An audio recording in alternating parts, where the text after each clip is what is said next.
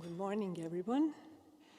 Thank you for joining this early in the morning after the great dinner we had last night. So we will start immediately. We have 3 talks, and the first one is BGP hijackers that evade public root collectors. This is a part of the RACI program, so we would like to welcome on stage Alexandros Milolidakis.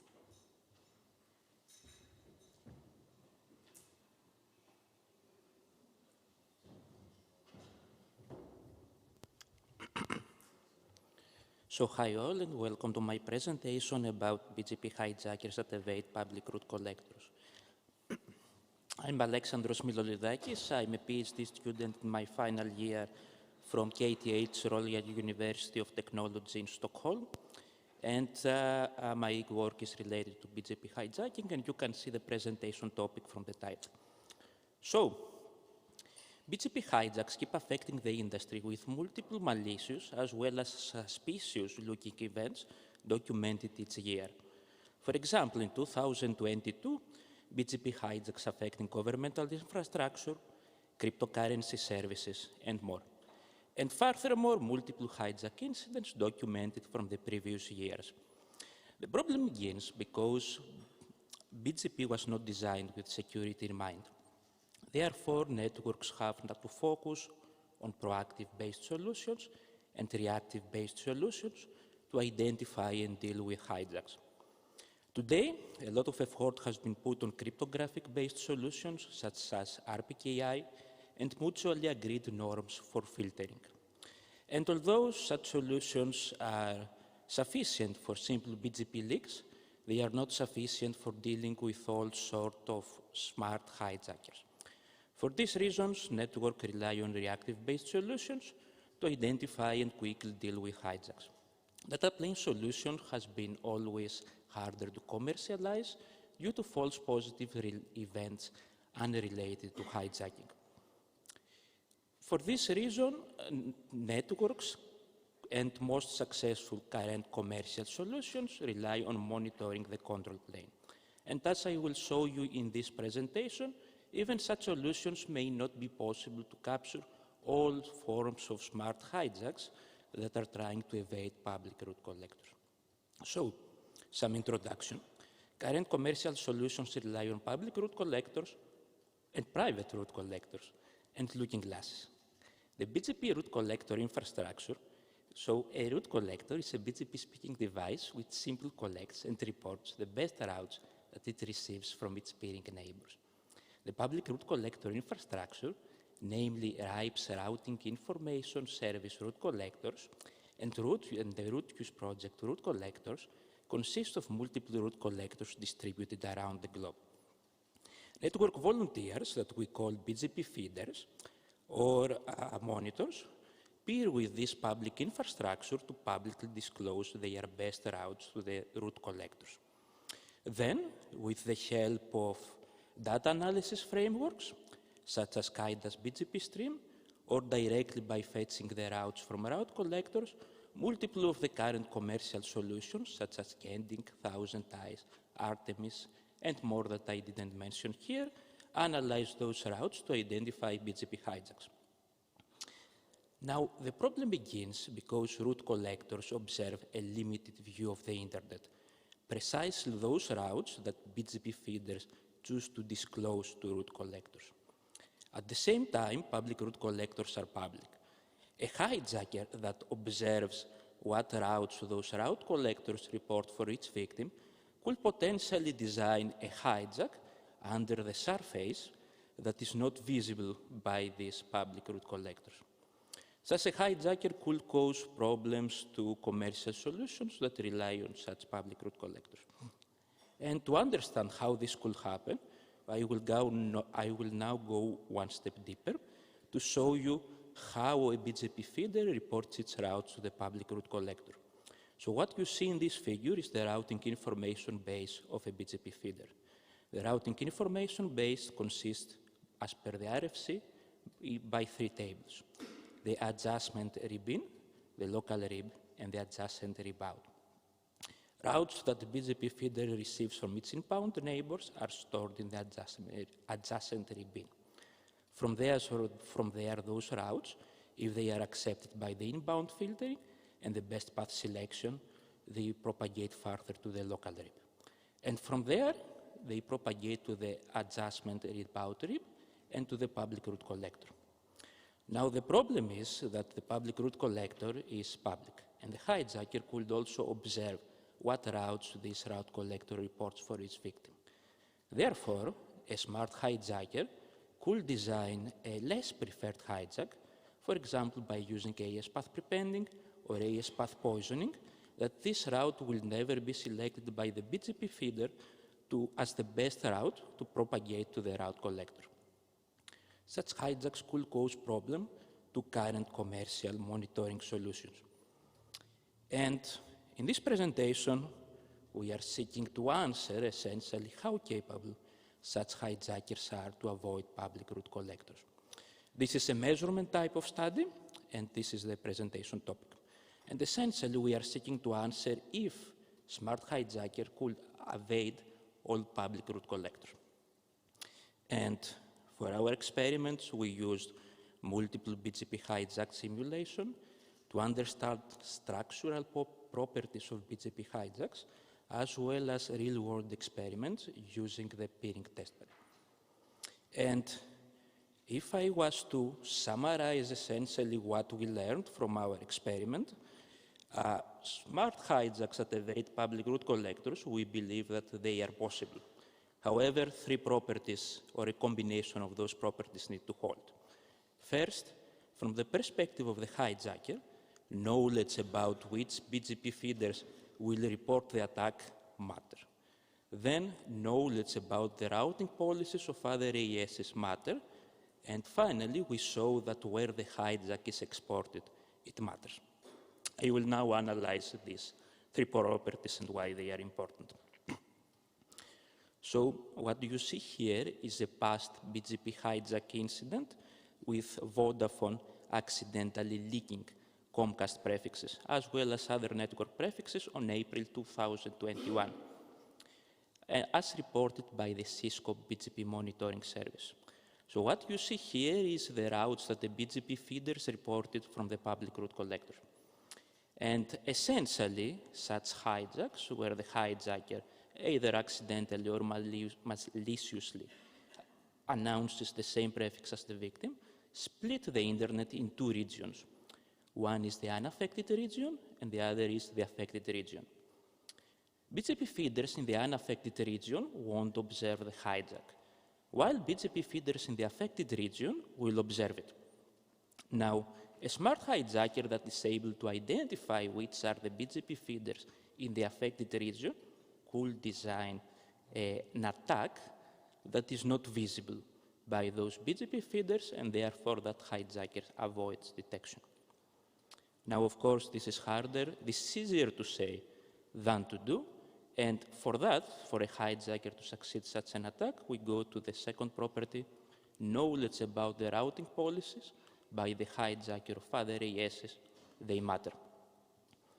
So we experimented in simulations with multiple types of hijack configuration based on the hijacker's knowledge about the routing policies and the topology.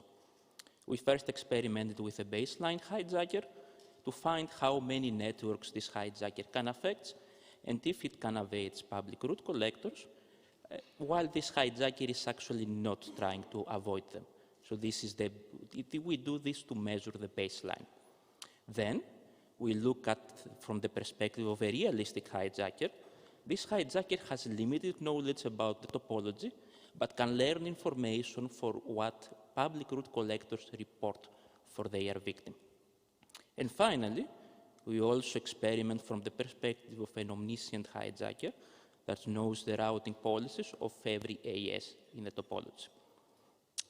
So, we performed simulations using ITA BGP stream from one day in 2021, July.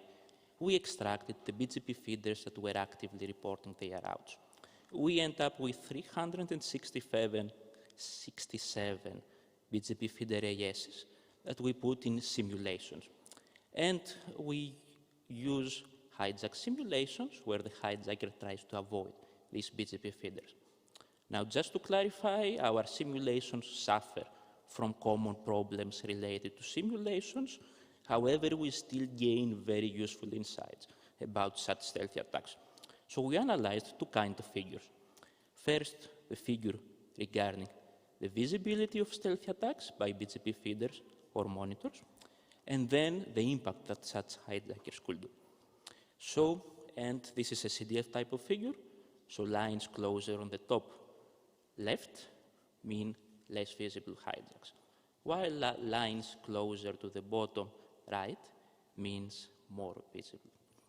So, we experimented with multiple types of baseline hijackers that were exporting higher type of forged routes. When we say so, we experimented with type 1, type 2, type 3, and type 4, which means that essentially the higher the type, the longer the route that the hijacker was exporting and the less preferred the route was. So what we observed, of course, as we expected, is type 2 hijacks are less visible than type 1, type 3 hijacks less visible than type 2, and type 4 less visible. So the median visibility by these hijackers in simulation was for type 1, 101 monitors or BGP feeders, for type 2, 40 monitors, for type 3, 19 monitors, and for type 4, 10 monitors. And what we observed is that a realistic hijacker that tries to avoid BGP feeders, we were able to create simulations wherein 62% of our total simulations that hijacker was invisible completely to the BGP feeders. And when visible, it was actually less visible than the baseline. At the same time, this hijacker was dynamically exporting its routes, so different forged paths to different neighbors, and we saw that for 95% of our announcements, this hijacker was able to export a less than a type 4 hijack. Of course, this hijacker does not know the entire topology, neither the routing policy, so such a hijacker can still make mistakes that reveal them. On the contrary, if you see the y-axis is not very visible, but an omniscient hijacker that knows every routing policy in the topology was able in our simulations to design completely stealthy attacks that are not visible by public root collectors. So knowledge about the routing policies matters. And we also experimented with the impact that such hijackers could achieve. Essentially, such hijackers create less preferred hijacks. So normally, we would expect that the impact is low. And this is the case for baseline hijackers. So baseline hijackers can sometimes also be stealthy, luckily. However, such hijackers normally affect only a few AESs, so usually less than 2% of the internet in our simulations. Now, for realistic and omni hijackers, what we saw is that for one, they were the better, and we saw that for 1.565% of our simulations and 5.65% of our simulations, those hijackers were able to create hijacks that affected more than 2% of the internet. As you can see in the tail of the CDF, we managed to stealthily intercept up to 16% and 23% of the internet, while these hijacks were not visible by public root collectors. Now, as I said, those numbers are from simulations. Sorry. We cannot completely, of course, simulate the filtering policies of networks, so the situation in the real world could be a bit better. But still, we gained useful insights about what could happen if the filtering policies are not working. And this brings us to our final point, where the hijack is exported matters. So we experimented to find out why some of the stealthy attacks that we tried to design were visible. And what we quickly figured out is that where the hijacker exports the attack, it matters. So if we group the hijacker neighbors from the perspective of customers peers, and transit providers, what we observed for the baseline was that only 0.3% of our simulations, the hijack was visible because the hijack was exporting the attack to a customer. 47% of our simulations because the hijacker was exporting to a peer, and 99% because it was exporting to a transit.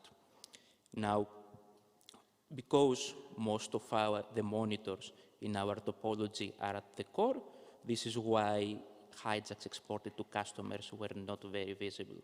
Compared to them, peers were visible in half of our simulations. If we look at it from the perspective of a type 4 hijacker that exports a longer route, we see that for peers, it matters. So for 47% of our simulations that this hijacker was visible, those numbers dropped to 24%. So path length, this is because path lengths matter more for peer neighbors than business relations. While when we announcing the attack to a transit, type 4 hijacks were still visible because business relations matter more from path lengths. What we saw is that a realistic hijacker that knows part of the topology and designs less preferred hijacks was better able to utilize the stealthiness provided by peer links. While, because this hijacker didn't know exactly the business relationships from transits, such a hijacker was still visible in 99% of our simulations that we were exporting the attack to a transit. And as I said, if a hijacker was able to know these policies, the hijacker could design an attack that was not visible even when exporting to transits. So knowledge, and where knowledge about the routing policies and where the hijack is exported, we show that it matters. Now, you also verified these three properties, so knowledge about BGP feeders, knowledge about routing policies, and where the hijack is exported from in the real world using the peering testbed. So the peering testbed allows us to announce prefixes on the internet and then to ethically perform BGP hijacks. And so we set up two virtual ASs, one in the peering testbed site at Wisconsin and another at the peering testbed website in GRNet and the Amsterdam exchange point. So we connected the hijacker to GRNet and to the Amsterdam exchange point, and we tried with this hijacker to design a stealthy attack that was not observable by the victim.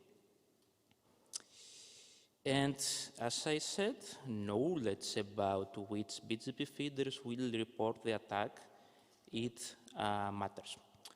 So we experimented with a binary classifier that was trying to classify monitors between safe and dangerous. Safe, so if you remember this figure, same prefix hijacks split the internet into regions. One is the unaffected and the other is the affected. Monitors in the affected region will observe the attack, and monitors in the unaffected will not observe it. From the perspective of the hijacker, monitors in the affected regions are dangerous monitors that the hijacker needs to avoid. Monitors in the safe region are monitors that the hijacker does not need to react against. So we experimented with a binary classifier that was trying to classify the hijack that the hijacker would announce, which monitors will observe it and which monitors will not. So we tried to classify between safe and dangerous monitors. And to explain you a bit better about what we did, this you can see our real-world experiment, one of our experiments. So the victim was announcing its prefix, and we had the hijacker announce one of its own legitimate prefix. And what you observed here is how the public root collector was observing the hijack as reported by the BGP feeders. So, sorry, the victim and the hijacker's prefix, the hijacker was still not announcing the attack.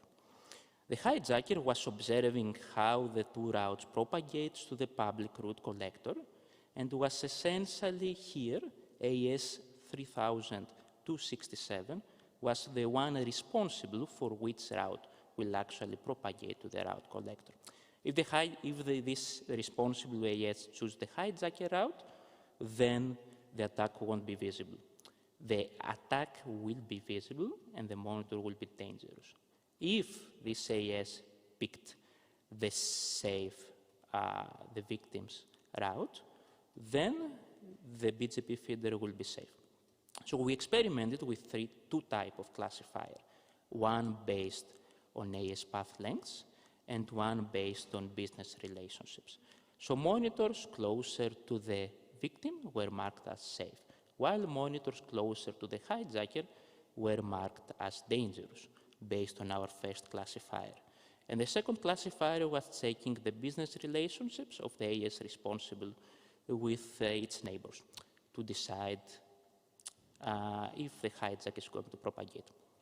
So very quickly, essentially we announced individually the hijack to 3 transits and to 3 peers, one in GRNet and 2 to the Amsterdam exchange point, as well as 3 peers to the Amsterdam exchange point. And these were the number of BGP feeders or monitors that either observed the victim or the hijacker's route. And I will show you now very quickly some statistics about our classifier. So essentially what we show is that announcing to transit providers and announcing to peers, it matters. So with a proximity classifier, we saw that we had an average accuracy of 78%. This classifier, when we were announcing to transits, we saw that we were actually overestimating the safe monitors. So the sensitivity of the classifier to detect dangerous monitors was quite low compared to the specificity. Meanwhile, so this means that such a hijack announced to transits, it's hard for the hijacker to hide. We also announced the hijack to peers, and what we saw is that a proximity classifier could be sufficient for the hijacker to completely identify the dangerous monitors. Of course, outliers may exist, as we see here for AS 64061, so this is not a golden rule. When we experimented with a business relationship classifier, we saw that the accuracy increased a lot for transits, which means that this classifier is towards the right direction for a hijacker to be able to identify which BGP feeders will observe the attack. And whether the hijacker announces to peers and transits, we saw that it actually matters. So, to summarize, in this presentation, we tried to answer how capable hijackers are to hide from public root collectors. So what we learned is that such a stealthy attack is likely possible if 2 properties hold.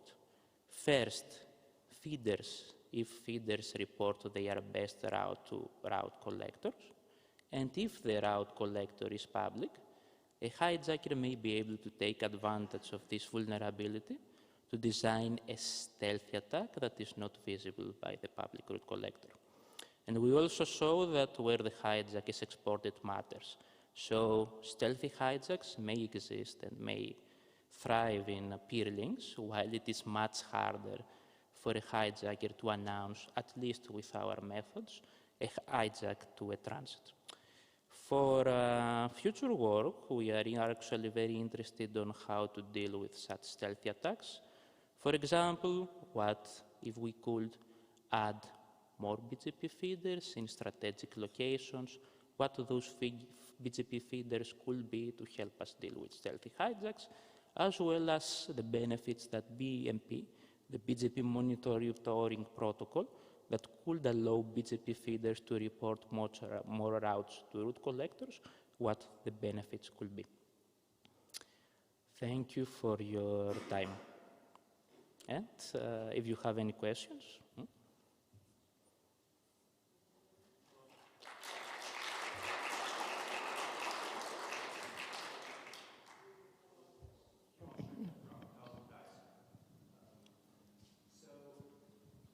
Could you give a practical example, please, of the possible hijack that happens as a result of manipulating ISPAT when the prefix is advertised to transit provider? The reason I'm asking that is the fact that BGP by default is going to accept only the best prefix and single best prefix at that. And how would you manipulate ISPAT in a way that ISPAT is shorter than one that's currently advertised by the legitimate PAT? Yes. To clarify, I do not have an example to show you right now, but to clarify, the goal of our hijack, so the root collectors are distributed around the world and the BGP feeders. So we try to target that BGP feeder to design a longer path that this BGP feeder will want to report. But for other networks, the path of the hijacker may have been shorter, and those other networks that were closer to the hijacker will have been affected. Does this answer the question? Yes, and just one suggestion for the talk going forward, given the fact that mostly people are tripar operators, we would appreciate if we could include practical examples as part of which you have the ASN paths and attributes that you are using for simulating these attacks. Thank you so much, but yes. Awesome work. Thank you.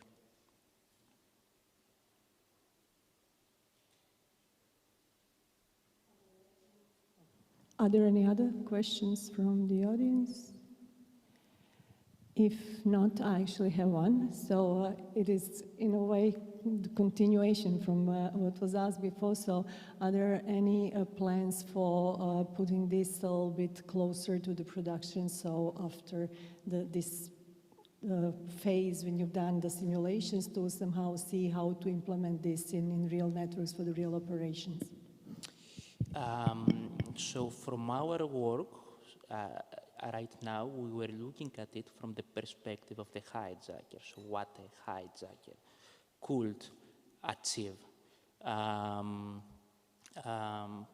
Right now, we do not have in mind some kind of future production, but if we see that the community is interested on something, we may implement something in the future.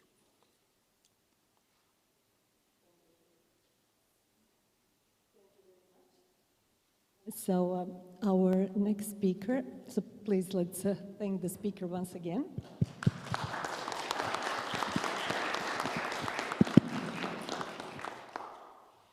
So our next presentation comes from Mehmet Tahir Sandikkaya from Istanbul Institute of Technology or Technology University. So please let's hear about MaTaDoR.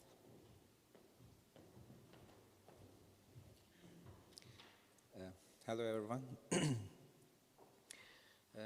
This is a study that we have finished previous year with my student, Berkan Ufuk. This is some kind of, this is not rocket science, but it has some advantages in some cases, in some scenarios. So it could be useful to use this kind of stateless router that you can decide where to route based on the properties of TCP segments. This is actually a router that decides based on valid and invalid TCP segment monitoring.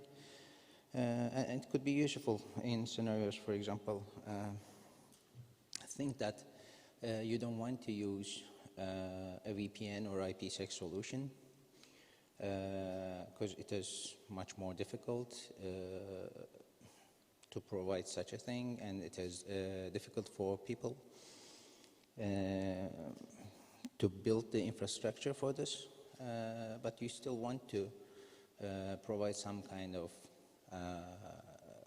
joint service, something like for example, think that you have subcontractors and you would like to keep the inventory all together, but during that time, all of your subcontractors don't have time or knowledge to implement any IPsec or VPN, or it could take a lot of time and effort to do this. This is actually the motivation of this work. And the hypothesis of this work is simple. Maybe some of you have previously heard of Ron Rivest's chaffing and winnowing idea. It is a cryptographic idea that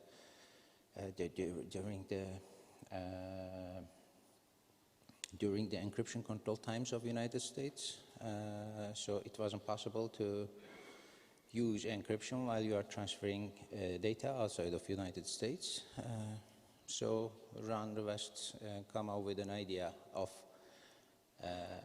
not using encryption, but sending secure messages by chaffing and winnowing. The idea was simple, including a lot of noise.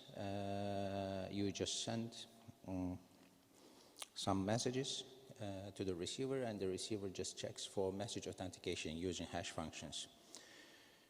So this is not encryption, but it behaves as encryption.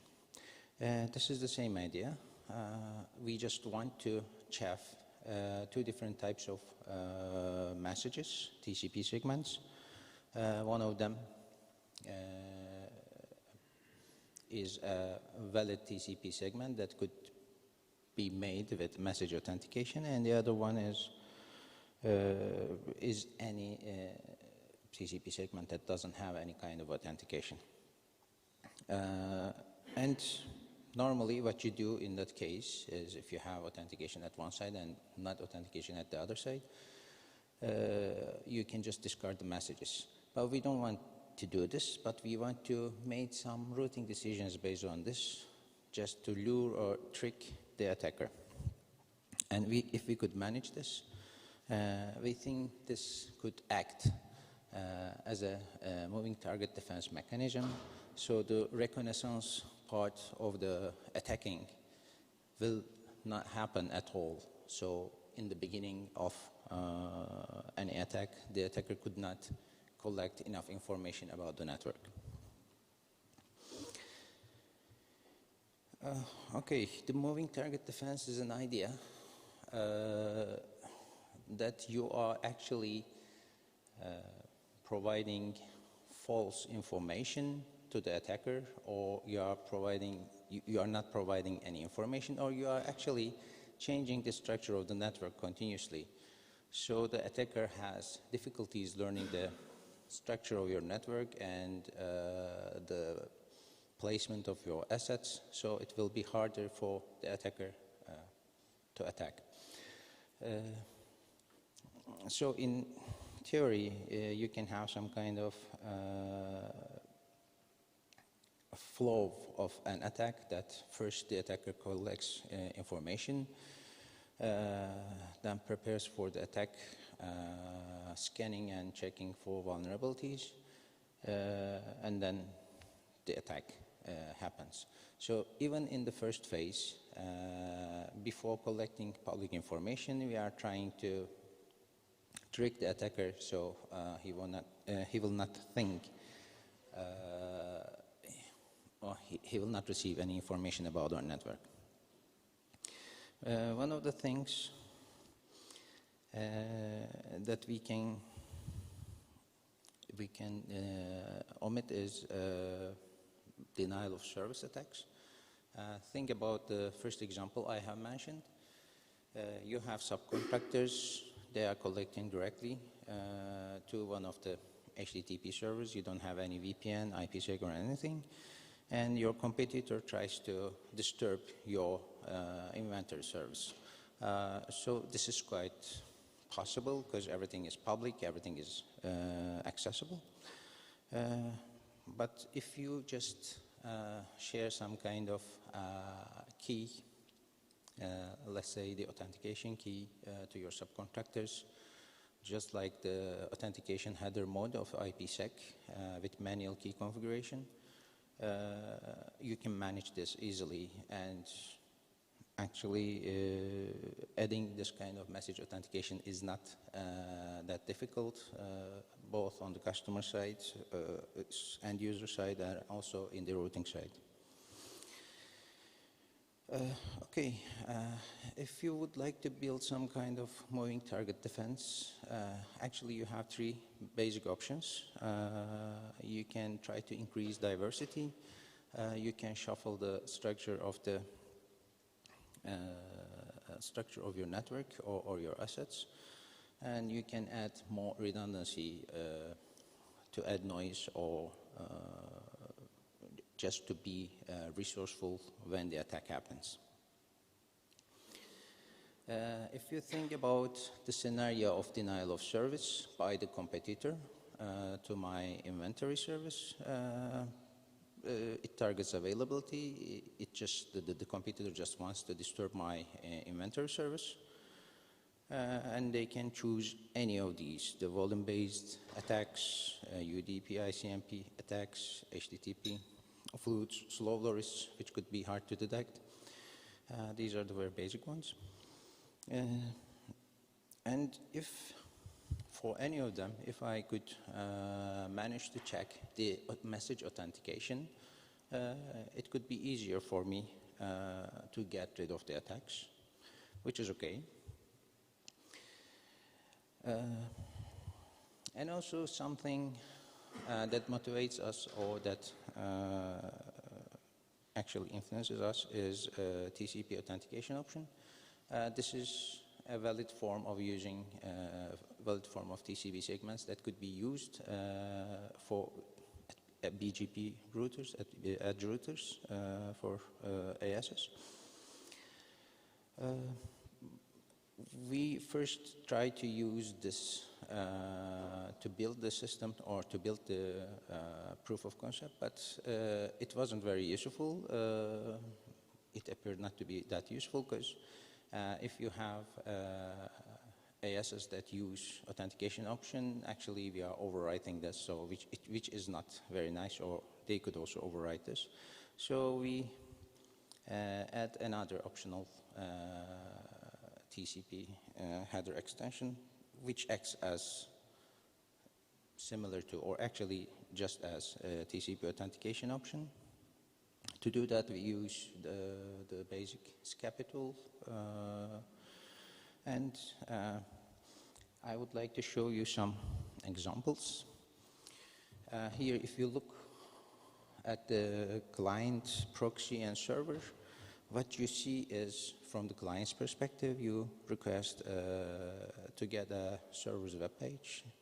Proxy requests the web page, catches it, and after it is cached, it returns the web page or the data. So this is normal. Now, at this location, when sending the first message request to the web service page, we are adding a message authentication using a hash function. We have the secret key as an IPsec authentication option. The key configuration is manual, so we think it is manageable, or otherwise you need to have some kind of key distribution infrastructure.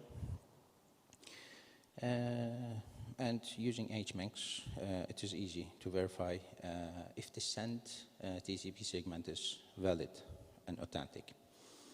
Then using regular tools like IP tables, we check the routing table, we check the incoming and outgoing chains, we mark them, and then we can actually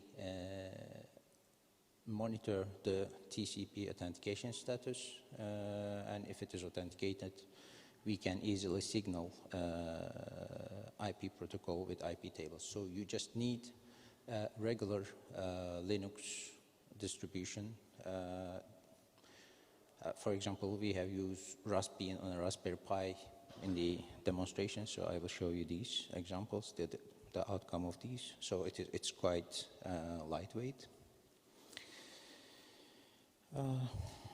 Okay, these are some related work, and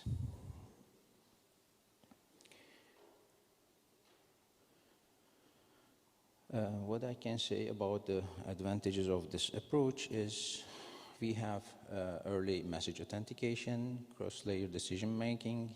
This is hidden from the users of the network. It is lightweight, fast, and scalable. I will also mention why it is stateless, so it makes it scalable. And the use cases are specific. This could be the disadvantage.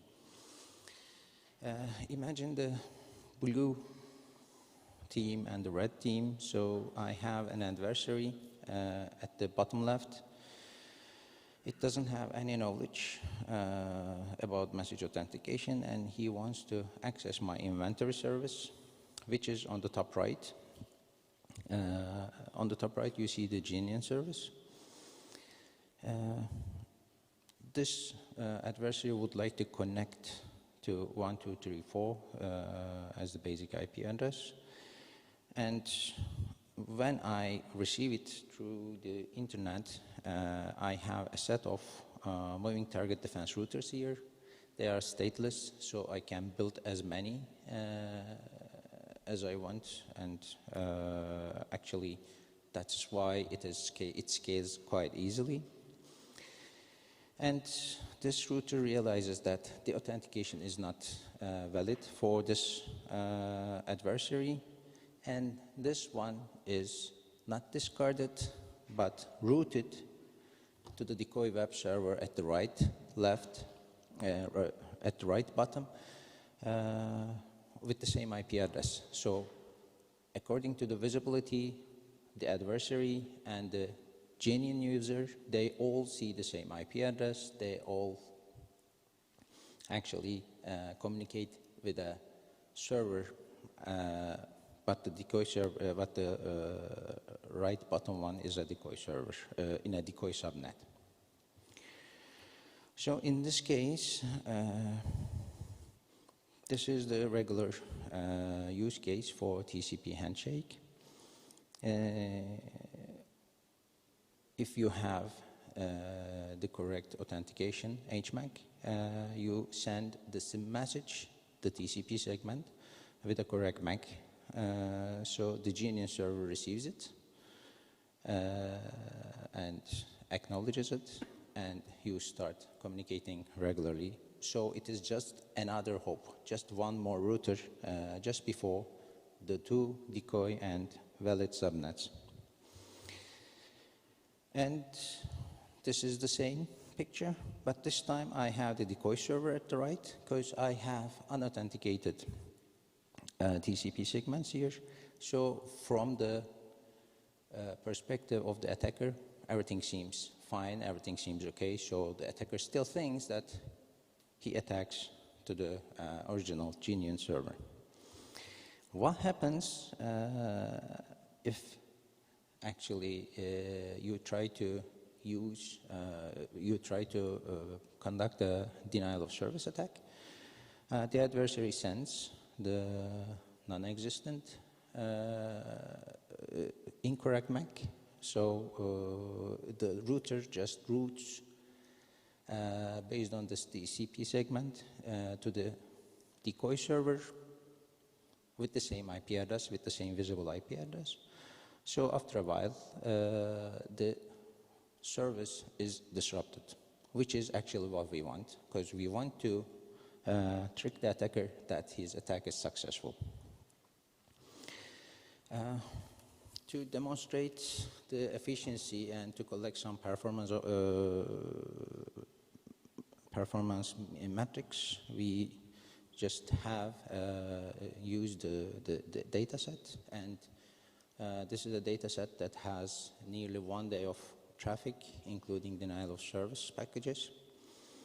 We regenerate this, and during this regeneration, we consider adding this message authentication or not, so we can have some differences, and we can monitor the exact results. So if you try to send an authenticated message, the genuine web server responds correctly, so you have no problem.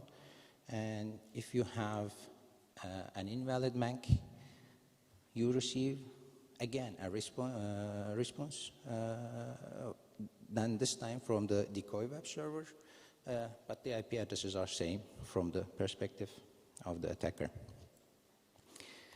And whenever a denial of service attack happens, what the valid users will see is the genuine web server on top, so it continues to work. But the attacker cannot access it, so the attacker thinks that this attack is successful, so maybe he can stop attacking anymore. So this is about tricking the attacker that everything seems as he expects. Thinking about our scenario for the subcontractors and the inventory, the subcontractors still access the inventory, they can continue using it, they don't have any disruption, but my competitor conducts a denial of service attack, and he thinks that the attack is successful because from his point of view, the web server is unreachable. What could be done actually is, if you check this picture, on the bottom right, you see actually we have a decoy subnet with the same IP range, with the same prefixes. So this decoy subnet could be used, could be actually prepared as a honeynet or a honeypot, so you can even collect more information about attackers. That we didn't do, we didn't try this, but it is a possibility to collect more information about attacks. And why these routers are easily scalable is quite simple actually. They are stateless. The only state they keep is the authentication key they have. So if you have a simple installation with the authentication key, you can place as many as you want in parallel, and what they add is one more hop with the decision-making capability of authenticated or not or invalid TCP segments. And finally, some performance results. You see, with and without MaTaDoR installation, what I say a MaTaDoR installation is actually a very basic Raspberry Pi 3 with modified software on it for this detection, and it is actually publicly available, so if you want to test something with it, I can share this. So normally if you don't have, if you don't install, if you don't put MaTaDoR on your network, you have that much of delay, about 500 microseconds, and adding MaTaDoR actually adds some more delay time, but we think this is mostly because of the extra hop that we introduce, not because of any kind of performance issue. So this is also visible in kernel space time and user time usage. And for malicious packages or for unauthenticated packages, again we see more or less the same evaluation metric. And additional thing, maybe how much additional CPU we use. Even if you think that this is a very heavy traffic for 1 day long, and we are just using a simple Raspberry Pi. The additional CPU usage is about 4%, so we think it is quite lightweight. And comparing with a similar study, which is COAST-MTD, actually they mutate the protocol for cloud systems. We have, because of this extra hop, we have some extra delay, and as a result of this extra delay, we have some throughput loss, which is about 2.8%.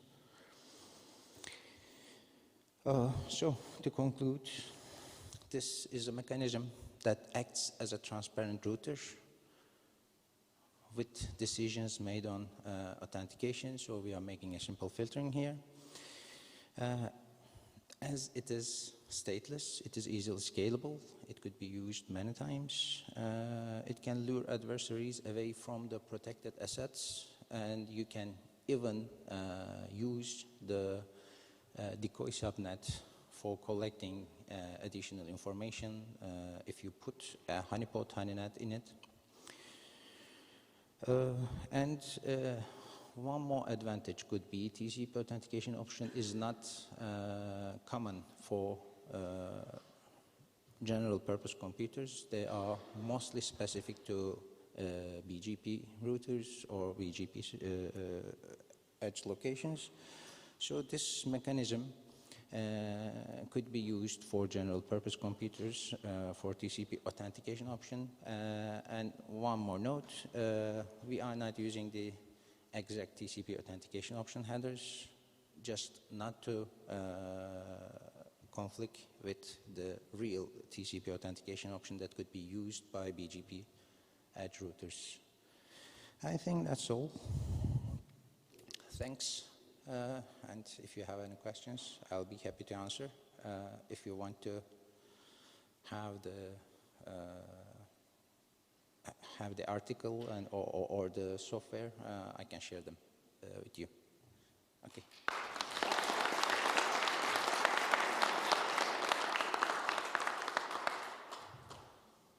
Thank you very much. Do we have any questions from the audience? So then I have some. The one question is, you said that you are using Raspberry Pis, that it is implemented in Raspberry Pis. With what type of links have you tested it? What is the throughput that you had in mind when you were designing it and deploying it? Actually, it was just a proof of concept application, so we didn't actually try to design with something else. They are just regular Ethernet communications with base 100 connections, which are it is a very quite basic testbed setup.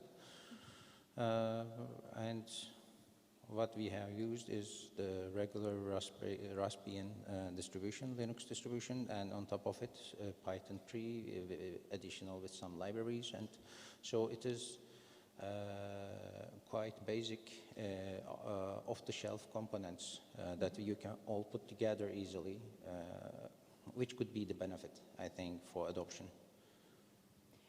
And one more. What are the next steps that you are planning with this?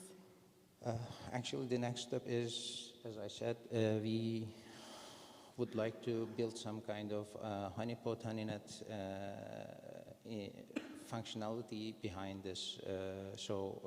Actually, we have some testbeds for IoT, honeypot,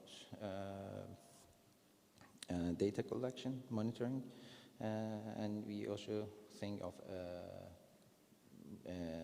merging this together with that one. Yeah.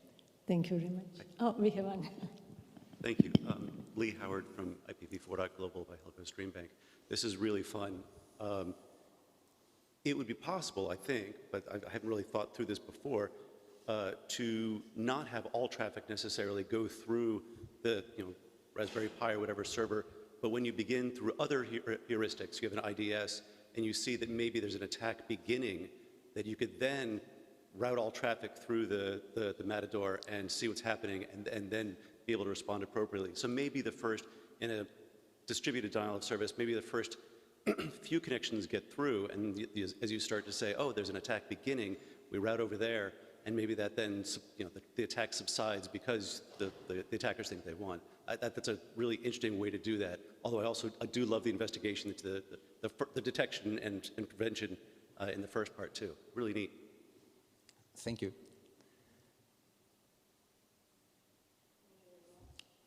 Thank you all.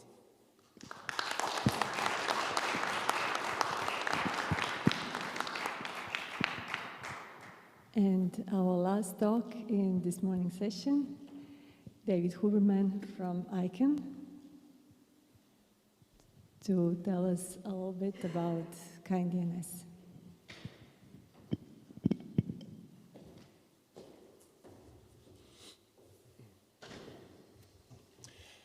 Hi, good morning, everybody. So back in 2011, 2012, a group of network engineers in our community came together and they met. And they talked about the fact that in order to improve the security posture of the routing ecosystem, we were actually really going to have to all work together. This wasn't going to work very well if we had a bunch of different technologies that didn't talk to each other, that some people adopted and others didn't. We really were going to have to move in lockstep if we wanted to really seriously tackle the problems of BGP hijacking and misconfigured announcements. So they wrote a manifesto, and that manifesto found a home at the Internet Society. And ISOC created the Manners program in 2014. And over the last 9 years, that Manners program, I think, has been very, very successful. And if I may, its biggest success is all the largest transit providers in the world now do RPKI validation on their routers as routes pass through them. We are all working together to improve that security posture, and that's a really good example of the community working together. So at ICANN, we wanted to do the same thing in the DNS ecosystem.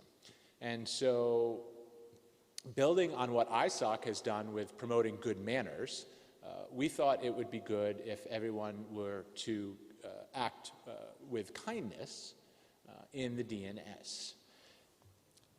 Kindness is an acronym for knowledge sharing and instantiating norms for DNS and naming security. It is essentially a set of baseline best practices that all DNS operators, no matter how big or how small, can all adopt, and if we do so, then the security posture of the DNS ecosystem can itself be materially improved. So we broke down the DNS ecosystem into different types of operators. We have people who serve zones on authoritative name servers for top-level domains like .com and .net and .museum. Critical zones. The RIPE NCC is a good example. They serve up authoritative data for IP6.ARPA and inatter.ARPA. And these, of course, are extremely critical to the minute-to-minute and day-to-day operation of the Internet. As well as those serving up authoritative data for SLDs. RIPE.net is itself an SLD. We're also targeting recursive resolver operators, and these are your enterprises, internet service providers, governments, whether they have a closed resolver, a private resolver, an ISP we consider to have a shared private resolver, or even those running the big public resolvers, 8.8.8.8 and 140.140.140.140. Each of these different categories that we have, we work together with a group of volunteers in the DNS protocol ecosystem, led by our friend Phil Regnault from the Network Startup Resource Center, NSRC. And together, they created a set of 6 to 8 baseline practices, good best practices that each one of these category of operators, if they were to adopt, would, again, materially improve the security of the DNS ecosystem. And so we put it all up on a website, kindness.org. And on that website, we have a self-assessment.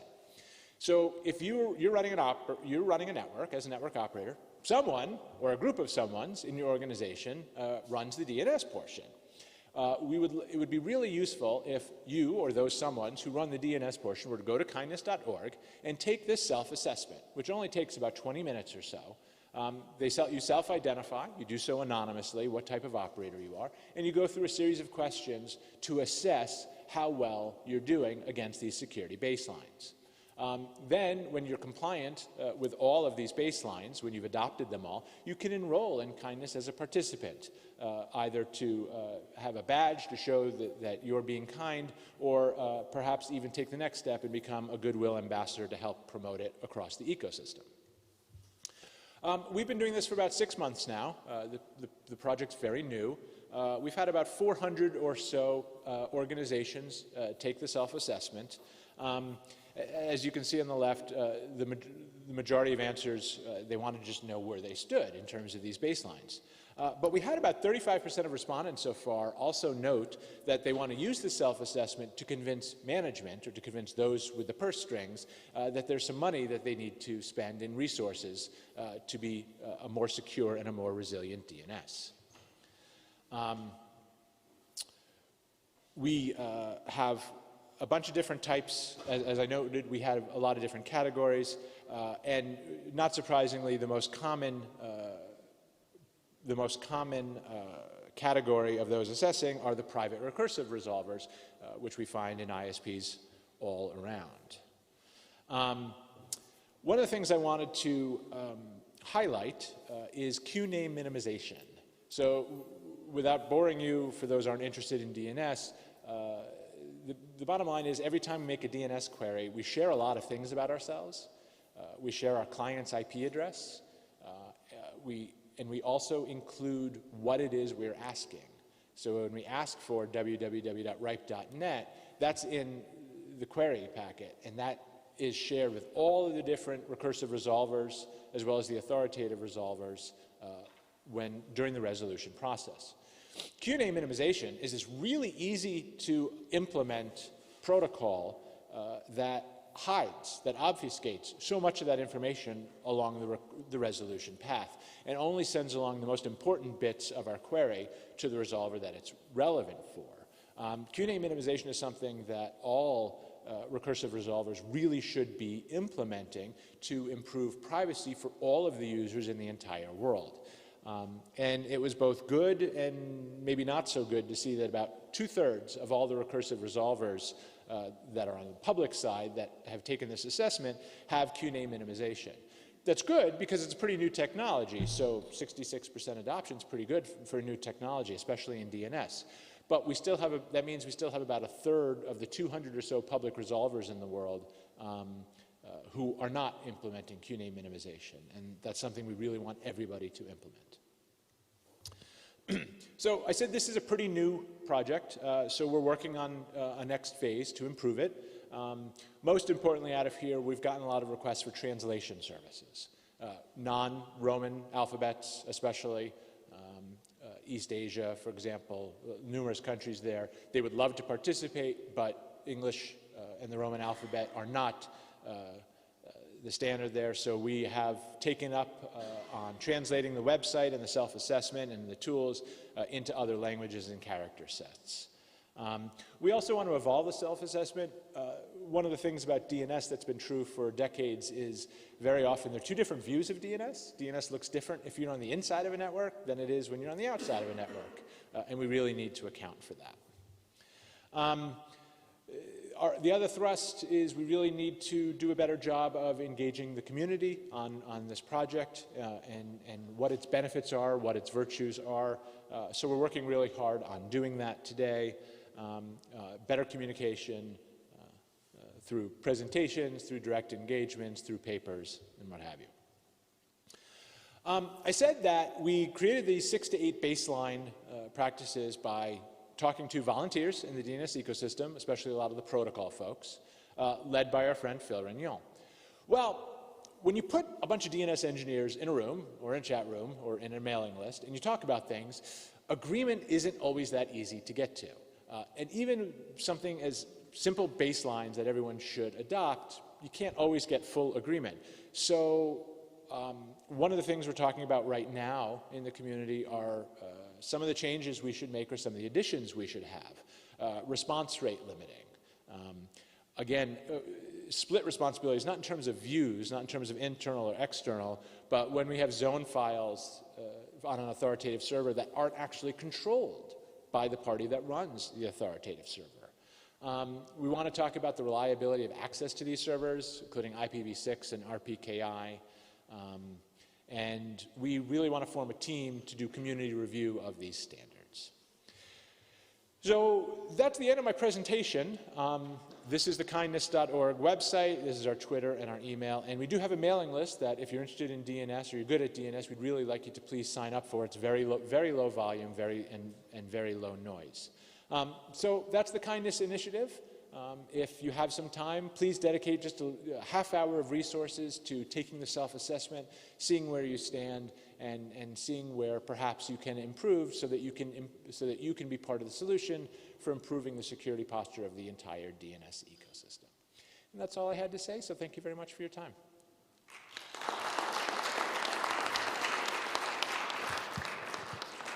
Thank you very much.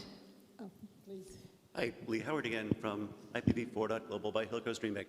I don't run a resolver, so I have not taken the assessment. Or I could say, so I don't need to assess myself because my resolver is perfect because it's offline. But my question is, from the examples questions that you showed in the self-assessment, it looks like a lot of those questions could be answered with a Python script, a shell script. I mean, you could do the assessment, give me the URL of or the IP address of a domain name resolver, and or give me a domain name, and I'll go look it up, and I could test a lot of that. Again, maybe one version externally and one version internally to compare the views. But that might take less than a half an hour of self-assessment and might actually be more accurate? Yeah, no, that's a great point, and it's something we have that's on our roadmap, is to create tools that everybody can simply explode in your environment, run, and be done, and have the assessment. No, it's a great idea. Thank you. Thank you.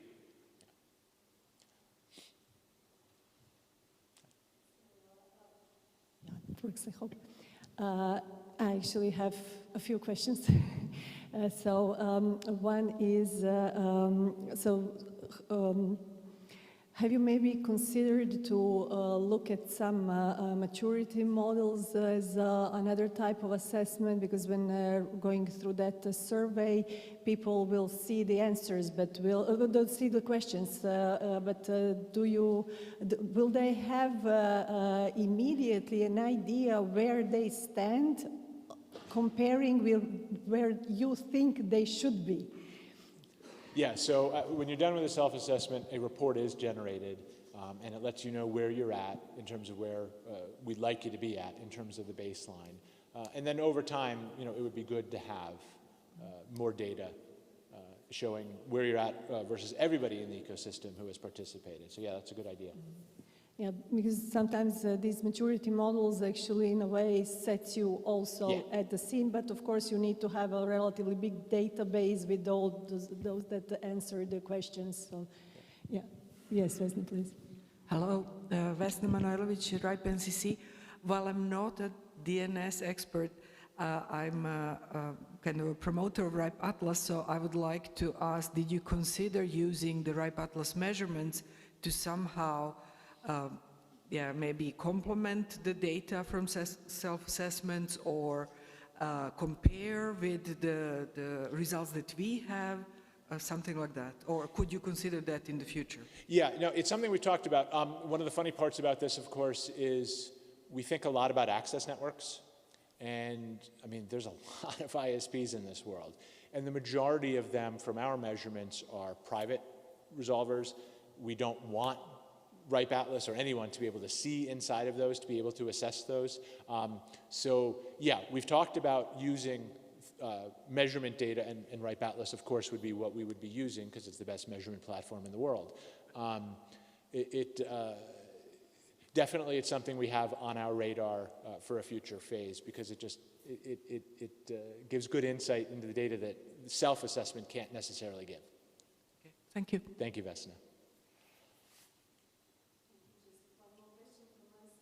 So this is, as you said, relatively new project, 6 months old, and still you have more than 100 who answered the survey. How are you promoting this survey, and actually how people, apart from these events, can learn about it?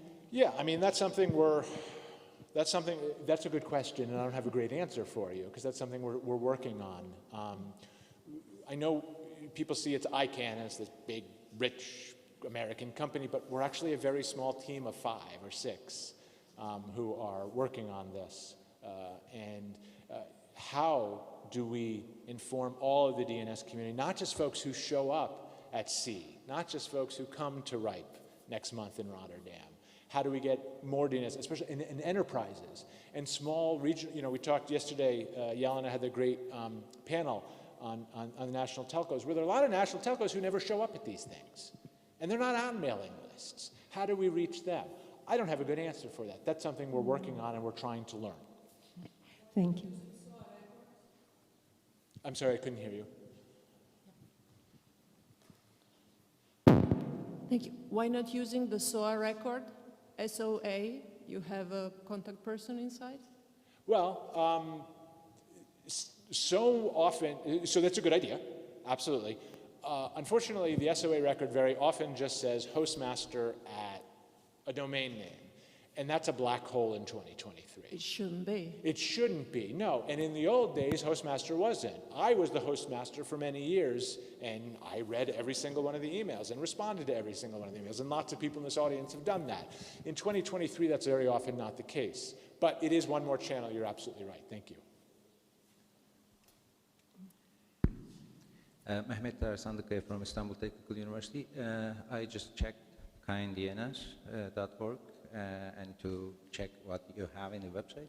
I would like to ask if you also consider adding some kind of guidance for the assessment form, because, for example, you say, do you practice DNSSEC, but is there a guide to go through the assessment and also complete the milestones one by one? Yeah, we've talked about that.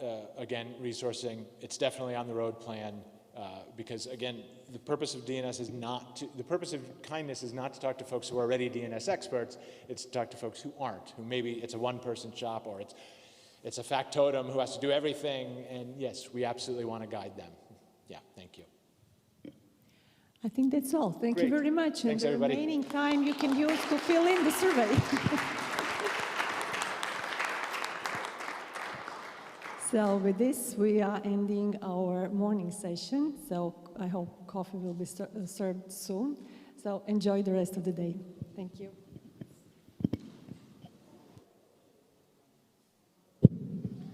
Hello, everybody. My name is Ibrahim. I'm co-chairing this session along with Sanal Sefer. I hope that the coffee was strong enough and that everybody is ready to make it through until lunch. Yeah. The first presentation we have is Arnold. Here he is, talking about PeeringDB. Thank you, Arnold.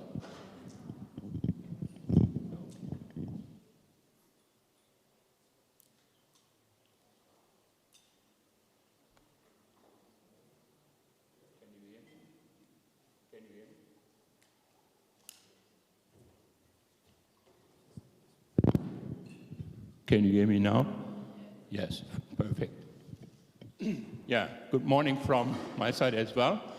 I'm Arnold from PeeringDB, and my first question is, who knows what an ASN is? Wow. Who knows what an ISP is? Wow. Okay. Who knows what internet is? Come on. Oh, come. You are cheating at me. So let's start. So what is PeeringDB? Actually, if you are an internet service provider or a carrier or an internet exchange point, what you need is data about your people you want to interconnect with. And already more than 15 to 20 years ago, someone said, okay, let's have a database where we put all these information in. And this basically is PeeringDB. If you want to interconnect with someone and you don't have a PeeringDB record, you are lost. And you see on the table on the right side, so we have information about exchanges, networks, facilities, carriers, and also then connections to, so it's not working, it's working. So and who is behind PeeringDB? So although PeeringDB is managed by volunteers, almost 100%, we meanwhile have an organization behind it. We founded this organization in 2015. Meanwhile, it's a healthy organization. Financially, it has reversed for more than 2 years. And this is more or less like an association, an organization. And how do you become a member of this organization? It's really simple. You only have to register at PeeringDB, and you have to subscribe to a mailing list. And then your organization automatically is a member of this association, and you can be voted on the board as well as vote for the board. Please note that we have annual general meetings, and the next general meeting already is next week. So if you want to have your say, please register and vote.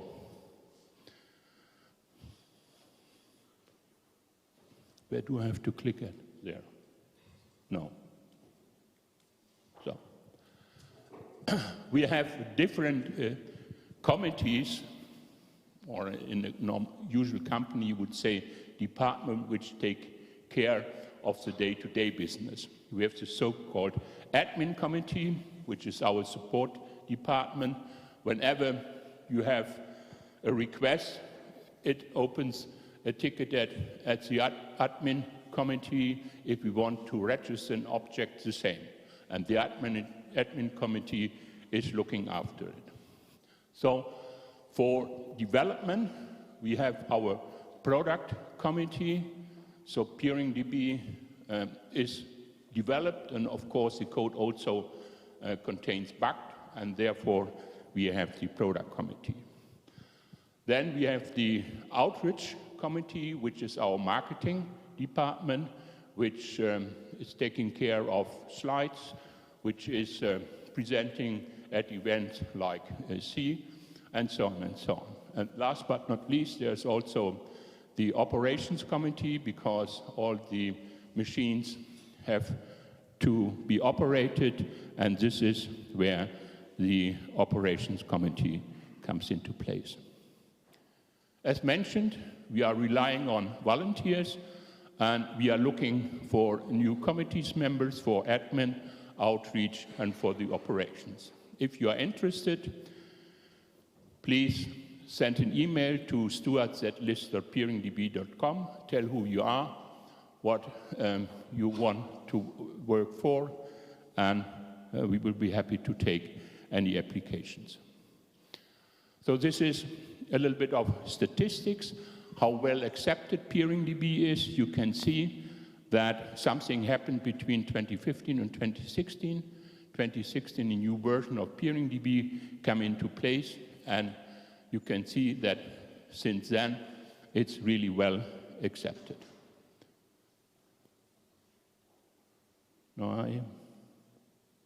So this was about PeeringDB, how it's organized.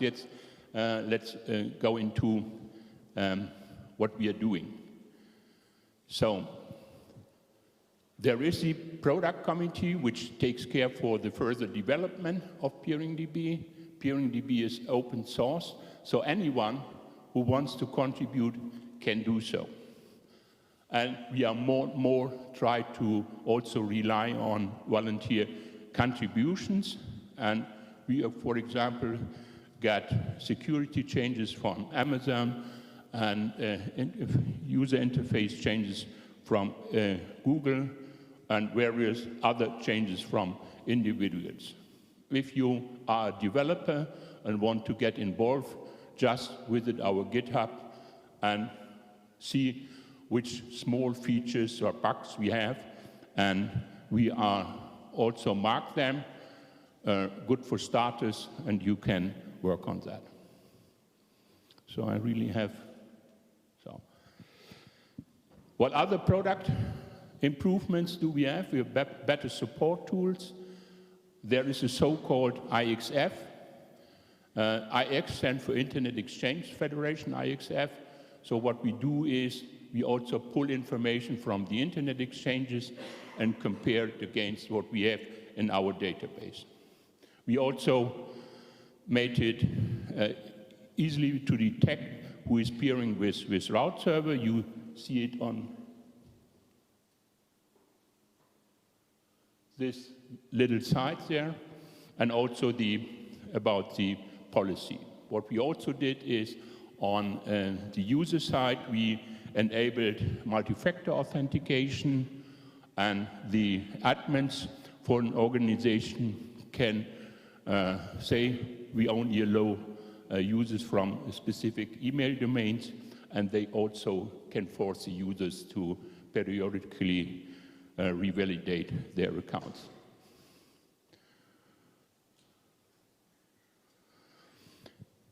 Then for authentication, already a while back, we introduced API keys because this allows us to more efficiently authenticate API requests. And what we in the beginning did is substantially rate limited unauthenticated API requests, because we found out that some users have wild running scripts and were abusing our infrastructure.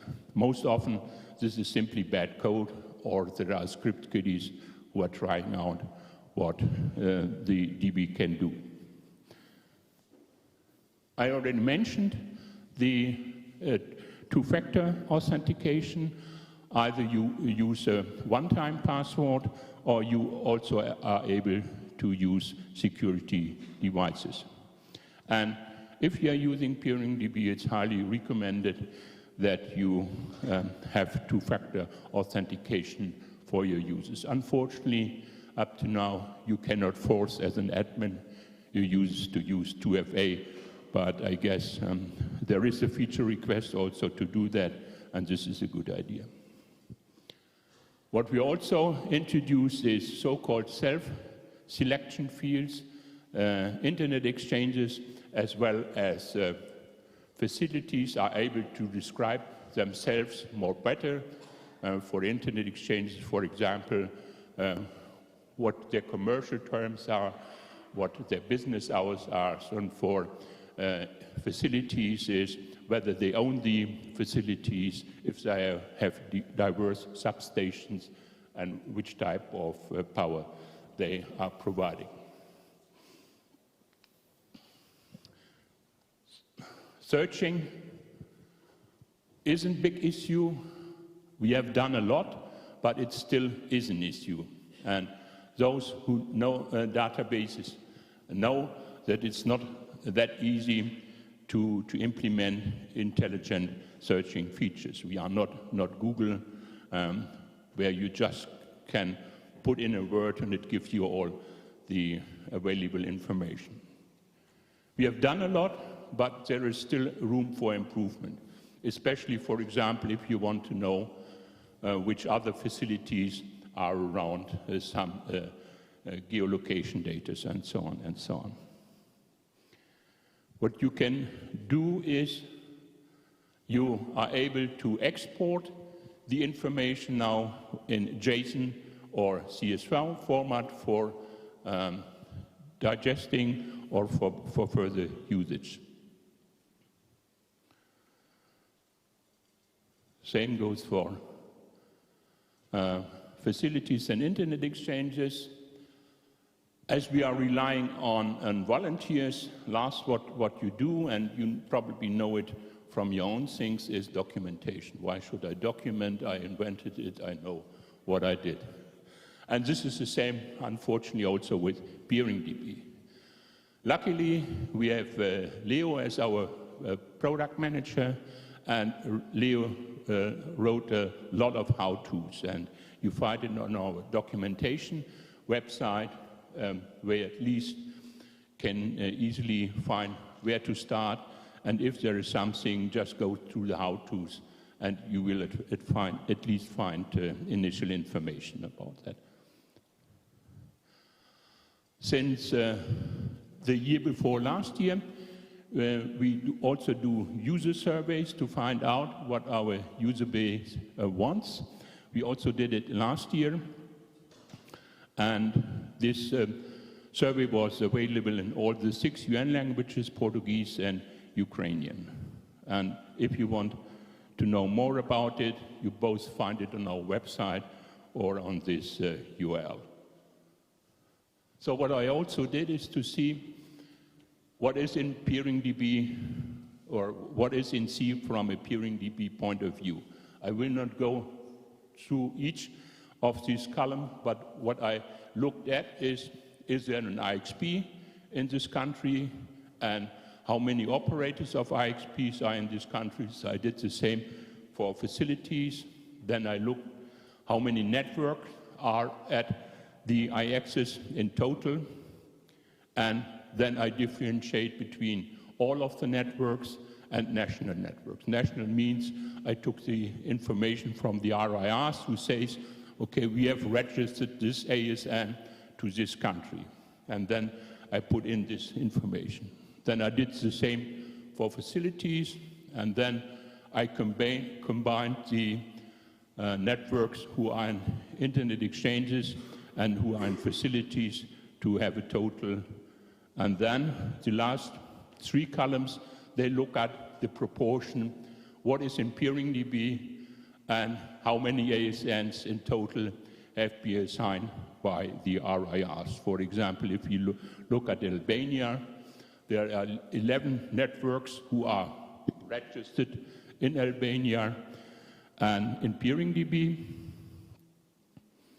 no, there are 34 networks who are registered in PeeringDB, and in Albania there are a total of 108 networks. That means there are still 2/3 of the ASNs which peer somehow, otherwise you don't get an ASN number, but they are still not registered in PeeringDB. And I only can recommend that if you have an ASN, go to PeeringDB. It does not cost you any money, register in your network, and then people are able to find this information. So Albania, they have a good proportion what is in PeeringDB and the total number of ASN, so everything above 30% is okay.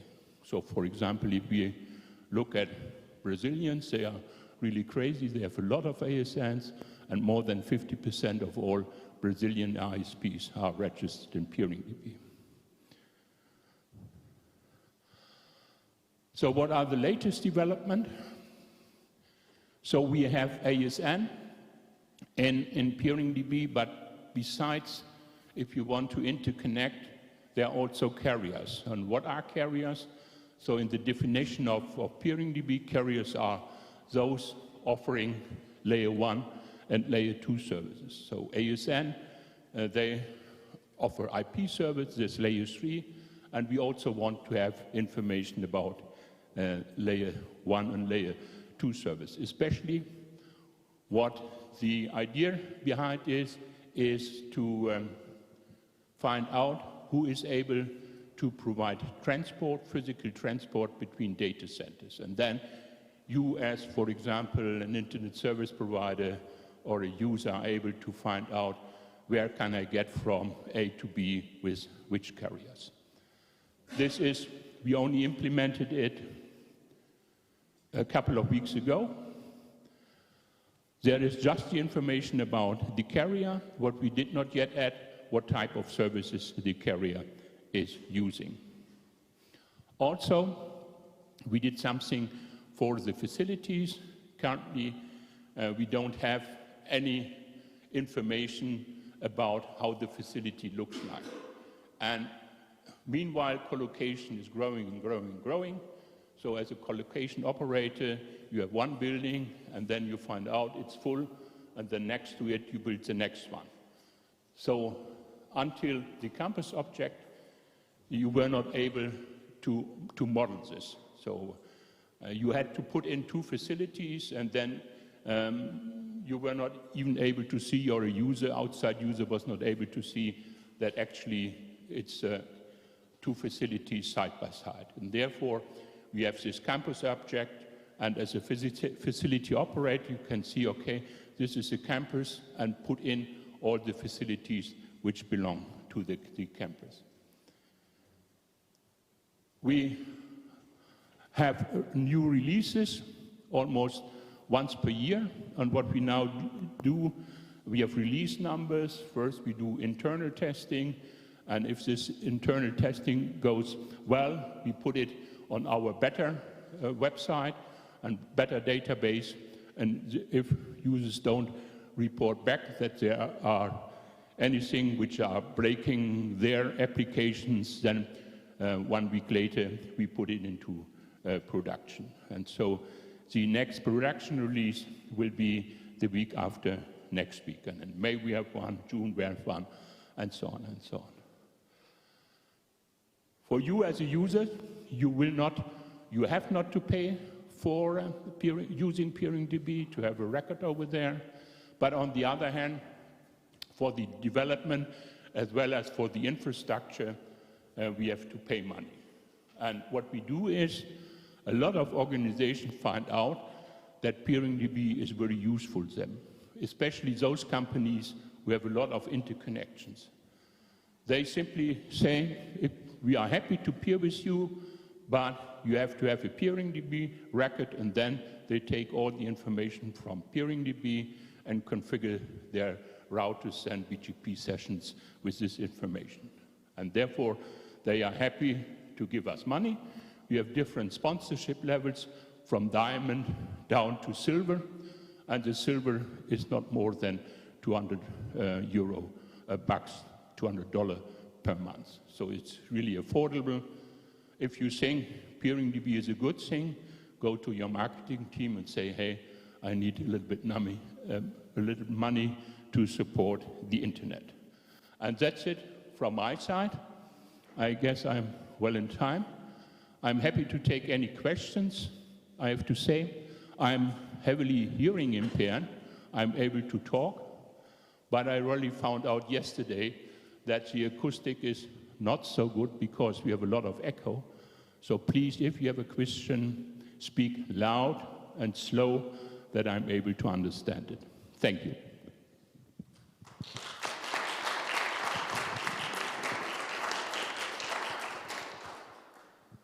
Blagoj Rizanov, Spider. In your point of view, how is the trend for growing the ISP dots or no? IXP exchange company is growing the number in the world, create new facilities, new place.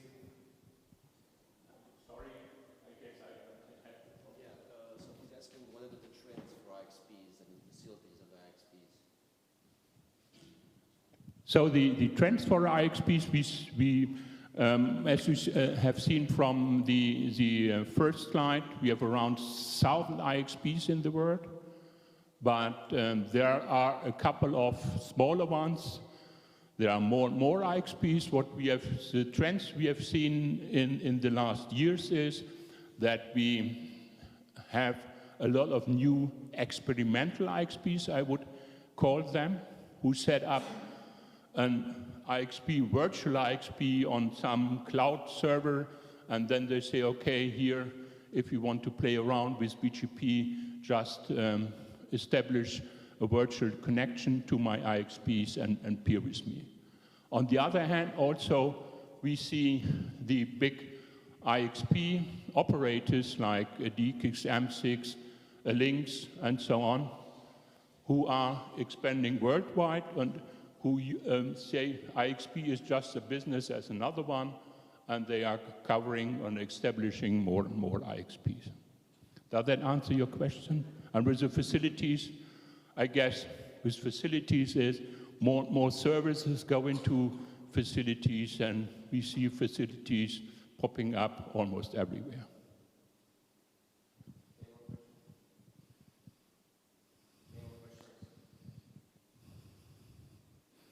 No more question. So I'm still here the whole day and also tomorrow. If you have a question, if you want to know more about PeeringDB, just talk to me. I'm sitting around, and yeah, just talk to me. Thank you.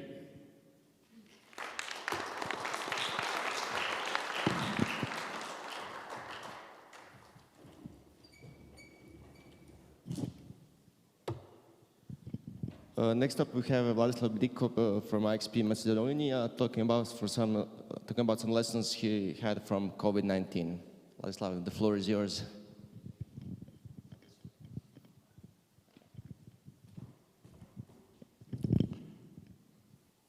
Okay, hello everyone. So I now put my second or 10th hat. My name is Vladislav Bidikov. I come from the Faculty of Computer Science, and we are running the Macedonian Exchange for a while. This presentation has its roots many years ago on a RIPE meeting in Bucharest, when I was entitled with the idea that I really need to create an IXP in Macedonia. And then after some ups and downs, today we are going to show you some interesting results and how for us COVID was a big boost, and then what is next on the table for the future. So some history, we were born officially in 2018, so we are quite young, and we were actually born on this date thanks to our previous speaker, who managed to miraculously, in a very fast way, provide us with the resources as an IXP, so an AES and some addresses. So Arnold, yeah, making IXP.mk be born on the same day when I have my birthday was a very nice present that summer day. We started with only 3 peers, the university, the faculty, and 1 company, which had its hostmaster here. So I was actually the one who had access to all the 3 BGP sessions which actually started this exchange. We chose the company because it was the only big content in that moment. The biggest Macedonian content hosted locally in Macedonia was actually a project, a portal, a forum hosted by this one company, even today. And then the faculty and university, you can explain and you know the reason why.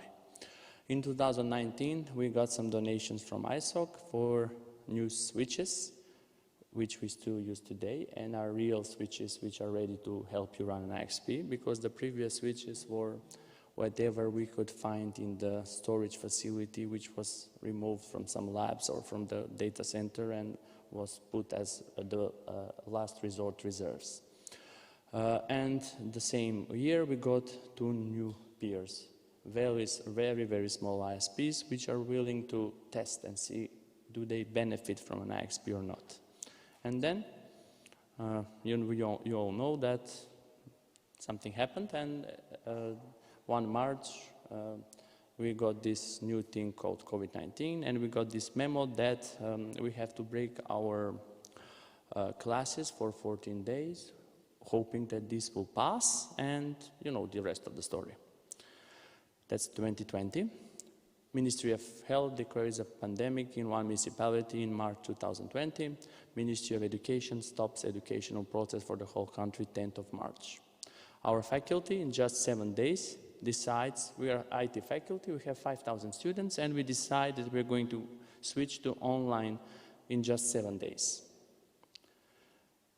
We had 2 internet links.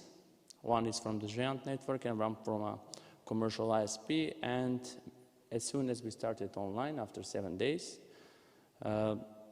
things started to crash, I would say, because both links were completely full right away, because all our professors and all our students were at home, and all the traffic was merging usually in Sofia, Vienna, all around the world. not in Skopje.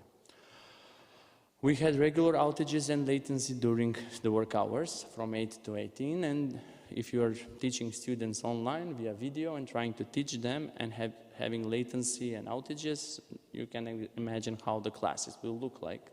So we really started to try and fix things. We contacted Macedonian Telecom, and they give us additional information, which was scary. We'd contact them to get upstream from them, actually, in the first idea.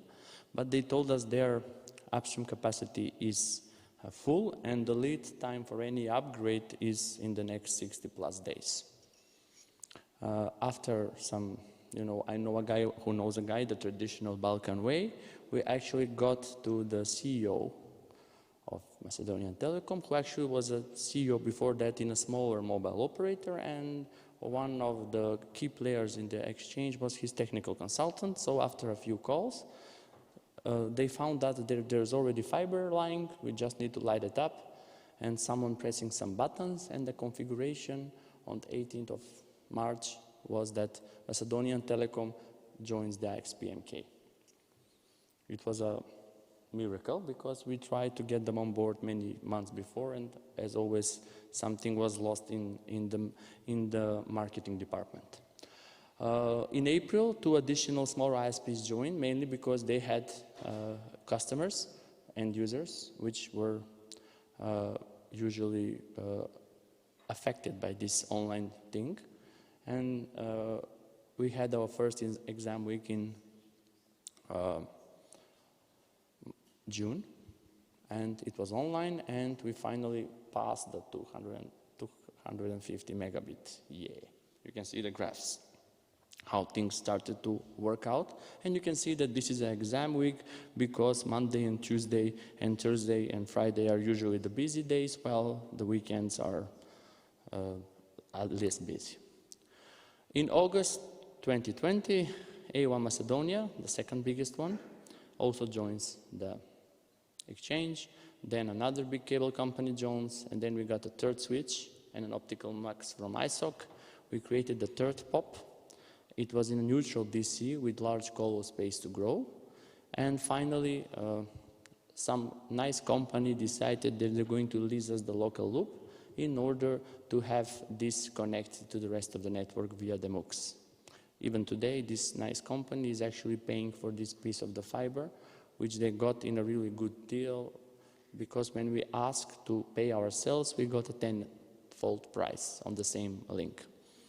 And we started to plan about creating a fiber link, because the way the university fiber network was designed, it was a bit of a star topology, and construction works on several big streets tend to usually create outages. COVID-19 in 2021, we got another optical MUX and some modules donated.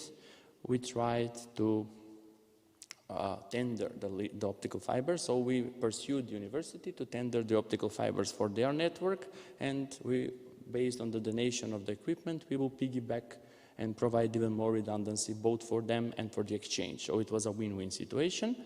We managed to get the PCH node online, although we had interesting logistical things like we got some wrong SFPs, then customs seized the IBM server, then we had to call in favors, although all the papers were fine.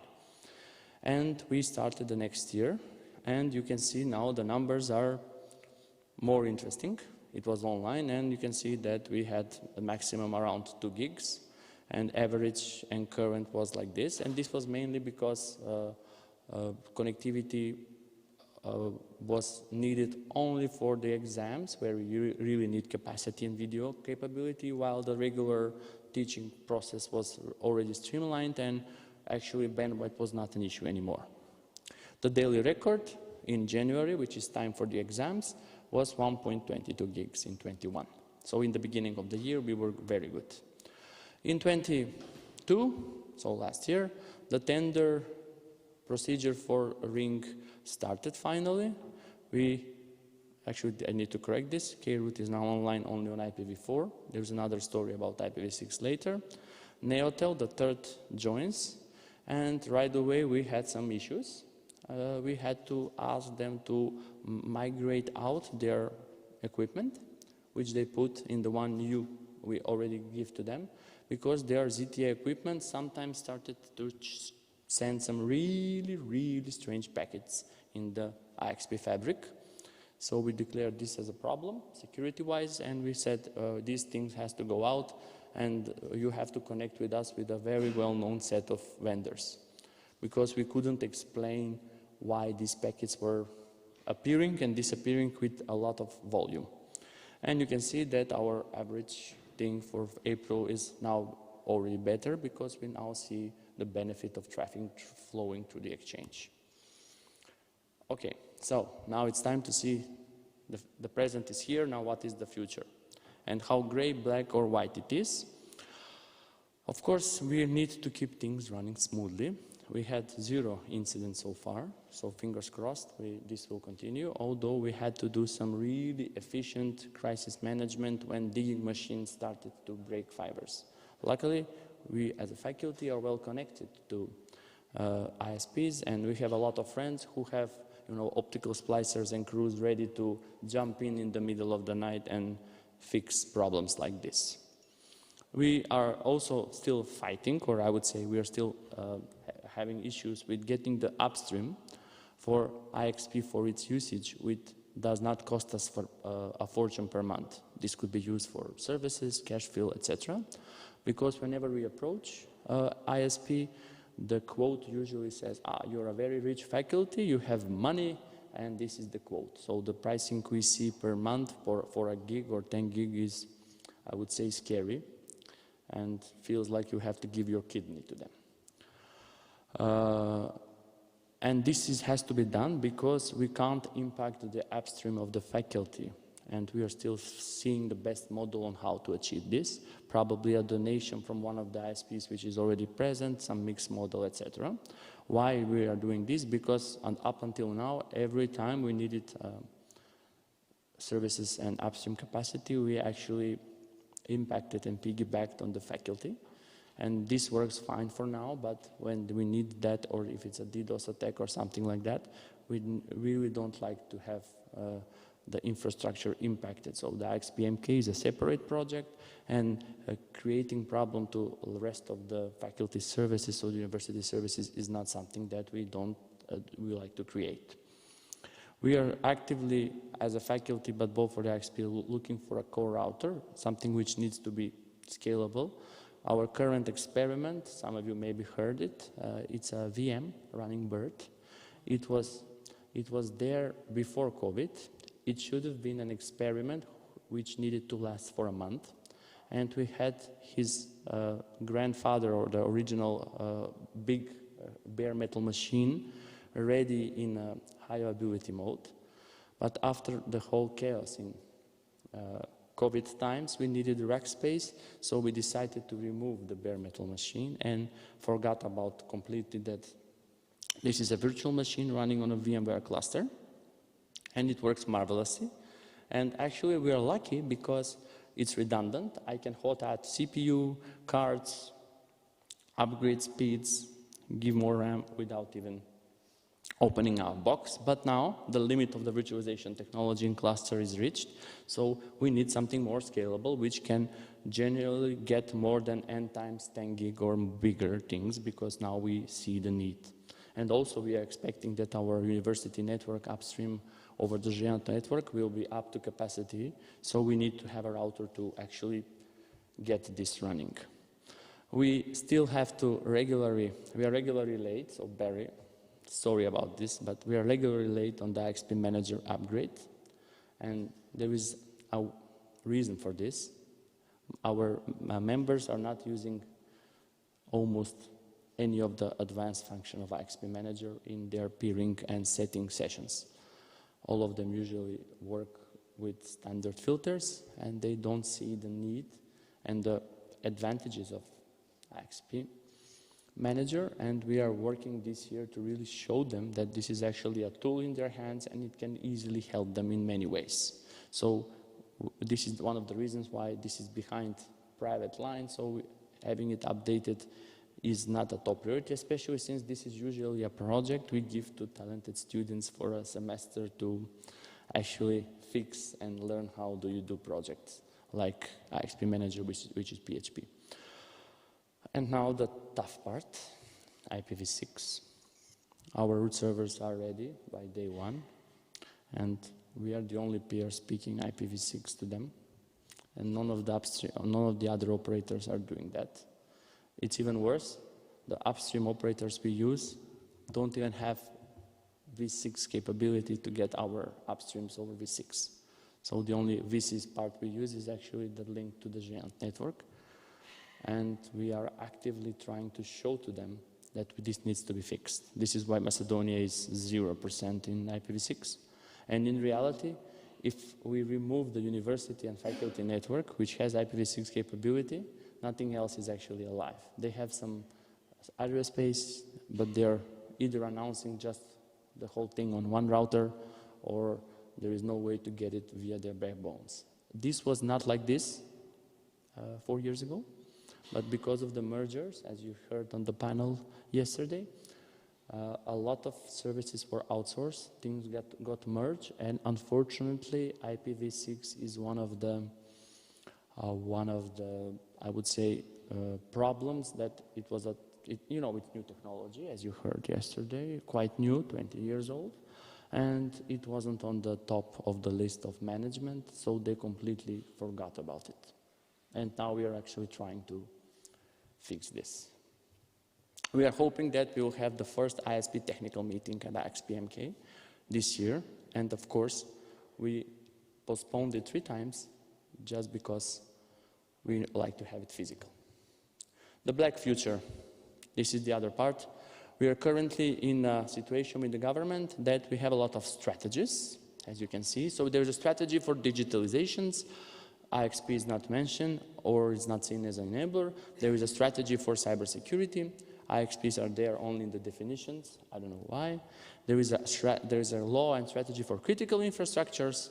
We know that IXPs are critical infrastructure in the critical infrastructure buckets, so is the DNS, and we run and host the core node for .mk and the faculty. So we are going to get into this hole. And there is a strategy for information critical infrastructure. Yes, I know it's different than critical. I also ask as an academic what is the difference between these two. And it looks like something from NIS and NIS2 translated with Google and massacred to some parts and subjects which even we working into this can't see. So the big question, how do we proceed? There is currently one legal entity behind IXP, that's the faculty, and the official name is this is a project for a peering platform to interconnect BGP networks. So we have to find a way to make a more feasible entity to be enabled in these strategies, but we have some laws which are stopping us in this, mainly because the faculty cannot create other entities, and there is something like an NGO-like, but it's very difficult to try to implement it in reality for an IXP. So we are now looking for some ideas and things which can be then used to streamline.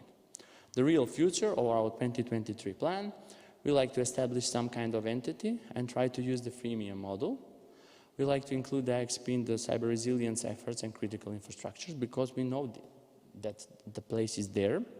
We need to really find a bit more donations for equipment to fully utilize the ring.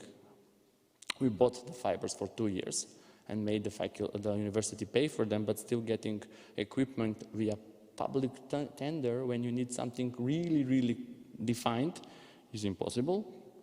And we are still trying to find some upstream capacity with regional support because we are already creating problems for the faculty in the upstream. We are now seeing the better plan. We have interest from other key players to join the ISP. This is usually ISPs from other cities, banks and government institutions who already have an AS by their own and IPs, and they established this I would say in the last 3 to 5 years. Of course, we need to push IPv6. If you have a very interesting idea how we can do this and make operators, please approach me. As, we are trying to show now these two new emerging small ISPs that they need to be IPv6 only or IPv6 focused, mainly because the waiting list for IPv4 you saw is 1-point-something years in the future. And our major goal, which is probably just a dream for now, we like to build a 100 gig link between some important points, actually 2 cities in the country. The idea is that we will use the faculty to procure or find a way to get the equipment for best cost and performance and ask for unlit fiber, which the government has. And we, as academia, are entitled to use it as black fiber. Of course, we are fighting with the operators who have the same reason, and they are charging for these important city links a real fortune. So I believe I'm right on time or something like that. And we probably have time for questions, ideas, especially about that IPv6.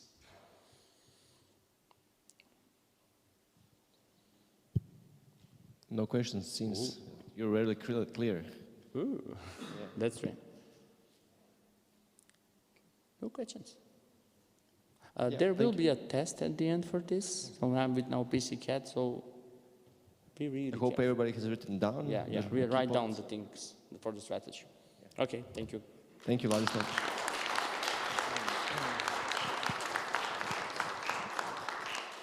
I'd like to introduce Alena Muravska. She will talk about some community issues she's been working on.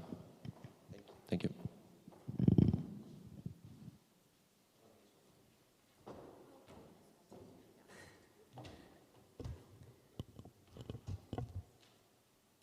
Just take some water in case I'll need it for later. So, hi everyone.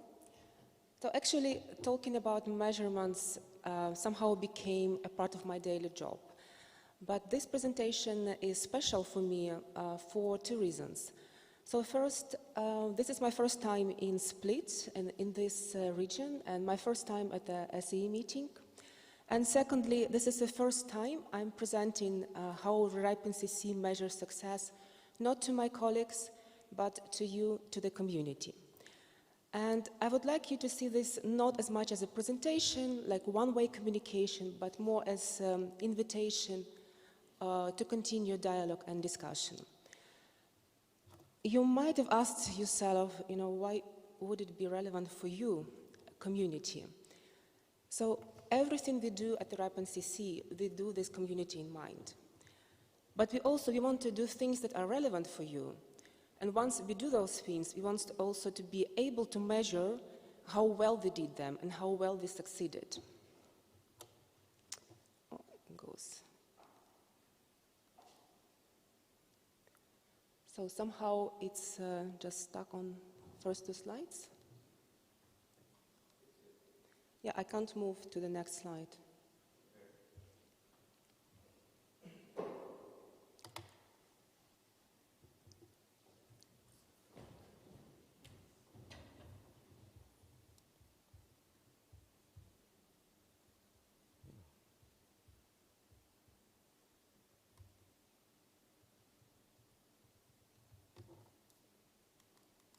Okay, seems to work.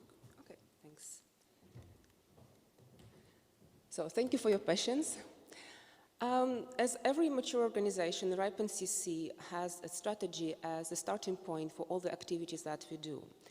So the RIPE-NCC strategy has like around 20 strategic objectives, and here are a few examples of them. So we care about the community, as I said, and we do a lot to support the community. We also want to improve registry processes because keeping accurate registry is a core business of the RIPE-NCC. And of course, we also care about the growth of Internet and development of Internet. So I link here the full document if you're interested, have a look. So what we did, we translated the strategic objectives, which are maybe very abstract to some degree, into measurable business outcomes. And around a year and a half, we started working this so-called objectives and key results methodology. So I'm not going into much detail about the methodology, but actually I'm curious if you might use this system in your businesses or you use maybe something else. And you see, I was so eager to share the strategic document with you, so I linked it twice. So please do have a look. In community engagement, this is a team which is mostly involved with community work. We also structure our work around so-called programs. So here you see like the full list of the programs that we have. On the link side, there are strategic goals, like marked by a number, linked to the programs and objectives. And again, I won't bother you with too much details. I'll give you a few examples, and hopefully it will be more clear what we want to hear. So first program is diversity and inclusion. So at RIPE-NCC, we want to support the community, and we want to increase diversity and inclusion at the RIPE-NCC organized regional meetings. When you are thinking how we know that our community became diverse and inclusive, how do we measure that? So we developed like a set of measurements. First, you see on your screen, have to do this regional representation.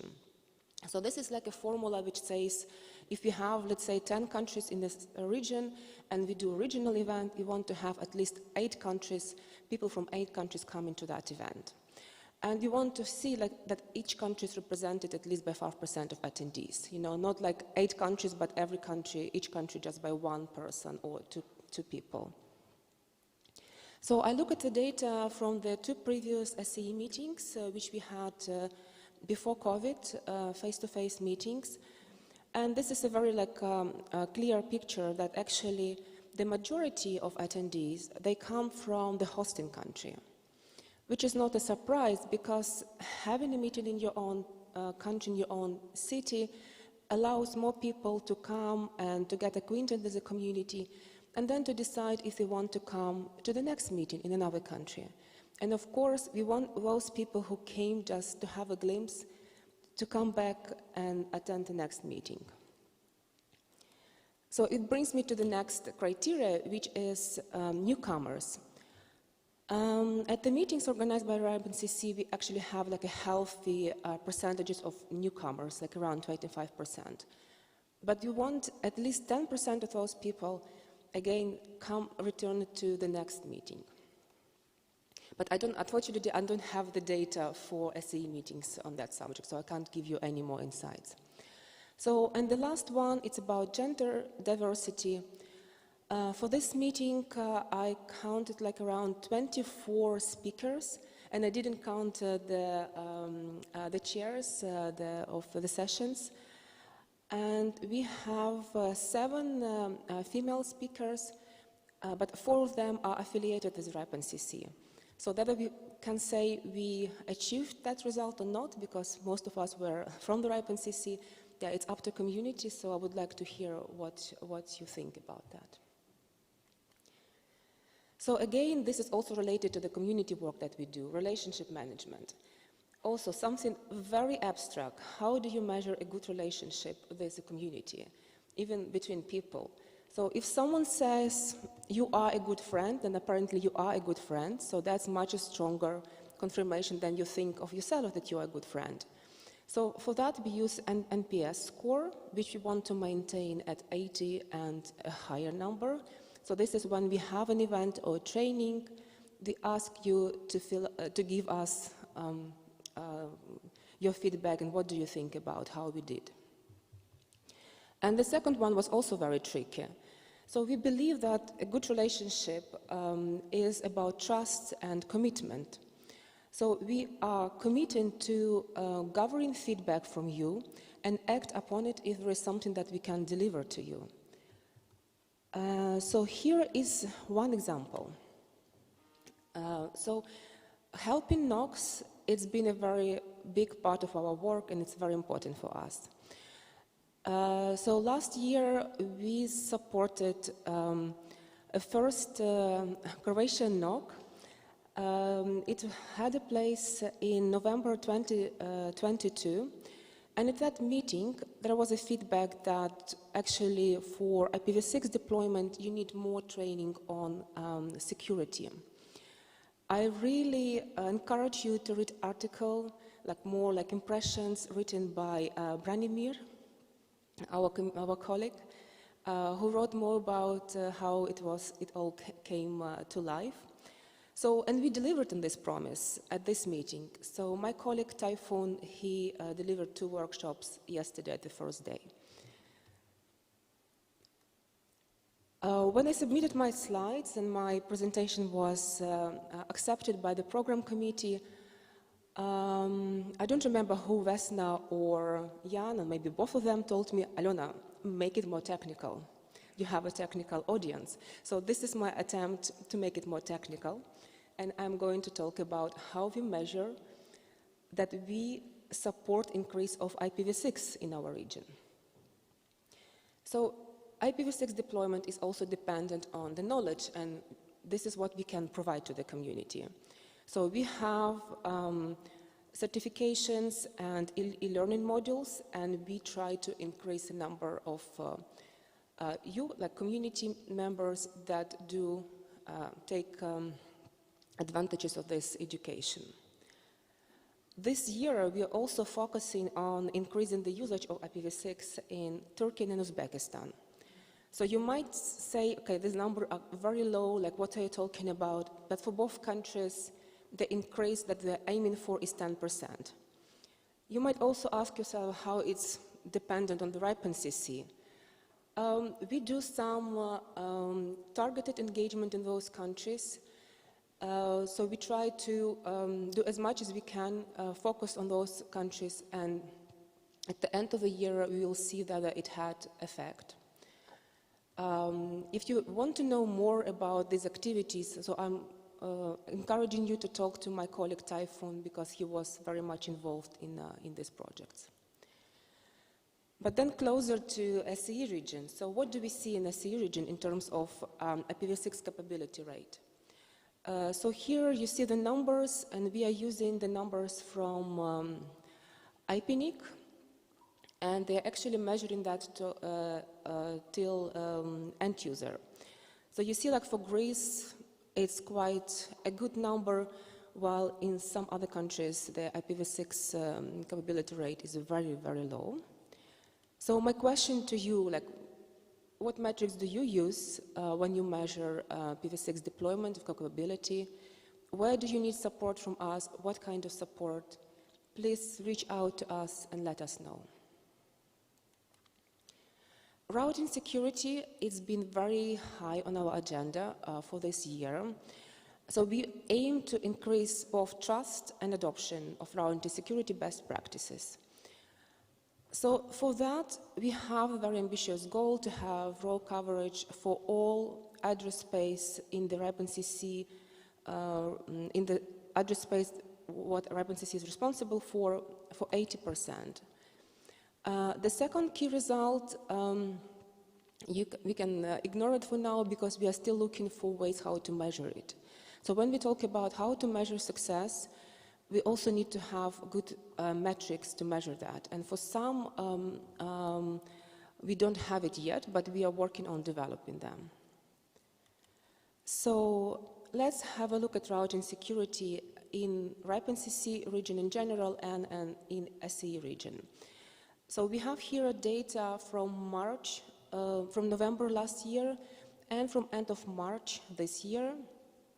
We see a tiny increase for both IPv6 and IPv4, and in RIPE-NCC region in general, but also in SCE region. But it's a very, very small increase.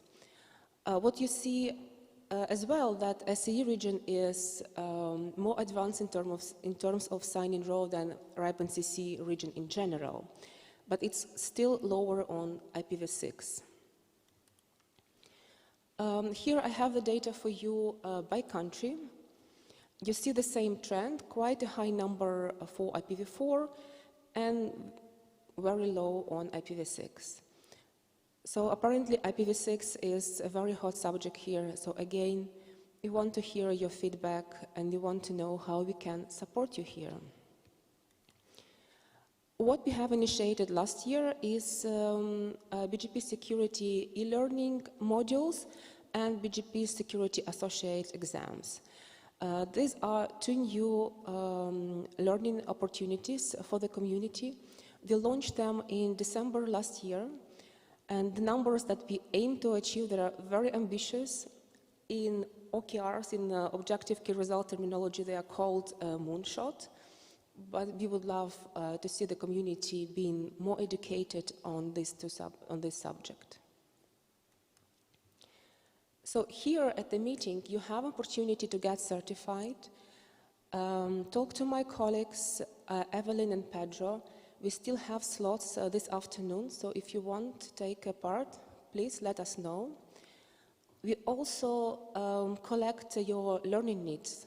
So we do learning need assessments, and if you are able to spare like 20-30 minutes of your time, and you have feedback for us on what topics are relevant for you, what you would like to see in terms of trainings, also please let us know. So I just gave you example of 4 areas that RIPE-NCC tries to deliver something to the community, but also to measure how well we did it. So because the community, this is, as I said, this is what matters to us. And we want to hear it from you. Are we doing it right? Are we using right metrics? What can we do better? And what do you expect from us? So I'll be happy to take questions now or talk to me during the lunch, talk to any of my colleagues, or just contact us by email. You see my email on this slide as well. And I'll be happy to take questions.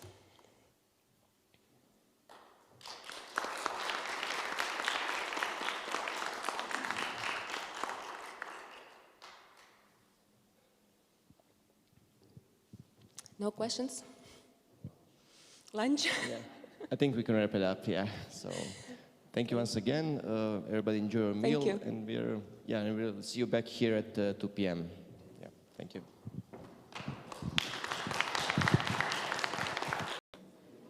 Hello, everybody. Hello, everybody. Thanks for joining the session after lunch. Hope you're well fed and had coffee, so we can start with the afternoon session. First of all, I'd like to introduce Hisham Ibrahim from RIPE-NCC, who's doing an update what's going on in the RIPE-NCC community.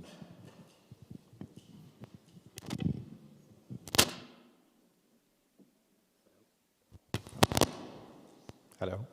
It was open. Hello, and welcome back, everyone. Hello. No? No? Okay, let's see now. No. Okay. Okay, yes, let's do this again. Hello, and welcome back, everyone. Thank you for joining after lunch, and I promise I will try to make this update as interesting as I can. I'd like to thank my colleagues that worked hard on preparing this so that I can come up and do this update. So I'm just delivering it. They did the real hard work here. So RIPE-NCC update. We usually, in these updates, we usually just gave like a broad overview of here's the things that we have been doing and to give a quick highlights. However, as of late, we try to change that approach. We try to do a deeper dive in topics that we wanted to cover and felt that were relevant to the meeting and the community that we're meeting. So in this slide deck, it will cover a couple of these topics. It will cover what the priorities are for 2023. For those of you in the room before lunch, you might have heard my colleague, Alena, that was talking about the strategic document and how are we using OKRs in it. You will hear a little bit more about that in a second. There's a focus on RPKI, providing an update on what we're seeing in the region and some of the stuff that we're busy doing as RIPE-NCC in this area. And other topics that are interesting to our members. There's a big discussion happening now about the charging scheme. We'll see this in a couple slides. Also, country code updates in the database, how we deal with those, especially in the time of geopolitical tensions that we're living in today. And last but not least, some updates on RIPE Atlas. So without further ado, the priorities. Like I said, my colleague Alena talked about the strategic document before lunch. In that, we identified from the years 2022 to the years 2026, we identified around 20 strategic goals that we wanted to accomplish and what we wanted to see there. Now, during these 5 years, we will be working on all of these goals, but we did feel that it was important to prioritize the goals that we're working on this year. That way it provides our staff the clarity of prioritizing the work that needs to be done. This is not me, I promise. That way it gives staff, they can prioritize the work and understand where the focus is, but also allows the community to provide us more input on, we'd like to see you more in this area, or the community understanding why we're focusing on one of these areas. So we identified 5 of these objectives, and I'll cover them quickly. They also speak to some of the slides that I have next. The first one is being resilient in face of political and legislative and regulatory changes. Like I mentioned, and it is no secret to anyone here, we are living in a time with a lot of geopolitical tensions happening throughout our service region, from everywhere from war to sanctions to even legislation that is impacting how network operators build their networks. So the way that we define this and the way that we're working on this is to be able to provide services to all our members and be able to build them in accordance and being still in compliant with EU regulation. As we are established in the Netherlands, we do fall under Dutch law and EU regulation, so we need to be compliant with that. And everything that we do is in compliance with those regulations. The second one is secure internet number resources by developing and operating a resilient, externally auditable and secure resource certification trust anchor and promote RPKI usage. A mouthful, but each one of these means something, and you're going to see in the next slides how we're actually working towards each and every one of these. How we're working on becoming externally auditable when it comes to doing routing security. How can we become more trusted and people use this service, and why is it important? Like I said, that will be covered in the next slides. The third priority that we have this year is really establishing ourselves and positioning ourselves as a center of excellence for data measurements and tools. I'm sure by now you've seen the screens outside with all the lovely graphs and statistics that we have. You've heard my colleagues presenting on these things. You've seen some of the country reports that we produce. It is very important for us to be able to provide these insights and to work with the community for helping them make better, more informed decisions about what's happening as current practices and what their neighboring countries and other operators are doing and how they stack up there. There's been great collaboration internally. We formed earlier this year, it's not a department, more of a guild as we call it, so people from multiple departments called the Data Storytelling Circle, where we have people from different parts of the company that all come together, people that work on the context, people that work on the narratives, people that work on the data analytics, people that work on the graphical elements of it, but also other subject matter experts from the company to provide more insights and analysis into this so that we can provide more of these insights. Again, something you're going to see more of in a second. Fourth priority for us this year is maintain necessary levels of security and compliance with best practices and applicable regulations. It's no secret, and a lot of you have heard talks about like the monetization of IPv4, the markets, the pricing, and all that stuff. That means that we have extra compliance requirements and extra duty to make sure that anything that we do is auditable, compliant with best practices, and actually meets the standards of what you would expect from an organization registering such important resources.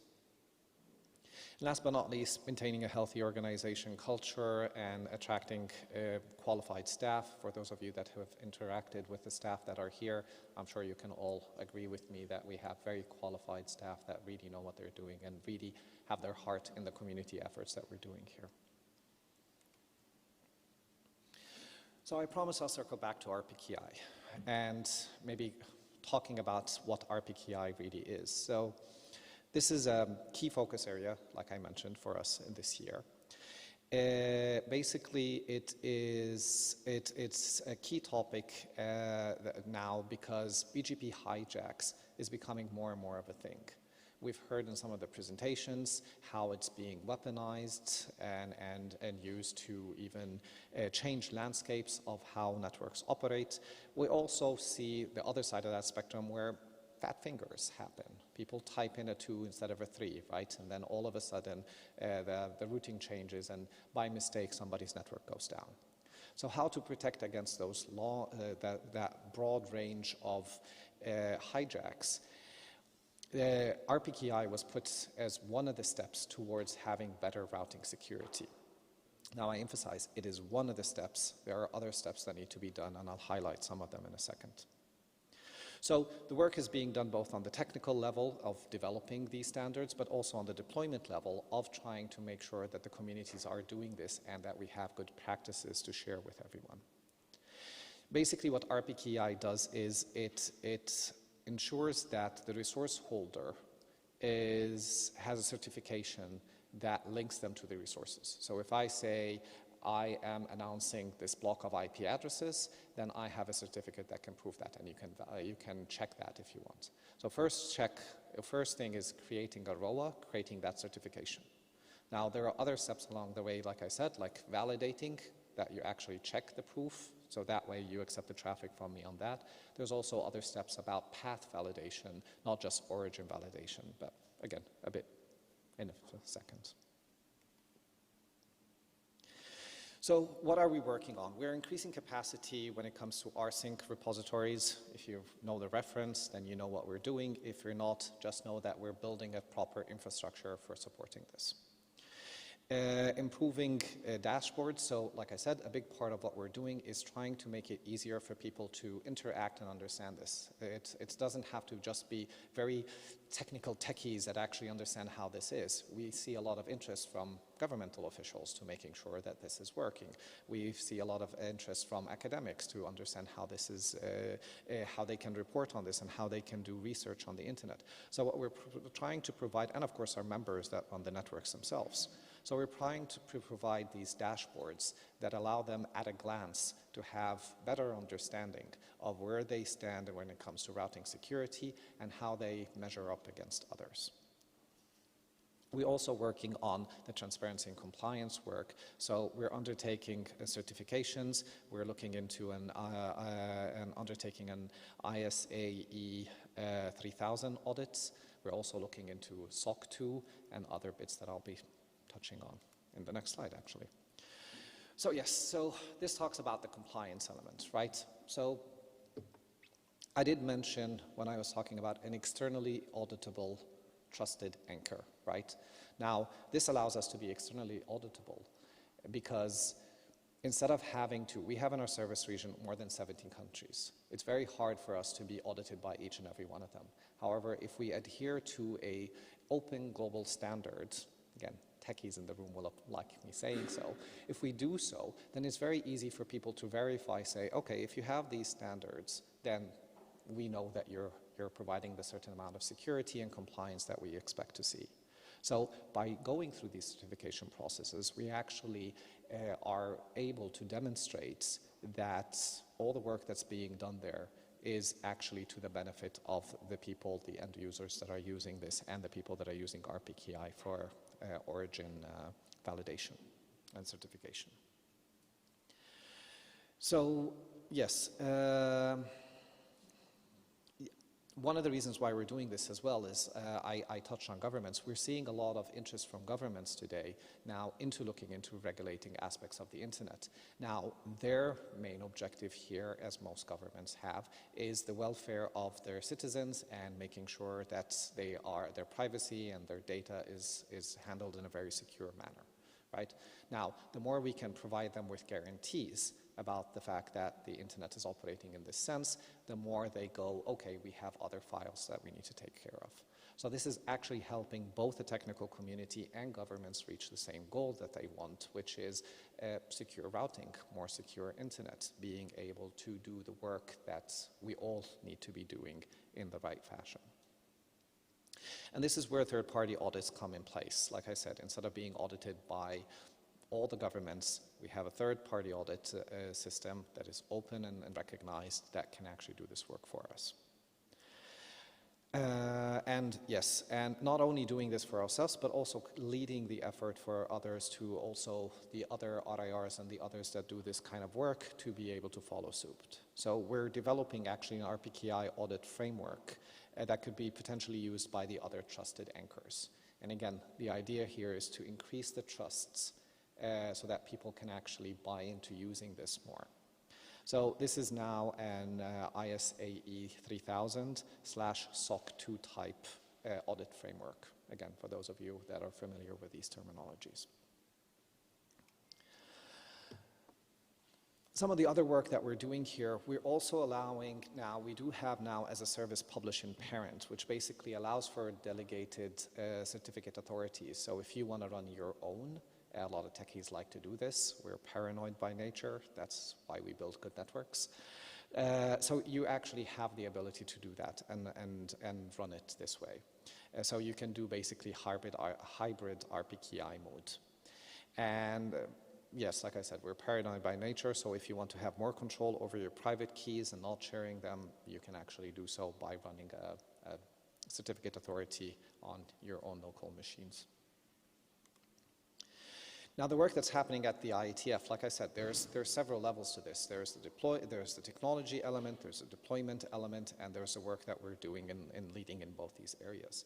So at the IETF, which is the standardizing body for internet protocols and standards, they're looking into something called autonomous system provider authentication. Basically what this means is they're looking into path validation, not just the origin, not just RPKI, do I have the right to use these resources, not just the origin validation, where these packets started from, but also the path that it actually took to reach you, and that way you can validate the entire path and make sure that there are no route leaks or nothing in the middle that's happening there. Provides you with a better sense of routing security, which is something that we all have been asking for a while. There's more work there. BGP security, for those of you familiar with the term BGP-sec, that's becoming more and more a reality every day. And there's a link there if you want to see more about this. We're putting a prototype currently in place with an API so people can test around with this, but we are planning on doing an implementation in our LAR portal on the RPKI dashboard for people to see. Now, just highlighting a little bit more here in the region here, taking a little bit more of a dive. Actually, the region is doing quite well with RPKI, with maybe a couple exceptions that could be doing more, and we hope that we can talk with the operators in helping them do RPKI certification, because it's really, the first step is really easy. You're a member of the RIPE NCC, you have your resources, you go through the LAR portal, couple clicks, and all of a sudden you have the certifications, right? Doing validation is the next step. That requires more coordination, but it is a step along the way, and then next would be path validation. Now, these slides only show IPv6, but if you heard my colleague, IPv4, but if you heard my colleague Typhoon talking about IPv6, one of the things that is key is that if you're doing something on IPv4, you should be doing this on IPv6. Now, we didn't show the IPv6 numbers because they're very little. So it's great that you're doing great with IPv4 certification. You might want to be nudging the operators to do the same with their IPv6 resources as well. And that's done with RPKI now. Second topic, which is the charging scheme. So charging scheme has become a big discussion on our member mailing lists. If you have been following this, if you are a member of the RIPE NCC, the backstory to this very quickly is the following. We haven't changed our current model for the past 10 years. In 2012, there was a small task force that was set up that looked into the charging scheme, and the outcome of it was one LIR, one fee. So we, across all the LIRs that we have, they all pay the same fee, right? And that worked for, well, basically the past decade. It is now time to re-examine this again and try to see if there are other models that are more suitable for the work that is being done today and reflective of the work and the need to do all these compliance and assurance work, plus the community work, plus navigating the geopolitical sphere, plus doing all the outreach and training and all the other bits. The aim is that we want to remain financially stable over the next years so that we can actually continue to do the great work that we like to do and we know you appreciate us doing, but also looking into how we can charge the members appropriately and fairly. That is a big thing of this, right? And this is where a lot of the discussions happened. What does fairly mean in this context? And you're going to see a couple of them in the next slides. We started consultation in March. Since then, like I said, there's been a lot of emails on the mailing lists. There is a bit of a confusion in some of the inputs that I see. Some people talk about the activity plan and budget versus the charging scheme. There are two different topics. What we're talking about is putting a charging scheme model that makes sense and, like I said, is fair across the different members.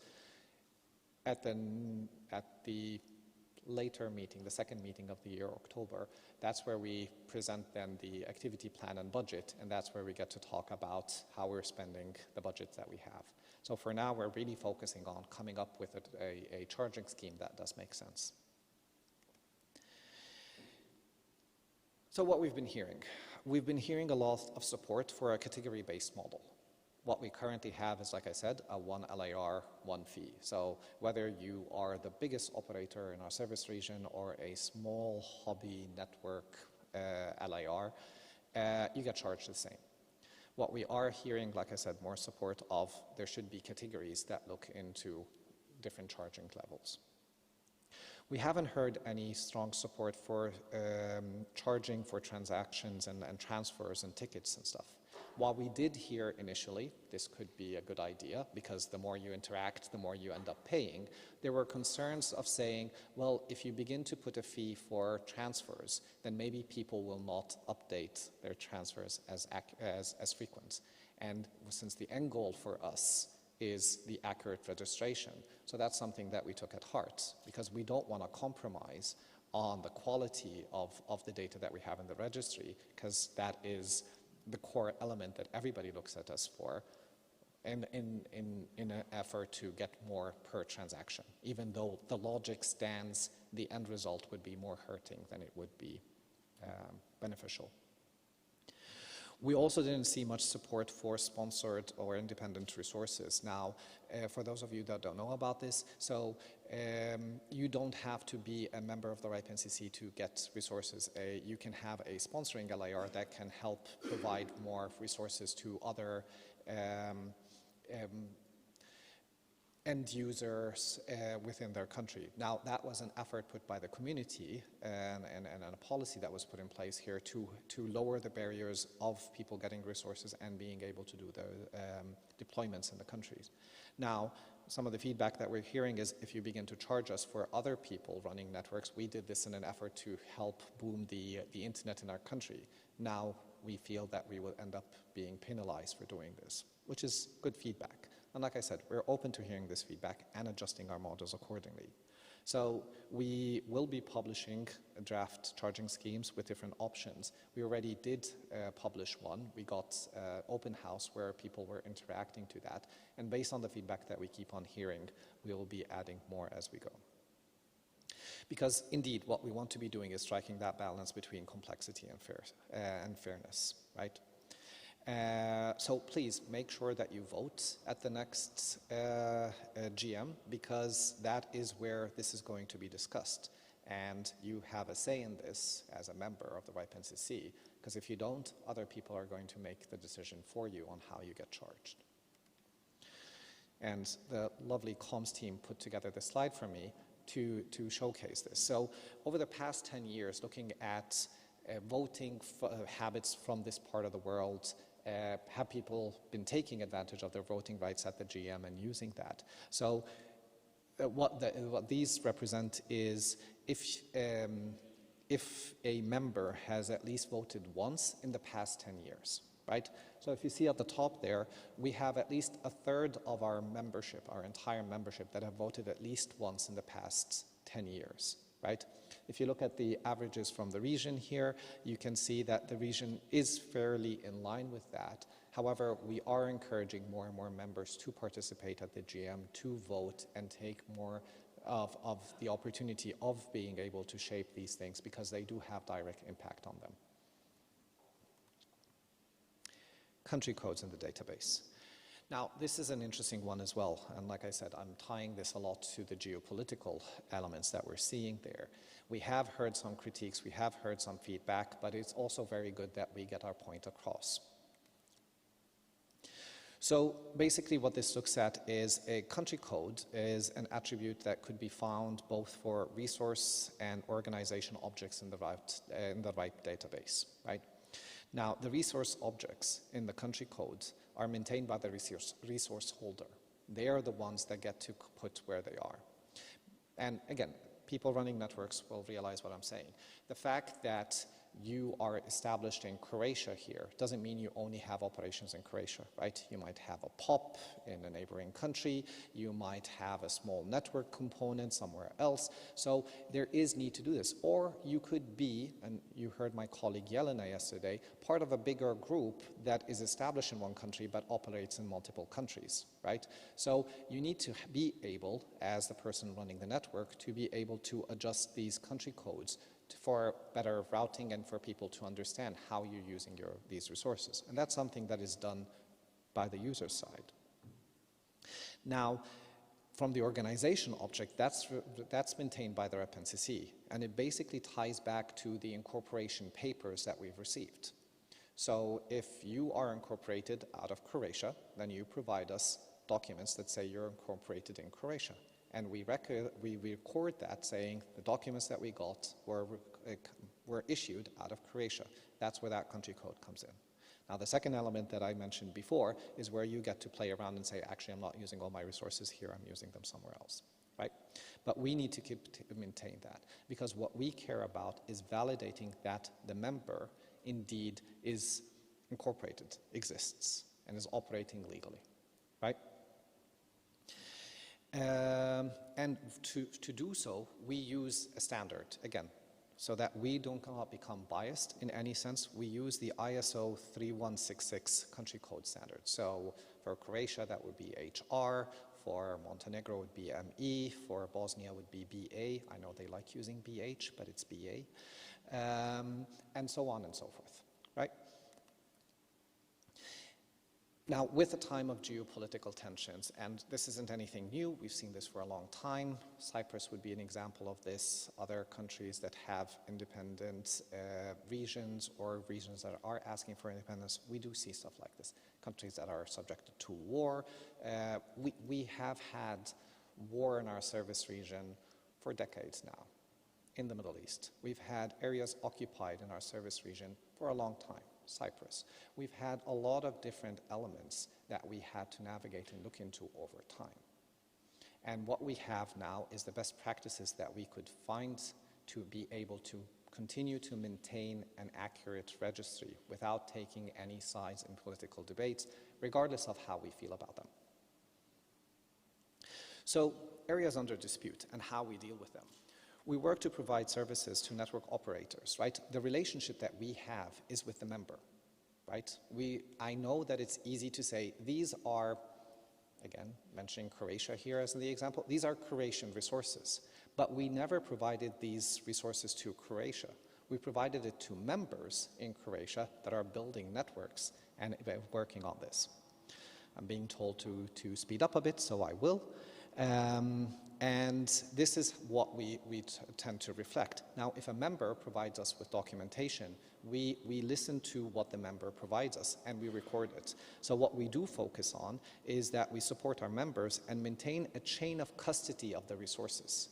That way, if anything were to happen and they would come back at any point in time saying, well, we were subjected to this last year, this is why we had to do this, we have that accurate custody chain and we can look back into this.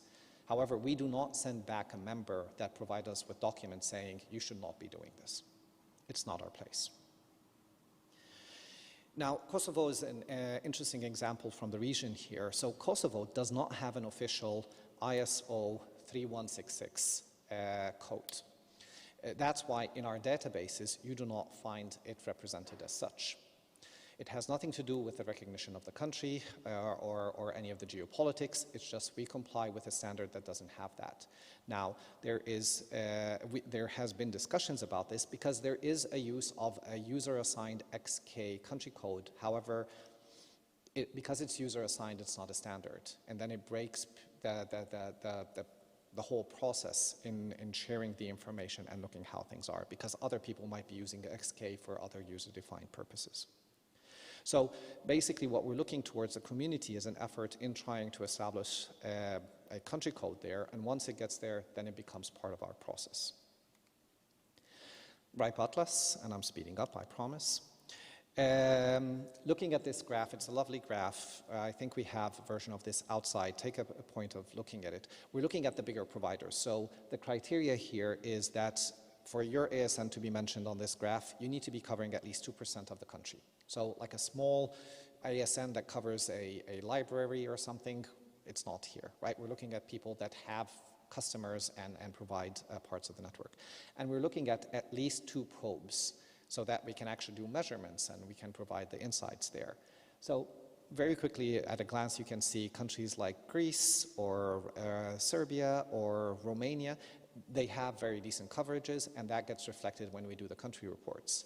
However, in other countries, let's say like Albania or Bosnia or Montenegro or Macedonia, not as high.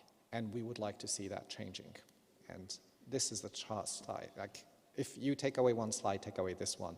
You can use your phone to look at the QR code. It basically shows all the different countries. Our colleagues worked on a very nice visualization to showcase that. But these are networks that we would like to get more probes in, right? So in Montenegro, MTEL and CG, I forgot the name. Sorry? Yes, Telekom Montenegro, yes. It has a name that I'm missing now, but yes. In Macedonia, we would like Blizu to be there. In Bosnia-Herzegovina, Telekom Srpska, which is also MTEL, I believe. And in Croatia, VIPnet. If we can get more probes here, because you can see they cover significant parts of the end-user networks, we would like to get probes to be able to provide better insights in them. And if you are interested in this, we have colleagues that do have probes, but you can also get soft probes and have people implement them. So why have a probe in your network? Basically, like I was saying, it creates the vantage points that allows you and us to run different measurements and provide better insights into how the networks are done. And I will end with that, and I'm happy to take any questions if anybody has any.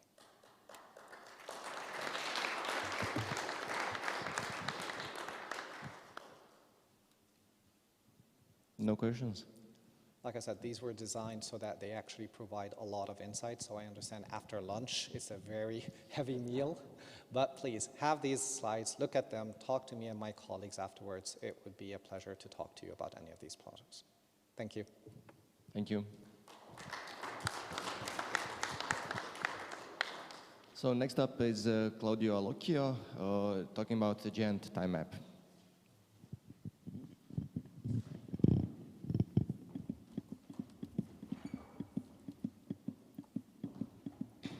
Okay, here we go. I also have the difficult task to wake you up after a very good and nice lunch and some nice coffee out in the sunshine. So what are we going to talk about? Well, first of all, I think I need to make a little spot on where we started this operation of developing this monitoring tool. I work for the Italian Results in Education Network, which is GARR, which is a network provider which is serving all over the research and academic customers in Italy. But I also work for GEANT, which is the organization which connects more than 40 countries all over Europe, providing the backbone to all of them. And given that we have a backbone which, well, let's say, has a minimal speed of 10 gigabit in some remote areas, but the average speed is 100 gigabit, and in some places 1 terabit connecting the different POPs of the backbone. Then we decided that if you have, let's say, a device like that, you need to be sure that you can monitor it and understand what is really happening into it. So why we developed TimeMap, and then all the rest will be the current agenda of what I'm trying to tell you in these 30 minutes. Let's start with the use case. So what are we talking about? Well, let's make a comparison with the normal road traffic. When you talk about speed in our network, you talk about gigabit per second. I did a few seconds ago. You talk about terabit per second. Is this the speed? No, this is not the speed. This is the capacity, which is a different stuff. The capacity of the network is something. The speed of a network is something else. And in some cases, you need to talk about the speed and not about the capacity. So if you compare with what is existing in a car, you want to know what's the road ahead, especially if you're trying to do something which is going to be in real time. If you do a file transfer, okay, fine, you start and it will end up sooner or later. But if you're doing video streaming, you want to be sure that the video streaming arrives in time. And if you're trying to do an interaction between two different sites in real time, you need to be sure that you can do the interaction and you're not delayed too much, so you do not understand what's going to happen. So when you are driving, you want to know what's the road ahead, you switch on the radio or maybe the data stream of your new device that you have on board, and you get an information, okay. They tell you the capacity, but they don't tell you the real situation. I mean, if they tell you that there are 364 vehicles on Highway 101 in California, which is a 6-lane motorway, it is a good stuff. But if they tell you that it is the same number of vehicles in some places where it is a 2-lane or 1-way lane, then you get a congestion. So the same number give you a very different information, and this is not what you want to listen to. You want to know exactly what's going to happen, and you want to know something like this. If you go on Google and traffic, you see that there are some places where around you are red, and you want to know what's happening about that. I did it yesterday while driving here. I was looking at the Google map all the time. If some places were red, I said, I need to try to avoid it and find a different route. The packets on the network have the very same issue if you're doing real time. If you go along a red link, then it doesn't work. You need to find a different path and go somewhere else. So normally what we have everywhere is a monitoring weather map like this, but this is again capacity. It's all green, it's all fine. No, it is all fine if I do a data transfer. It might be not fine if I want to do something like this one, for example. What is this?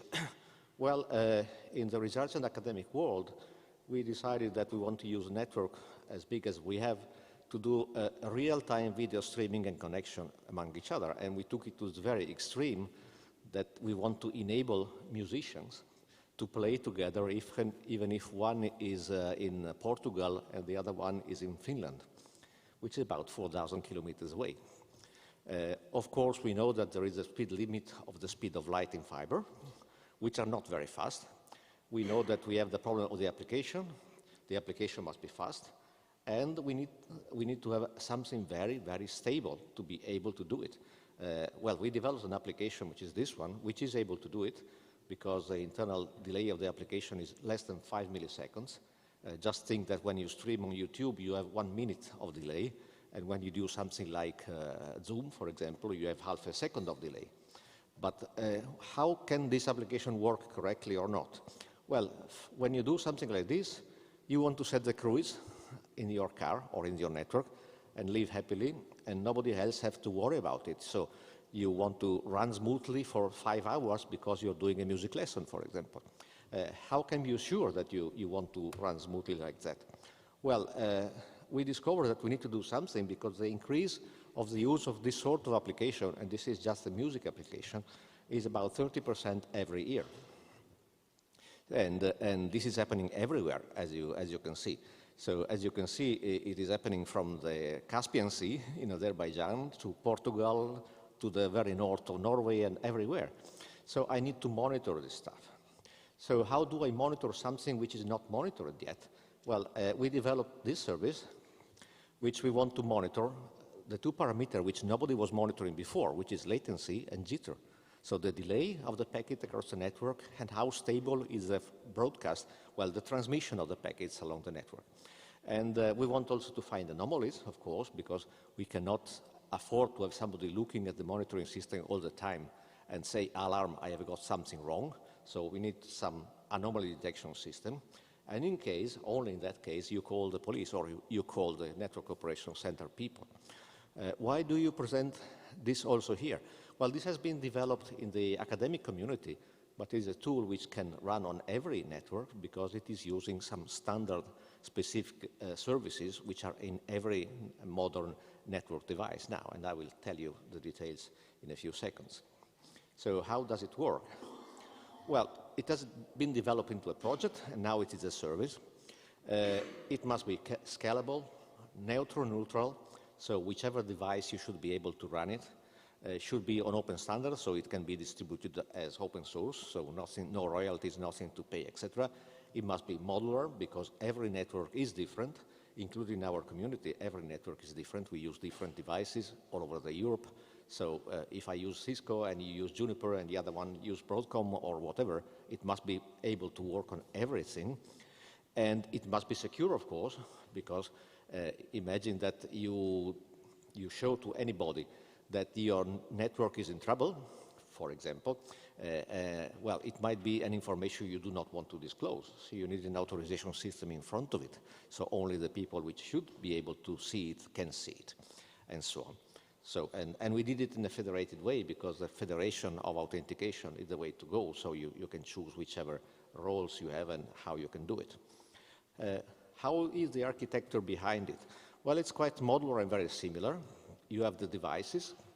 Each device is supposed to talk a very standard protocol, which is TWAMP, two-way automatic monitoring protocol. It is something which has been published 15 years ago by the IETF. But as usual, it takes a lot of time to be able to use it into devices because it needs to become a piece which you don't need to install. It must be embedded in every device you buy. It happened that it started to be deployed only a couple of years ago, really everywhere. And as every new protocol, until you don't start to use it, you don't know if the implementation is okay or not. It's the very same story of IPv6. Everything was perfect, but until people did not start to use IPv6, you did not find the bugs into the IPv6 implementation. Well, now we are finding the bugs into the TWAMP implementations because we are really using it. And for example, on Juniper devices, we found at least 3 fundamental bugs in the implementation, which were fixed because we started to use it. And so it will happen that if you use it in a different device, you will find a bug, but it will help to fix it. As you can see, from the monitor, from the devices, you collect the data, you normalize them, of course, because you need to compare them. You store them into a time series database, whichever you want, and then you analyze them and look at them. So in the final implementation, what we did, this was the original one, we used Telegraph to talk to the devices and to collect the data. We also had a proprietary implementation, which was RPM on Juniper, which has been discontinued because we wanted to make the comparison because something which was just developed, the TWAMP standard implementation, and something which was proprietary but there since 15 years, so it was working. And then you store them into a database, which in our case is InfluxDB. Then you use a tool like Grafana, and you analyze them with the Grafana, and then you display them on a web page. And later on, we also started to do some additional development. As you can see, it's a very modular system. You can add and plug in different modules wherever you need them, and they want to analyze, for example, the anomalies, just the module that we are plugging in now. So it is also very flexible. For example, we started to use Elasticsearch as a time series database. We decided that InfluxDB was better. The only thing we needed to do was just to replace the component, and everything was still working. And the same, we were using Kibana in the beginning, then we said Grafana was better. Okay, we just replace it in a different model. Also, in a different way, the system is very modular. It is made with containers, so you just download the container and install it. So the whole development and deployment of the system is very easy. You just create a virtual machine, download the software, which is just a very few set of components, very standards, install them, and then you deploy the system across the devices, which is the most time consuming, of course, because you need to be able to query each device that you have in your network, at least every router, because the software is querying them and collecting the data. But it is very simple and very smooth. So before I go offline and try to see what happens, really, I want to show you some of the example of what it is. Well, everything is automated, so it does not create a very nice looking geographical map, etc., because it starts from the routing data. It starts from the ISIS data of the system, and from that one, it generates the map of the network directly. You don't need to maintain the map. Every time you add or delete something in the network, it will automatically pop up, because the routing data creates it, and it creates links. Maybe you can move a little bit of the dots if you really don't like the display on how it is, but it works. If the machine has got a geographical location, it might even try to make it in the correct geographical spot. So, for example, the Baltic countries are in the upper right corner, while Portugal in the bottom left. But it doesn't ensure that it is going to be geographical, but this is what you get. What do you have? The web page, you log in on it, and you click on the link.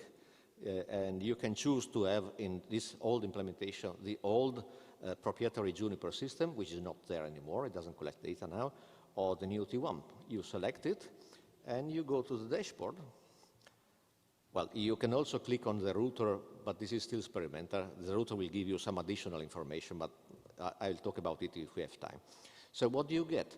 Well, essentially, you get time series, which represent for you latency, standard deviation of the latency, jitter, standard deviation of the jitter, and in the real system, if you scroll down, you also have ingress and egress delays and time and so on, because as a clear example, which I will show you later, we found out that the clocks in the network do not synchronize as best as we hope. They shift.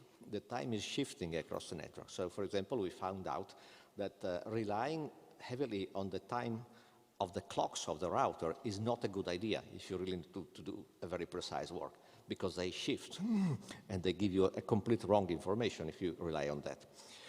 What do you see? Well, for example, in this case, we find out that there are some periodic events happening on a link. In a quite regular way, by time to time, something goes wrong.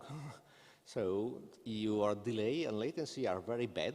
I mean, they are 5 times more than what they should be on that link. What is happening every 3 hours? What is running on that link which causes such a problem?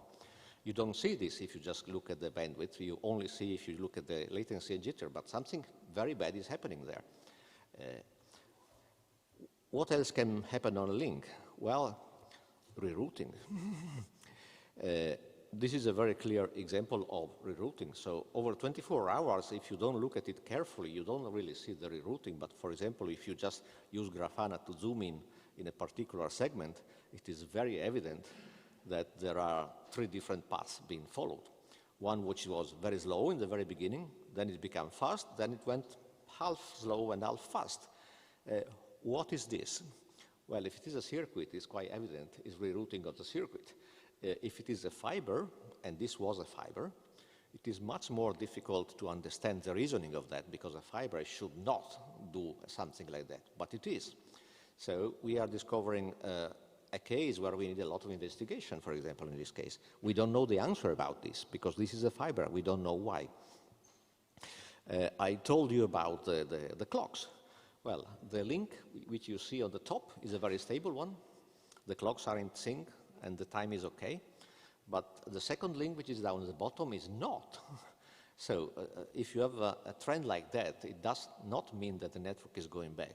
It means that the clocks of the 2 devices are not in sync, and they shift in a quite evident way. So why is this? I don't know. Which kind of clock are you using to synchronize the devices? And monitoring this tells you that you have maybe to change from something like NTP to something better, or that you have an issue on the clocks in the devices in any case. Anomaly detection system.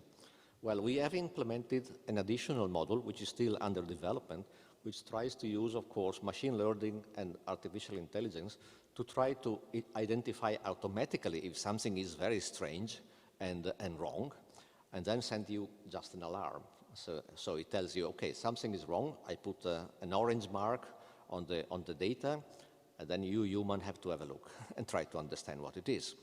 So you raise an alarm and send you whatever kind of broadcast message to the operator to understand what is going wrong. Just another example, you can scale on a very long time, and as you can see, the anomalies are very clearly identified by the system automatically without any human intervention. So you can make it running, and then you just have a look when something is really, really bad. It also helps you in understanding how network protocol works.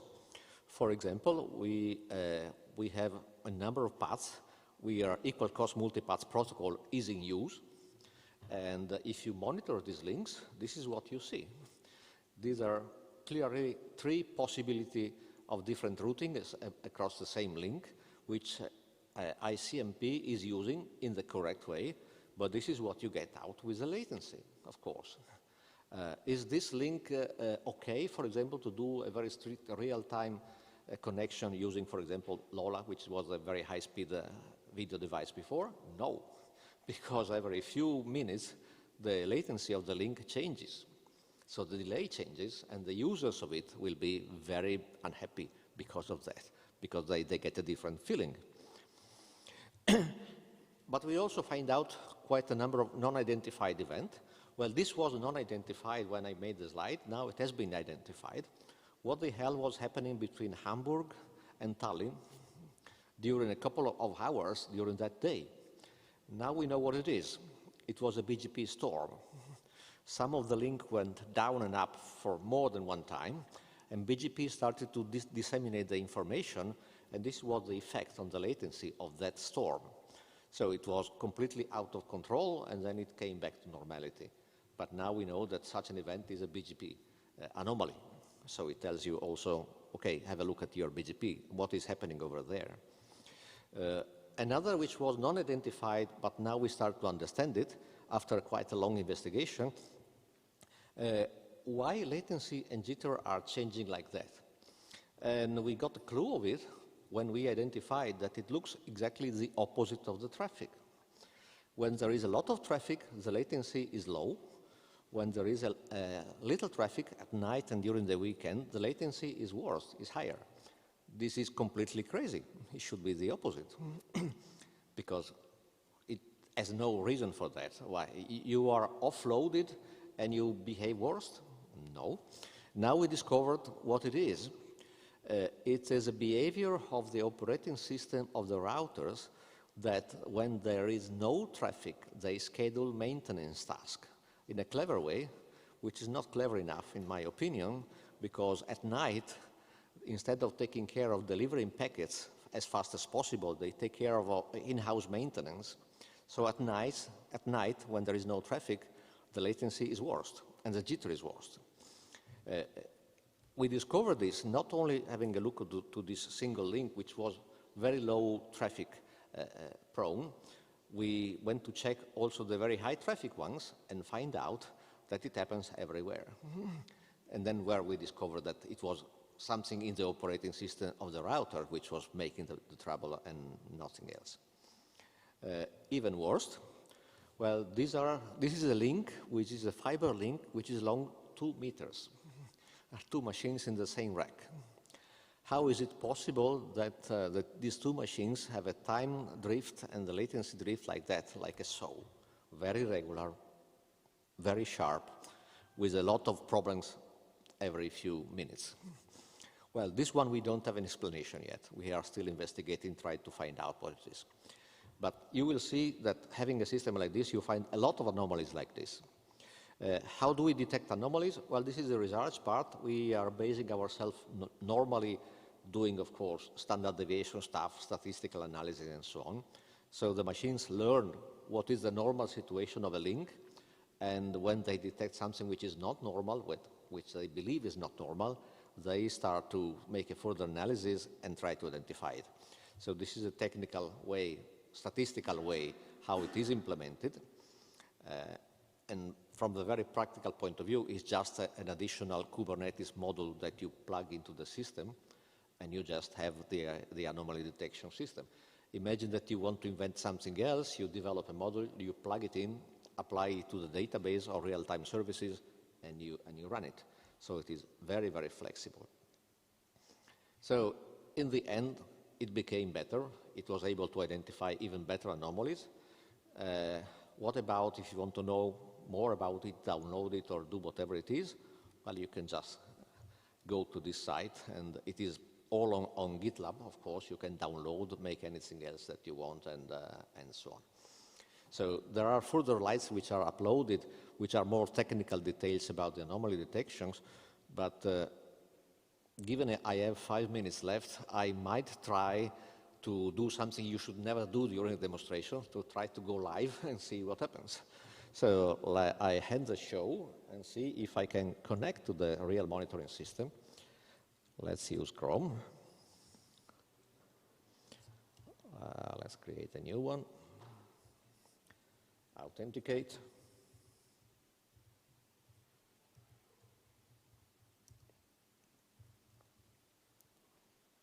There we go. Yes, I will log in with my ID, of course, otherwise you cannot do it. My identity.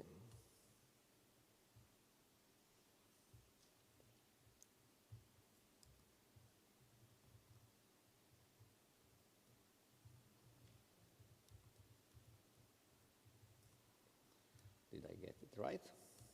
No, I don't want to leave you my credentials, sorry. Okay, so here is what you see. Yes. I need to move it somewhere, yes, on the screen. There we go. Okay, so you see that you have the different links, and if I click with the mouse on one of the links, this one for example, and I select TWAMP, now it is collecting the data. And this is what is happening in the last 6 hours, I think. Yes, in the 6 hours. Of course, I can zoom on an event and see what happens.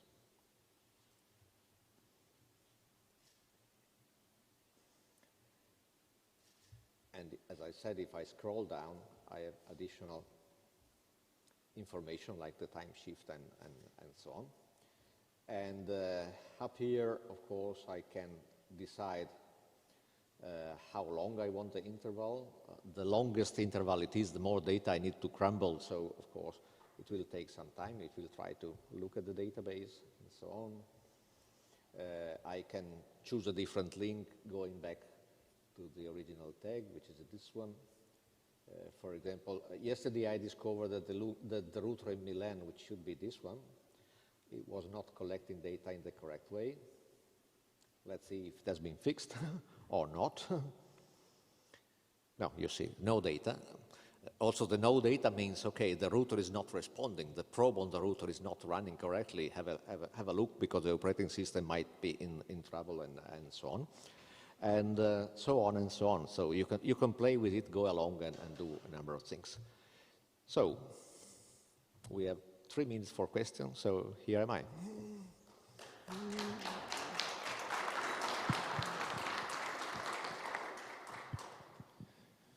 So with my chair head off, I have a question for you. So I have some experience with the TWAMP, and I noticed that some router vendors, so Cisco, for example, that the TWAMP responder is not implemented in the hardware, but in the CPU. So basically, when you do TWAMPing to a Cisco router directly, you get falsely poor results. So how do you handle such situations? That is the current state of most of the vendor. It was also the state of Juniper when we started. I mean, the GEANT backbone was made of Juniper, of course, so they were the guinea pig for us. It was implemented in CPU. It was a disaster because the CPU was a bottleneck of everything. And we went back to them saying, okay, listen, you are not able to monitor yourself because your TWAMP implementation is a disaster. They actually had the hardware implementation of it, but they were not distributing it yet because nobody was yet using it. So the effect of our query was that in the next release, which was 19 instead of 18 of GNOS, it was the one in hardware, and then it started to work. That is also why we try to tell people, well, if you have something with a device, try to implement the system. If you find out that it is not working correctly, well, go to the vendor and tell them, do you have a better implementation of it? And the biggest one do have. Cisco has got it as well now. But until nobody is using it, they will not take care of it. I mean, why should I invest my resources to make something in hardware which nobody is using? It is the cat and the tail story of the IPv6. Why should I use IPv6 if I don't need it? Blah, blah, blah. So the message is try to use TWAMP, not only into this system, but in every other occasion that you have, so the vendors will fix it. Because I tell you, it is not fixed yet. Thank you. You're welcome. Any more questions from the audience?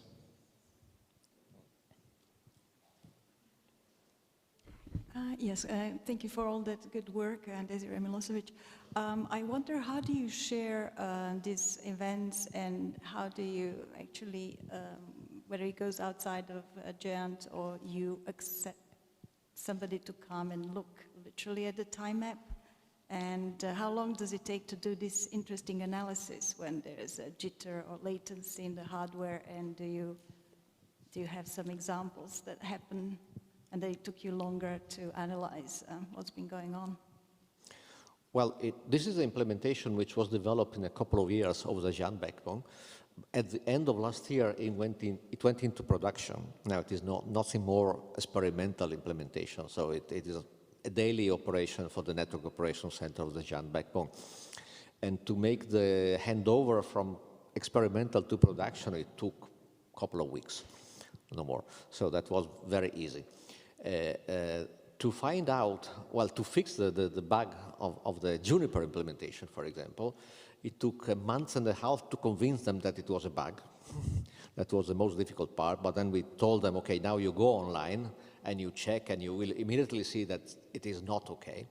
There were spikes everywhere in the implementation, and so the delay was increasing 20 times all of a sudden, while the data collected end-to-end, for example, by the LoLa application, which is also doing network analysis, during the very same period and same link, was saying that nothing was happening. So that was the proof it was an artifact. I mean, the application end-to-end does not have any problem, and your monitoring system says there is plenty of problems. So you are wrong, because I'm end-to-end, and you are not. It might take time, but it happens, yes. And that was time-consuming. So it took one release from 18 to 19 to have it fixed. I see, thank you very much. And just to comment on that, but in parallel, we also have another monitoring system that is using Personar. So we were able to compare the results from TimeMap and from Personar, both using TWAMP, but on different deployments, different applications.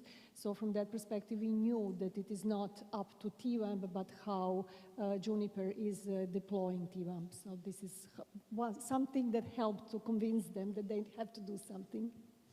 Yeah, when you talk to a vendor, you need to be able to demonstrate with data what you are saying. Otherwise, they just ignore you, of course. Even if, for example, GEANT is a big customer, but...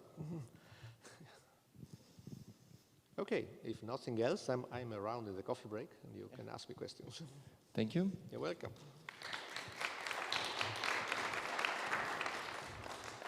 So next up is Roman Lapacz. He's going to talk about network automation.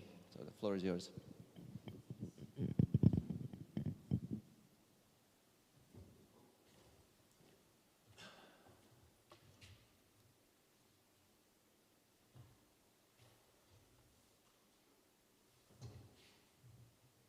Okay, hi, I'm from Poznań Supercomputing and Networking Center in Poland, but I also represent the GEANT project, one of the teams working on automation and orchestration for networks. And today I would like to present this topic in the context of modern network service management platforms.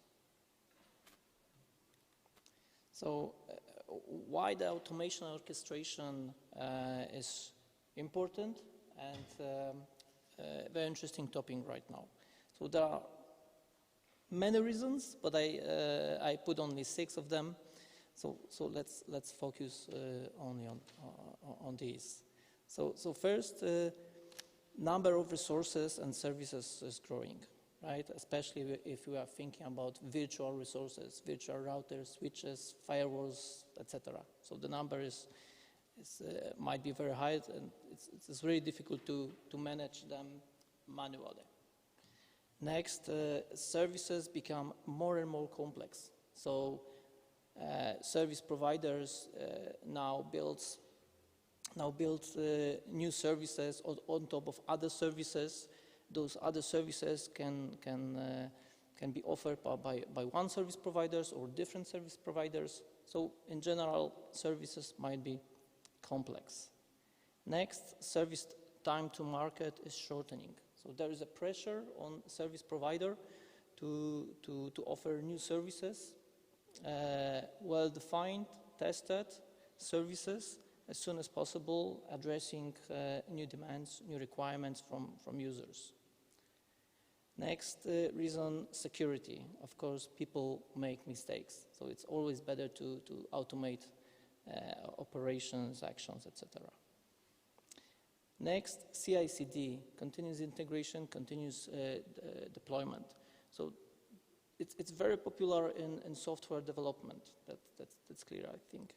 But it's also very popular right now in the networking world. Service providers now build virtual staging environment to test, to verify any changes before production phase. So they automate the whole pipeline from development stage through staging and until production. And the staging environment contains a complete copy of the production infrastructure, complete copy, virtual copy. So automation for the whole pipeline from development through staging and production should be also somehow automated. And the last but not least, if we want to have soon intelligent and autonomous services based on AI solutions, it's a hot topic right now, automation, orchestration is a must. So what's the difference between automation and orchestration? So in case of automation, we are thinking about repetitive tasks which are executed for network service provisioning and management. In case of orchestration, it's about service lifecycle management. So for example, a user can create an instance of service, terminate this instance, modify, deactivate, or activate. Behind all those operations, there are some workflows or processes managed by an orchestrator, or we can call it a business process engine.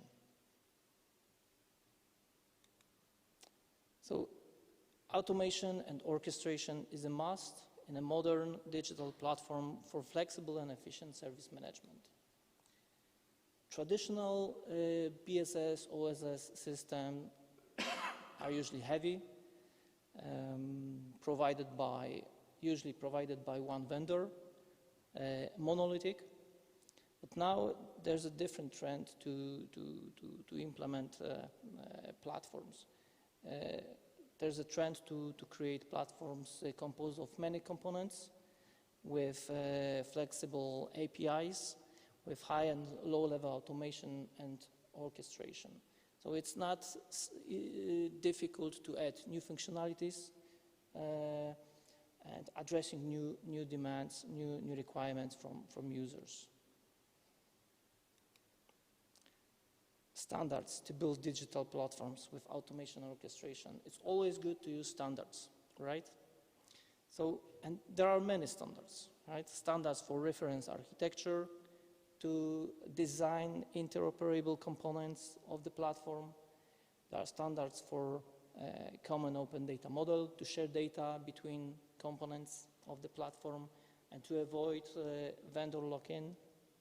And of course, there are many standards for open APIs to establish communication inside the platform between components of the platform, but also to communicate with external system to create a partner ecosystem.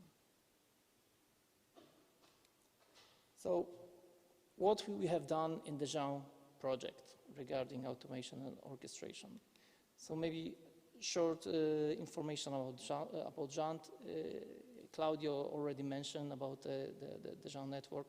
So GEANT is a pan-European network infrastructure with the high bandwidth, high speed, that interconnects national research and educational networks in Europe. But GEANT is also a project with a number of teams working on different technologies, network technologies and solutions. So a few years ago in the GEANT project, we decided to build a new platform to manage network services. We collected a set of requirements. Here you can see only a subset of them. For example, it should support open APIs, open source implementation should be used, right? Support automation, common information model, interoperability should be there, right? Security, orchestration on different levels, etc. So we had a set of requirements. Then we started analyzing available standard architectures, and we selected the one called Open Digital Architecture from the TM Forum organization. So this architecture nicely defines functionality, all functionalities of modern digital platform. Yeah, the relationships between functionalities, groupings of the functionalities in the modern platform. So it helped us to create our own architecture called SPA, Service Provider Architecture, which is a modular blueprint guide for designers and developers who want to design and implement service management platform. Yeah, and in this slide you can see the picture of the architecture components. Of course, later we implemented this architecture, but take a look at the components. So in the center you can see the component called Service Orchestrator, which is responsible for management of workflows or processes. There's a service catalog that contains information about available services in the platform. There's a CRM to manage information about users. Order management to manage information about orders in the platform. Service inventory to keep information about instances of services. Resource inventory to manage information about the resources available for services. Service activation that connects the platform with a real network infrastructure. And another component is service testing to run on-demand or regular tests in the platform on the services. Yeah. There's also self-service portal for users who wants to create instances of services, who want to manage those instances, and another component for troubleshooting. On the slide you can see also a list of APIs, standard APIs from TMF. We implemented them to have a flexible communication between components of the platform. So we implemented this architecture. We deployed the pilot of the service on this the pilot of the service on this platform, and after some tests, verification, we deployed production service in the GEANT infrastructure, in the production GEANT infrastructure. The service is used to establish point-to-point layer 2 circuits. So it's running more or less 1 year. There's a monitoring also enabled. But this service is only, has only limited access. Only people from the GEANT operation team can access GCS. So we decided to create a kind of sandbox, GCS sandbox, for all the users who are interested to see how it works, right? So we created a sandbox with platform components, with default settings, with some virtual test network infrastructure. So only few clicks are enough, and of course an account to create an instance of the service on our platform. So we have used the NMAS system, also created in the GEANT project, to create the sandbox. This system gives us virtual spaces to run applications. So it's also available if someone is interested to see how it works. Only an account is needed and a few clicks to run it. So in the architecture, SPA architecture, we have two components called service inventory and resource inventory. We implemented them as one application. We call it just inventory or single source of truth. So what's for? Yeah, this application defines the current network state. So if there is a configuration of a router different than what we have in single source of truth, it means that the configuration in the device is wrong. Yeah? Any change in the single source of truth must be reflected in the network, in network resources. Yeah? This is the only data source for any automation tools in the platform. Yeah? And this application should be auto-ritative. Yeah? So no other data repositories can supersede it. Of course, behind a single source of truth, we can have multiple databases, but automation tools must contact on one place, only one component, this one, single source of truth. Yeah? Of course, data quality and security are crucial here. So some tips from our experience, from my team experience, how to start designing and building network service management platforms with automation orchestration. First, use standard architecture. We recommend TMF architecture called Open Digital Architecture, ODA. Next, use open APIs. Also, we recommend TMF APIs. Define workflows for your service lifecycle operations, and start with single source of truth when you start your journey with automation and orchestration. And this is the last slide, and my private observation conclusion that the knowledge and tools to implement orchestration and automation are easily available. So if for sure you know some examples for automation, Ansible is very popular. If you want to implement orchestration, you can use very good implementation called workflow orchestration from Surf, or Camunda workflow engine. There are other tools as well. So it's not the problem to find the tools, to find the implementation, and to find the knowledge in the internet, right? But strategic decision to build well-defined platforms is a challenge.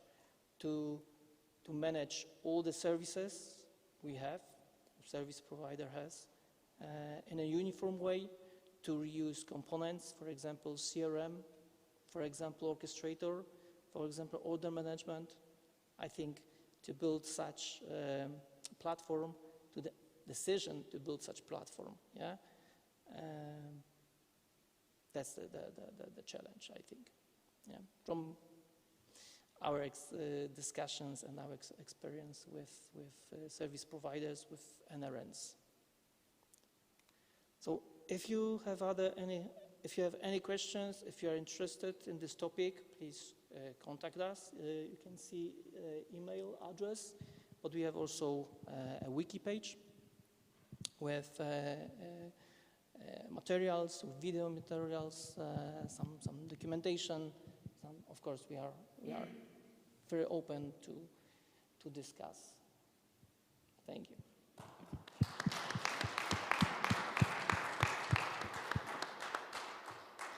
Do we have any questions from the audience?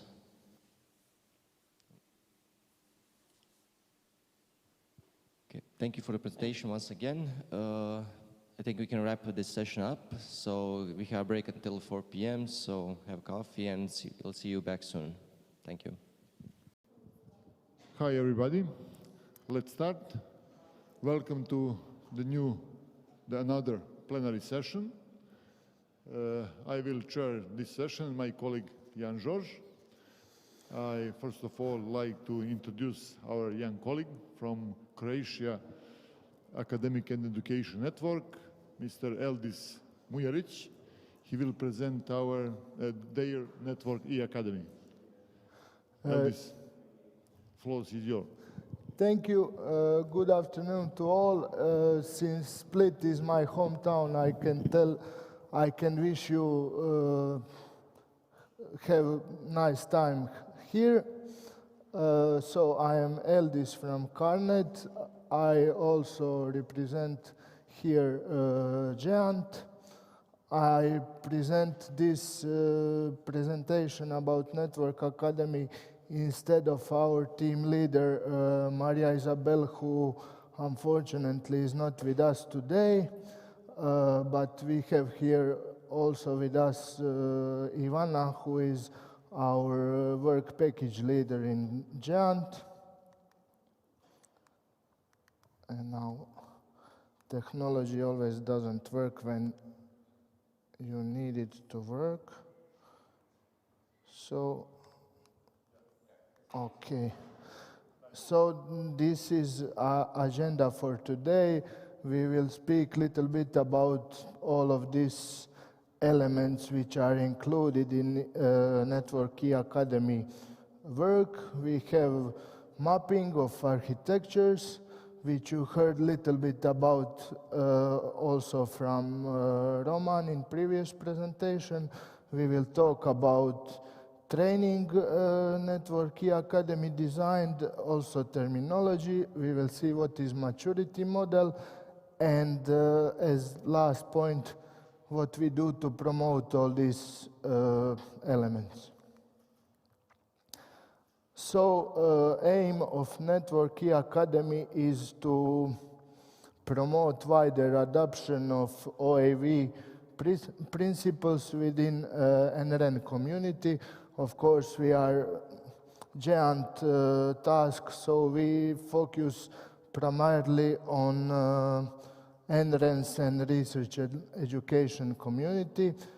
We have on this slide key benefits of OAV principles, that is to reduce number of human errors, to ensure configuration consistency, to increase efficiency of network operation, and so on. Of course, why we do all this? We wanted to contribute to sharing of knowledge within community. So GEANT published a survey for to NRNs in form of GEANT deliverable. on the topic of OAV. You can check it on this link. Also, several discussions and workshops were held about OAV topics. So this Network e-Academy group wanted to contribute to all gained knowledge within the community. Collaborative approach is always needed and appreciated in GEANT community, so we think about all these points in our work. Of course, community in general always is willing to share knowledge and expertise. We speak different languages because we are, let's say, also in different levels of using OAV in our organization. So maybe there is some knowledge gaps we need to resolve. That is all our goals in general. So, just to return, for start, it was Network Automation e-Academy, and then group added also topics about quantum communication, because that is recent development is in technology. So here is mentioned QKD, quantum key distribution, and now because we added quantum topics, now we call it just Network e-Academy in general. We provide many resources based of these elements. So we have training about topics we will see in next slides. We have published terminology and glossary document. We have maturity model. And of course, we have our wiki pages, which is public. You can also check it and access all the information. We are powered by GEANT Learning and Development team. This picture you already saw, who was in last presentation of Roman. We needed some reference architecture which is based on TM Forum Open Digital Architecture. The goal of mapping was to offer the opportunity to NRENs to map their own architectures to some reference architecture. Maybe useful information for all of you who are from research and education organization. If you want to do mappings for your organization, we offer help. If you need any help, you can reach us. We can always agree some meeting or something. NREN mappings which are done by up-to-date are these that you can see on the right. Also, we can do platform mappings. This is here is example of NMAS. About NMAS you also heard in previous presentation. This is now functional units for training courses we designed, also based on TM Forum Open Digital Architecture. Functional blocks are here. So, for example, just we have introduction module where we created courses which are introductory on many OAV subjects. Then after introduction, we have, for example, DevOps courses. We have the coupling and integration, and we can divide the coupling and integration on these units in third line of this picture. Now, for people to be easier to track their learning process, we created this map you see here. We call it metro map. What is useful in using this map, you have color-coded paths depending on the subject you want to follow, from introduction to some advanced topics. You can follow this color-coded on the left. Station on this map are concrete actual courses about topics. Maybe useful information, these which are bold are already finished and published, and these which are in gray are work in progress, will be published soon. Now this is just list of some courses we already have. This is that introduction line of courses. Below this you have link to our training portal. You can access it. Just to name the few, we have introduction to virtualization, introduction to production, management, orchestration, depending on the path track you want to follow. Decoupling and integration as a set of subjects has data models, formats, protocols, and APIs. There is JSON, there is, if we speak about protocols, it's netconf, there is YAML, and stuff like that. Now, just screenshot of Ansible course, how it looks like. Its platform, it is based on Moodle, and then you have all the data of particular course. You have needed requirements, you have duration, you have expected commitment. Here is a circled requirement for Ansible. Now, Ansible requirement is YAML, and now YAML also has some requirement. YAML requirement are data models, formats, and protocol. Just to see few screenshots. Of course, courses are designed in a way that they are equipped with videos and subtitles, also PDF documents with all the details which are in the video. Also, we have prepared slides with speaker notes for better understanding. This is main page of training portal. You have links to the all courses which are published by today.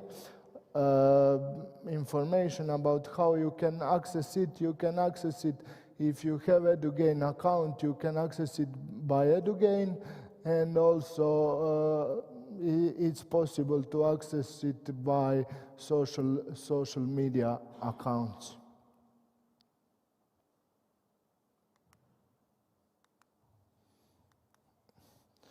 Now, this is that part that we added quantum communication.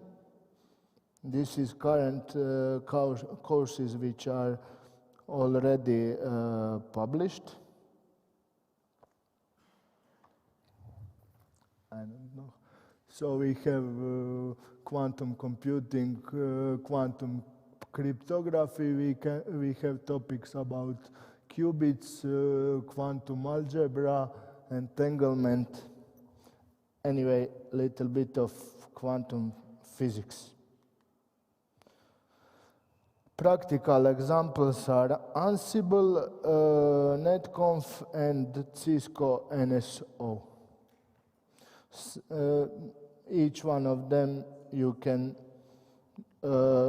get some hands-on experience with whichever platform you want to try.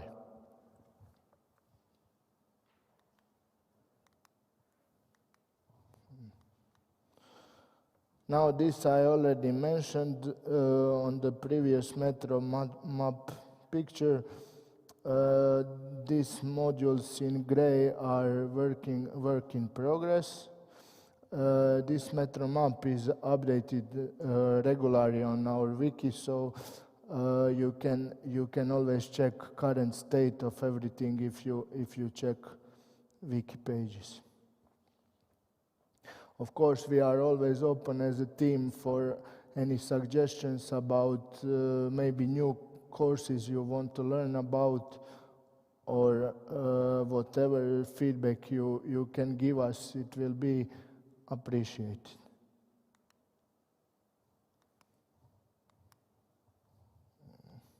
These are currently work in progress in terms of this quantum communication. Another element now we are advancing to next element on the list. It is terminology and glossary of the OAV terms. The goal of this subtask was to have some common ground of understanding. We wanted to standardize all the terms we use in OAV. Current published version is version 2. We added terms about artificial intelligence and maturity model. And link is down below.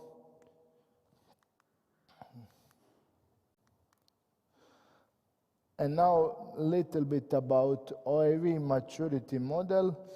We designed a maturity model to help organization to self-assess current stage and level of OAV in their organization. Maturity model is based on research and professional and research papers we had access to. Some steps of self-assessment is to measure current state, to identify strengths and fields we can improve in, to prioritize, of course, which goals are more important maybe in this time, and of course that journey this process is kind of iterative process. We must define some future state we want to be with maturity, with OAV maturity, and after some time it's recommended to reassess again to see if we did some improvement or not. So this maturity model has 4 dimensions that are fields where you think that are practically subjects about what you think when you assess OAV application. So we have architecture and technology, we have processes and services, we have vision and strategy, and 4th is people and organization. So it's not only maturity model for OAV in technical engineering aspect, it's also about people and organization of people inside, for example, NRN. These also color-coded stages are these stages. So we have 6 stages of maturity model. Of course, in computer science, we always count from 0. So it's 6 stages. We have names like sit, crawl, evoke, run, fly, and energize.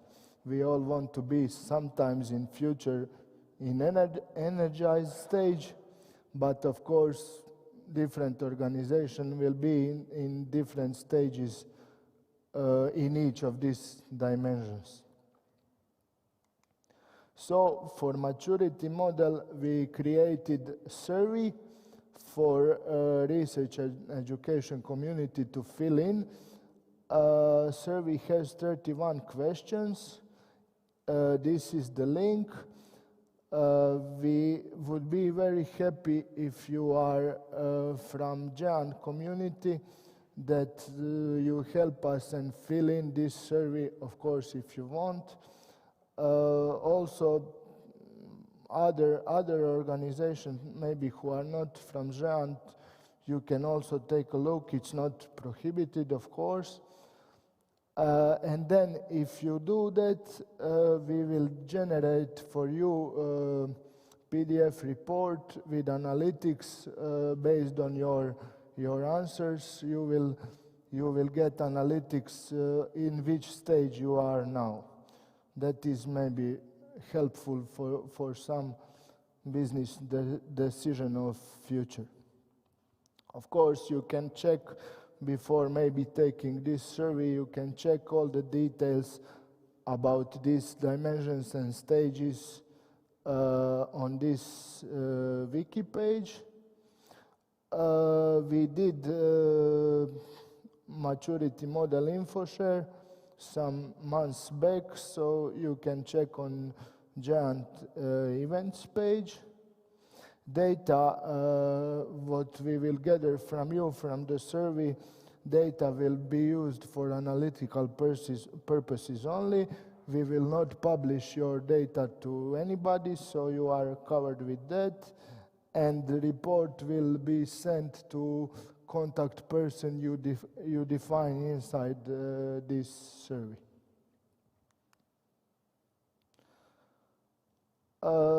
As last point of this presentation, we do some promoting of our work and OAV topics in general.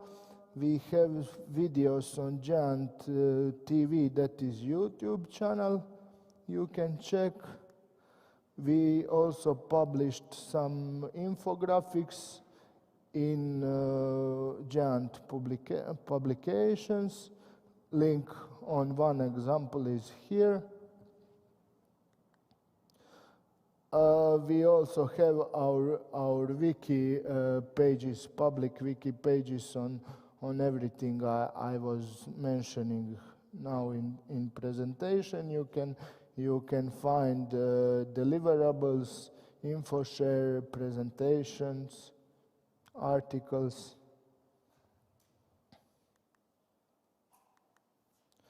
Of course, many thanks to our trainers. These are their names. They are designing all of these courses and everything I showed you now.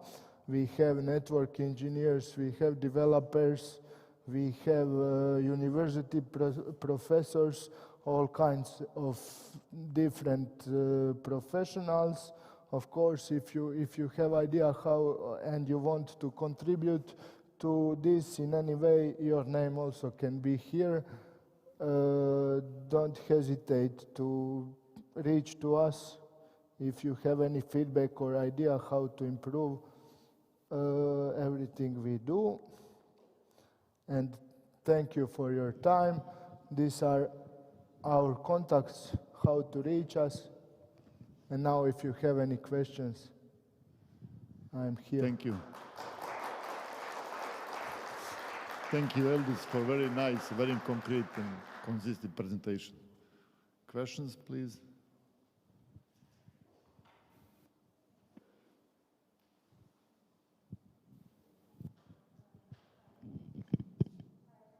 Golub, working for the project, as you will hear in a few minutes. I just wanted to say that it is not just for the research and education community, and that actually the reason why we are presenting this here today is because we would like everybody that find it interesting and useful to consider it, to use it, to get back to us, to fill our maturity model. So even those things that are restricted, with restricted access, it is using EduGain, which allows social media to access the pages, so it's really open for everyone who wants to access it. Thank you, Ivana. Any questions, comments?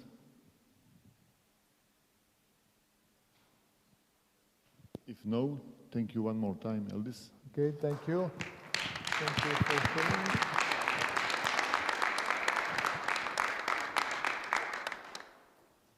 Go to next presentation. Ivana, please. Yeah.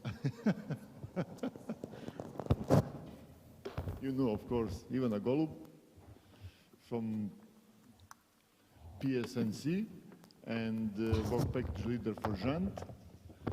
And we are talking about networking, the networkers, yeah. Networking, the networkers. Okay, Ivana, floor is yours. Thank you very much, it's a pleasure. So, okay, can you hear me now? Yeah, okay, it will be I can use this mic in the meantime. So when I was thinking about what exactly to propose for this conference, then I know that we got a lot of technical presentations. As a member of the PC, I was able to see all the topics that were proposed. So I also looked at some other dimension of our meeting here, and this is that we are coming here not just to hear what is happening in the RIPE community and what are the updates from RIPE, but also to meet with each other, to hear what other people are doing, to see how we in our work fit into what others are doing. So I was thinking that it might be useful for you to share about some global network collaborator groups, either those that are organized within GEANT or at the global level. So this exactly is a presentation about that, so something a little bit different from all the other presentations that we were hearing last 2 days. So, okay, so as a part of this agenda, we will cover a few things. One are the community groups that are organized within GEANT, so GEANT community and also GEANT project. Second part is at the global level, and there we have 2 areas. One is Global Network Advancement Group and another one is Global Research Platform. And last but not least, coming back to where we currently are, what is happening in Croatia lately. So my company is PSNC, which stands for Poznan Supercomputing and Networking Center, and I've added these few slides because I've seen a few question marks on what PSNC actually is. So briefly, PSNC is a Polish research and educational network.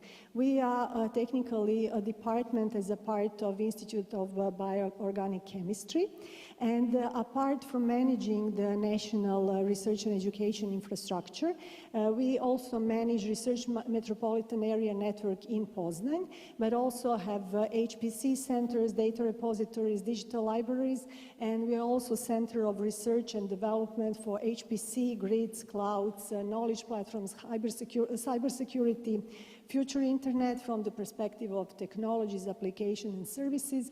We are also very active in quantum technologies, in particular in quantum communication and quantum computing and optical time and frequency networks.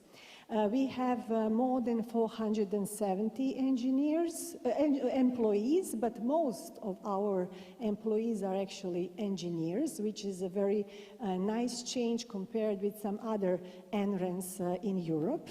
And we have 20 labs in different areas related to internet technologies and more than 80 European funded projects. We are based in Poznan in Poland.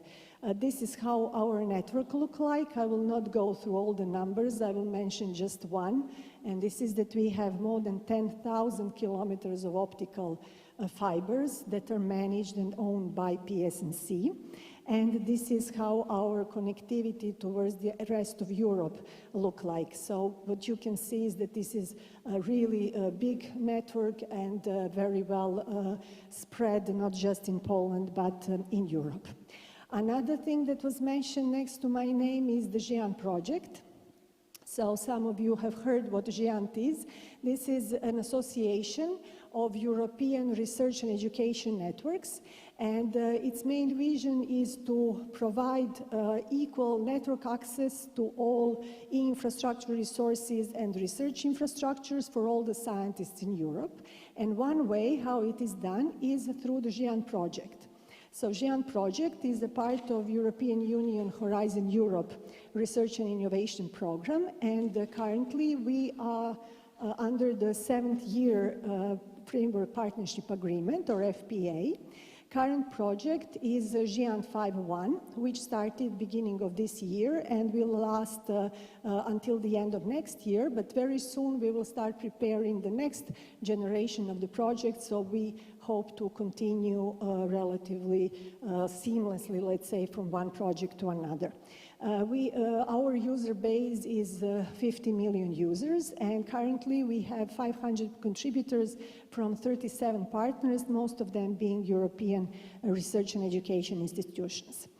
This is how the project structure looks like. It is done so on purpose to have a lot of small boxes with small letters, just to show the complexity. So within this whole GEANT project, we have 9 smaller projects, and the one that we mentioned several times today, and that I will mention a few times also, is so-called Work Package 6. So this is one of these vertical lines. It is called Network Development, and for example, the work that Claudio was presenting is a part of Task 3, which is monitoring.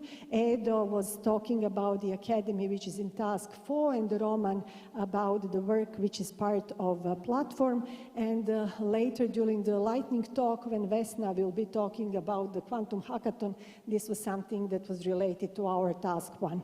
So at the bottom of this page, you can see the wiki page with more information. This work package is led by me and also my colleague Pavle Vuletić from University of Belgrade. Now back to our primary topic, which is GEANT groups and forums. Part of GEANT activity is a GEANT community program, and we also have Claudio here, who is actually the chair of a GEANT community committee. So these special interest groups that run are part of the work that he is leading. The purpose of these special interest groups are actually to enable the platform as an open forum for exchanging the information, knowledge, best practices among people that have similar interests, primarily starting from the R&E environment, of course, because this is our user base, but not limited to R&E community. So on this inner circle, you can see different areas, and then going out from them are different special interest groups that are related to that topic area. So what I will address a little bit more is those two that are related to networking. So we have a Network Operations Center, which is SIGNOC, and also Next Generation Networks, which is SIG and GN. So SIGNOC stands for Special Interest Group Network Operations Center. This is a platform to exchange knowledge, information, experience, best practices related to functioning of network operation centers. So we are targeting network operators, people that are managing networks on a daily basis. So this is one other reason why I'm talking about this today. Yes, we are coming from R&E, but when we are looking at internet networks that are based on internet technologies, then it doesn't really matter who the end user are, because on a daily basis we are looking at similar monitoring elements, looking at similar technologies that we want to implement or dealing with. So from that perspective, it is not that much related to whether we are coming from R&E community or we are working for a regulator or a telecom operator.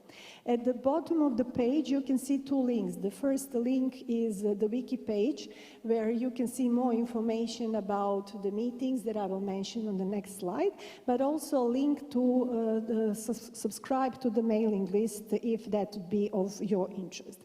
So how SIG works: we organize meetings. Some meetings are face-to-face, and we have at least 2 meetings per year.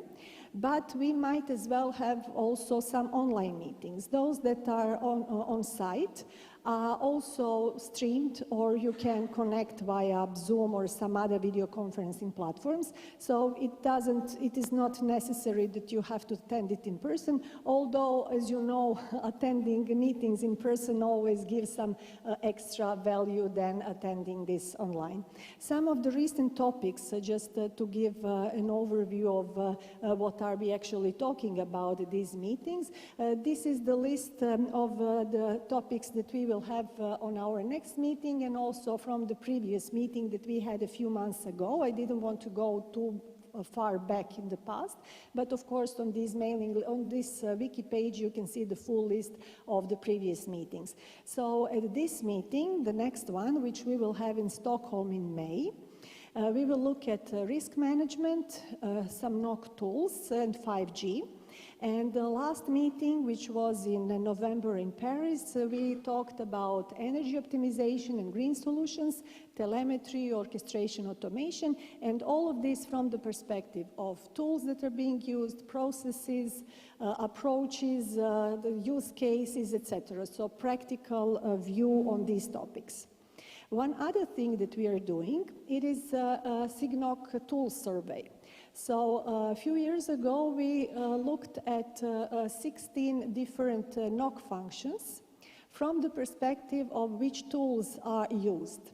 So here is the list of these NOC functions. I will not go through all of these, but the usual things like problem management, ticketing systems, reporting and statistics, security, inventory management, change management, DDoS mitigation, etc. So the first SIG-NOC tool survey was in 2011, then in 2016, and then 2019, and then this year we actually realized that it's already 4 years and we didn't do the survey. So we plan to do another one, and in our meeting in Stockholm, we plan to have a session where we will have a discussion, shall we keep the same questions, add something, delete something. So if you would be interested to join the discussion, that would be great, but definitely if you would like to fill in the survey once when it is published, that would be great. The value that we see with this survey, we think that it is useful for the NOC operators, because then if you are thinking of changing some of the tools that you would like to do in your network, then you can see what others are doing, just to see if that could be useful for you or not. Or if you have some solution that, for example, should be linked or integrated with some other tool, then you can actually see what the community is using and then decide what your next steps might be. The next group is next generation network. So here is that research part that we are doing within our community, like looking at new technologies, new solutions that might not be easily or readily implementable, but we know that they are coming. So this can as well be something that researchers, research and education community might maybe have a bit more time to look at than, for example, some operators that are more focused on a daily things, but this is something that we know is coming relatively soon. Again, the list to the page and the mailing list, and our next meeting will be in April in Prague. Some of the topics from the previous meeting are related to big science. from the perspective of use cases, requirements, networks, users, then also programmable networking platforms, and future network architectures. Within the project, we have also recognized that there are some topics that are of interest to the community. But, for example, we currently might not have some SIGs that cover that topic, or there are some work that is done within our project that people would like to know more about. So we have started to organize so-called open forums, either in a form of weekly meetings, like, for example, for the rare community calls, where we are providing support for people who want to deploy open source router operating system, which we call rare free router, or monthly calls, like in the case of Open Quantum Group meetings, which are currently run as roundtable updates from different organizations about different quantum projects. So it started primarily because of EuroQCI calls that were open for, at the European level, but also extends to some other quantum-related activities. And as Edo mentioned, Network E Academy calls are happening first Tuesday every month, or on ad hoc basis depending on the request. So here are also the contacts in case you would be interested in participating in them. So now looking at the global level, there are two groups. One is a Global Network Advancement Group, or GNAG, which is a community of network professionals from the R&E networking organizations worldwide. And the primary reason for organizing GNAG was to look at the continent-to-continent interconnections, to see how to make it more efficient for global science collaboration and transnational education. And it is really looking at technologies, but also infrastructure, investments, and all possible aspects on how to make the R&E networking better on a global scale. How it actually works, there is the GNAG leadership team that is elected by the NOMCOM working group, and the GNAG leadership team is supporting and also approving working groups through which most of the work actually is done. Working groups are meeting on a regular basis, some of them weekly, some of them monthly, and they all aim at achieving their objectives, which are defined at the time when the working group is being open. We have two types of meetings. One are community meetings, which could either happen online, in a way that we have two sessions in order to be able to accommodate the whole world. So we have one that are happening in early morning hours in Europe, and another one later in the evening. Thus, we are trying actually to reach as many people as possible. And also such meetings, these community meetings can take place also in person, and I will show a little bit more information about that. And there are also other meetings that are related to individual working groups.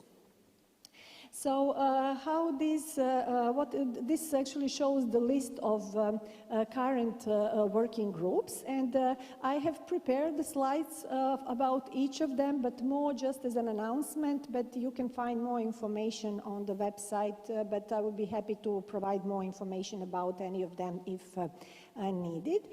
For example, we currently have 7 working groups are ongoing, 2 are proposed, and there is one that is recently closed. It is the GRAM Connecting Offshore Students that was created during the COVID time, because we had students in some cities that are actually studying someplace else, but were not able to travel. So the task was to explore networking aspects of how to provide connectivities on the best way for them to be able to attend the studies as if COVID wouldn't be happening. So one of the groups is AutoGoal Sense. AutoGoal stands for Automated Global Lambda Integrated Facility Open Lapacz Exchange. Who can repeat that with their eyes closed? Good luck. And another part is software-defined network for end-to-end network science. What exactly does it mean? So that working group is looking at the possibility to automatically create connectivity end-to-end for the users that are interested in science, so for network science needs. It works closely with data-intensive science, which is formed to support and provide the collaboration between science and network communities on addressing the growing demand for the network.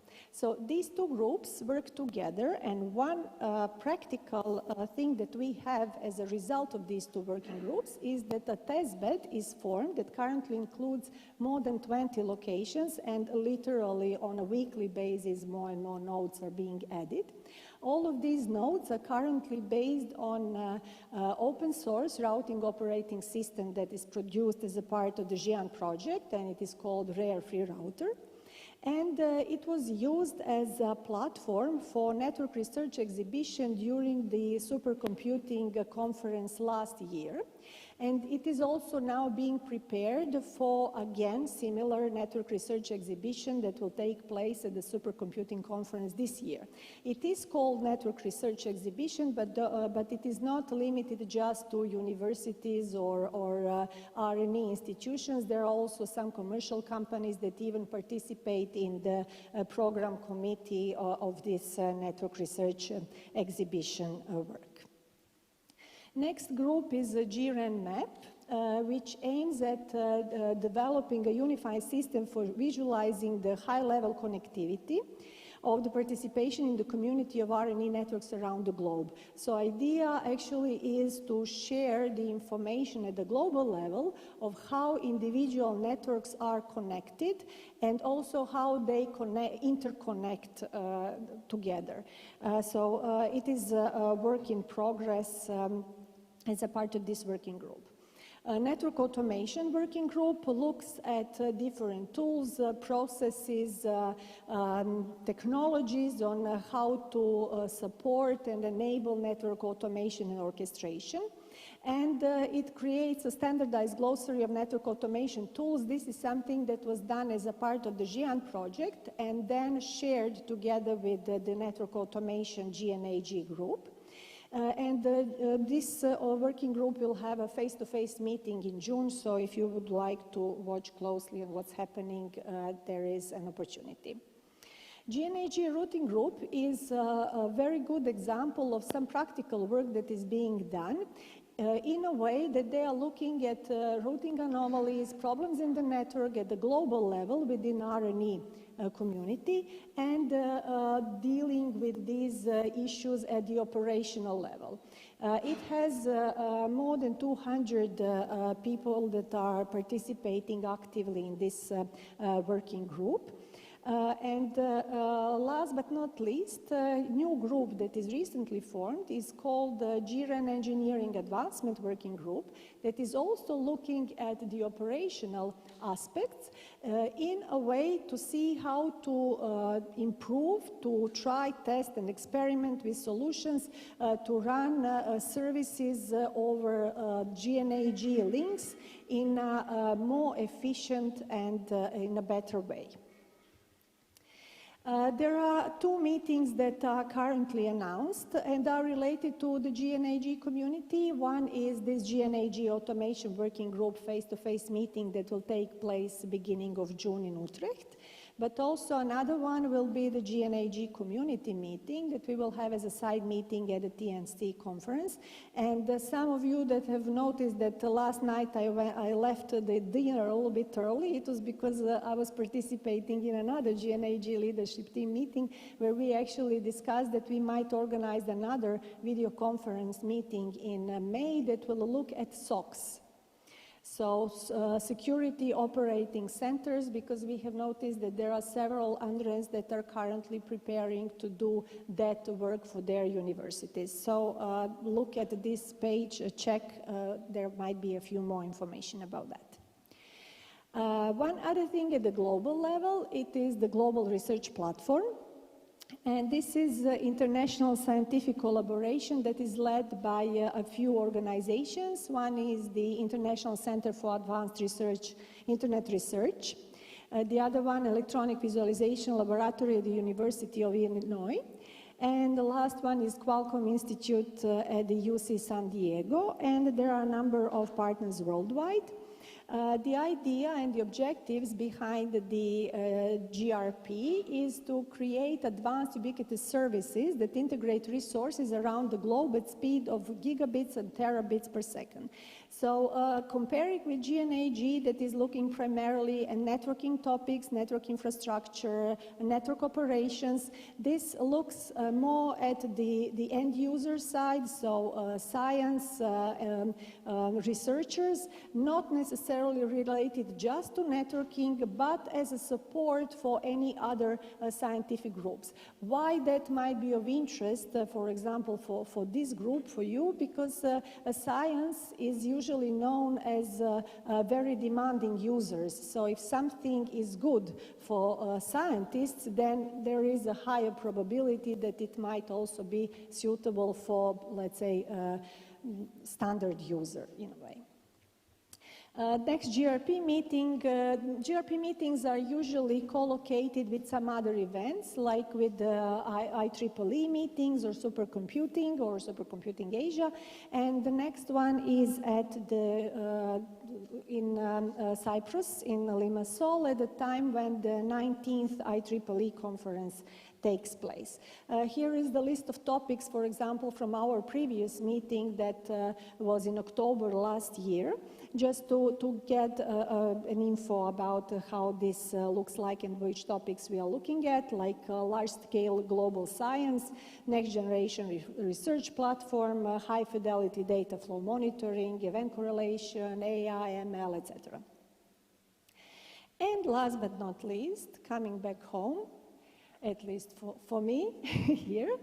Last year, a group of people from Croatia, helped and supported by RIPE NCC, decided to create Croatian Network Operators Group, or NOG.HR. We have the chair of this group here, it's Branimir here, who will come to the stage right after my presentation. So this is an idea to have, again, a platform in Croatia to similarly exchange ideas, the topics that we are working on, best practices, experience related to network operation centers. So the first meeting was in November last year, and the picture at the bottom of the slide shows how it looked like. We had 60 participants on site and 40-ish online, so approximately 100 people attending the first meeting. And the next one is scheduled for 20th of April. Again, in the presentation, you can see the link to the topics, but also registration and more about the Croatian NOG. But of course, if you would have any suggestions or comments, feel free to contact either Branimir or myself. So thank you very much for your attention. I think that we are still within the time, so I would be happy to answer any of your questions. Thank you, Ivana, for a very fast and very detailed presentation regarding GEANT activities and global research platform, and many details, many dates, many events. Thank you. Many links. Thank you. Questions? Suggestion?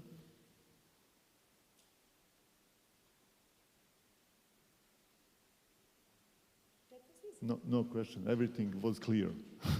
Thank you, Ivana. Vladislav.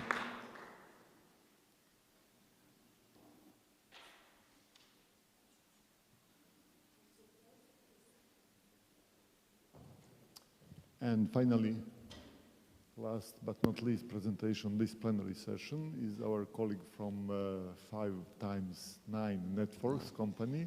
5x9 means 45 networks. Yeah, I get that a lot, yeah. Branimir Reiter. and we are talking about requirements for an active monitoring system. We heard something earlier about that, but exactly. One new approach. Yeah, it's so similar. So similar. the colleague had presented the GEANT TimeMap. So this is similar, but a little bit more, not just layer 3 TVAMP, but some other functionalities up to layer 7. So welcome. So yeah, let me start by saying that this is a commercial product. So we've been talking about like open source stuff and everything, but this is a commercial product. But I don't want to give you a sales pitch. So I want to talk about the problems we had building a active performance monitoring system, why we built it in a way we did, what were the technical challenges, and what we learned from it. So this is the background of this presentation, basically. Why we built active performance monitoring? So in a nutshell, active performance monitoring is when you act as a client and you test and you act as a client of a certain service, application, or the network, and you measure how the network or application of the service performs. So many tools on the market, you see they are like sniffing traffic and measuring from a different perspective how something works. But active performance monitoring is being the actual client, generating the actual traffic, and seeing what the actual performance is. Why would we build it? So there are a lot of tools which actually just monitor the service. So is the router up, is the link up, is everything working properly?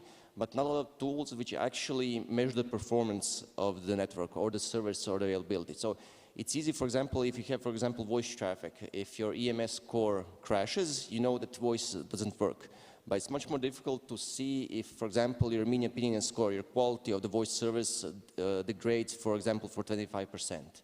It's almost impossible to catch, and without active performance monitoring, you basically won't see that degradation until a customer calls and says, okay, my voice service is really bad, do something about it. So the idea here is basically to act as a client, to be the consumer of services, and to see how it performs over time. So the existing tools, there are companies who already do this, but basically they are specialized for certain parts of the network. So it's either layer 3, like IP connectivity, or it's, for example, voice services, or it's IPTV. They're not flexible, and they're expensive. So they usually need dedicated hardware, which is like FPGAs or ASICs, and which are, basically expensive. You know. And we have, so colleagues from my company and myself, we have a lot of telco experience. So we always like to say like 6 of us from the company, so actually there's 16 of us, but like the 6 of us have over 100 years of telco experience. And one of the things we encountered really often is that when something is wrong, everybody says, on my end, everything is working fine. You know? So it's really difficult to see where the exact problem is. You know, is it layer 3, is it like a DNS, or it's somewhere else? So it takes a lot of time, and if you manage to pinpoint the issue in a quick period of time, it's like half the problem is solved. You know, then you can immediately start solving it, and the downtime will be really small, or at least shorter than it used to be. So the architecture of our system has actually 4 components. You have this centralized component called the node manager, which basically manages the distributed probe. It's your only contact to the whole system, and you basically configure everything on it. It's like a dashboard, it's a GUI. You configure everything, the probes send measurements to that point, and you visualize it there on the node manager, and you do alerting. Then you have the next 2 components basically related to the probes. Those are the framework and the probe image. Those are basically software on the probe itself, based on Linux OS. And this is where those components are actually dedicated for communicating with the node manager, taking the configuration, configuring itself, starting the measurements, and gathering the results and sending it to the node manager. And in the end, we have the measurement modules themselves, which are basically different types of measurements. Yeah, I don't know how to say it, but like you have like the TVAMP, you have like traceroute, but you have also like HTTP, you have IPTV measurement modules. So for different things, different measurement modules. We have almost, I think, over 30, well, not almost, but over 30 measurement modules, and like every month we add a new one to the portfolio. This is a picture which shows what I actually talked about just now. So the centralized component is a node manager. It sends configuration towards the probes on your left-hand side. It gets statistics for them from the probes, and the probes start the measurements, like constant measurements scheduled or on-demand measurements towards another responder. For example, we can have TVAMP responders or like a voice responder if we're talking about voice calls. We can do measurements towards the internet, so towards, for example, DNS servers to see how much it takes for them to resolve, are they under pressure, or is it slower or faster, or towards internal appliances, for example, like web servers or any other applications you might have in your network to see if everything is working properly. So we can even simulate, for example, like people clicking on a website, for example, like for web shops and stuff like that, to see if everything is working properly. This is how it looks like. So on the left-hand side, you see the dashboard. So we tried to make it as simple as possible. You see it later in the slides. And the right side, you see the visualizations, which is based on Grafana, which we also saw before because it's really flexible and really a good tool for performance visualization and graphs.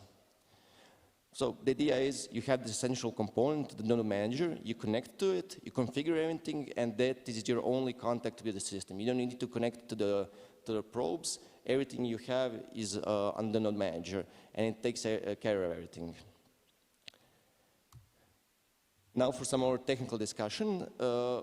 Basically, I tried to list the issues we had. So when we were designing the system, we had like some experience, we had an idea what we wanted to accomplish. So we basically sat down and we saw how we're going to accomplish this. So first of all, do we provide hardware? So are we going to resell hardware? Are we going to design our own chips?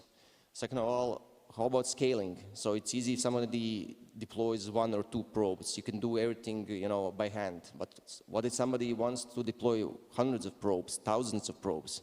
You don't want to do it manually. You need to have some sort of automation which automatically configures all of those probes and starts measuring immediately. Do we focus on one access technology or multiple? Do we do like just mobile? Do we do fixed line? Do we do over Wi-Fi? How do we manage all these different access technologies? How to handle security? You don't want somebody from the outside snooping your measurement results or like having a backdoor to your system. How does the user manage the system? Do we need like training for the users? Is it simple? Do we provide professional services to configure the system for the customer? And how do we develop new modules? So how do we develop new things to measure? How to add it to the system? How do we provision it? So these are all issues we really sat down and talk about. So we'll go through it. Do we provide hardware? No, we're a software company, so we don't want to deal with stock. We don't want to design chips. We don't want to get factories to get us to produce hardware for us. We use existing off-the-shelf hardware and we virtualize as much as possible. So all of our measurement modules are based on Linux. So we run on everything that runs Linux. So we run on the x86 servers, we run on Raspberry Pis, like single board computers, we run on CPs. And that's why basically all of our measurement modules, or most of them, are written in C and Golang, something that compiles, which takes a small footprint, because the idea is to run on any Linux anywhere. So like CPs are notorious because ISPs want to be as cheap as possible, and therefore they have as little memory, as it takes to run anything meaningful on them. But still we are integrating on CPs because we managed to put the footprint of our probe as little as possible so we can run anywhere. So we can run Docker containers, LXC containers. So everything that runs Linux, we can run our probe on it. The only hardware limitation we have are mobile network measurements. So for that, we use hats. So we use Raspberry Pis, and we use the hat. So it's like you put the mobile module on top of the Raspberry Pi, and you have like a 2, 3, or 4G hat, or 5G hat, or narrowband IoT hat. You just put it in the Raspberry Pi, and you run the mobile network measurements. So that it's the only thing we have, like a physical requirement, what we need. And the idea is the customer can buy the Raspberry Pis or the servers yourself, and we just provide the software, and we put the software on the device you want.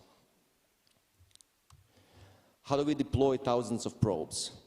First of all, we decided we want as little manual intervention as possible. So we don't want anybody, when a new probe connects, we don't want anybody to need to configure it.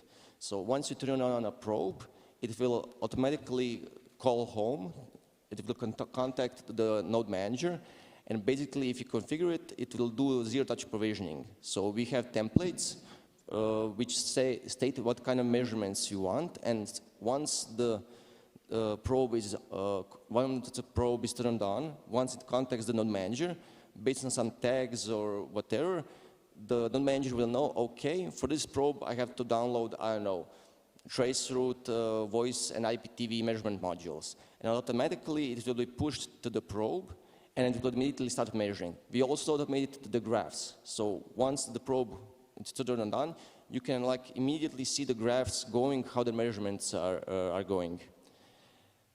One of the other things we have, which we actually discussed quite a lot, we use the pull model for configuration changes.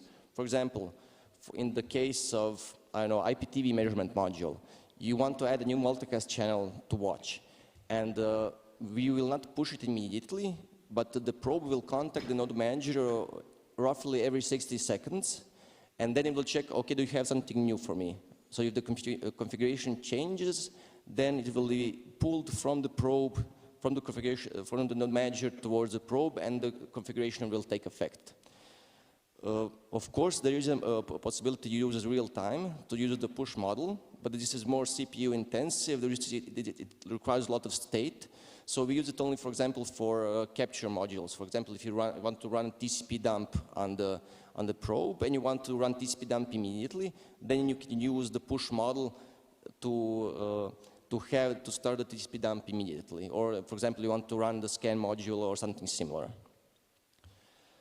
We also do machine learning because, for example, if you have like big networks and you want to measure TWAMP, so we were talking about TWAMP earlier.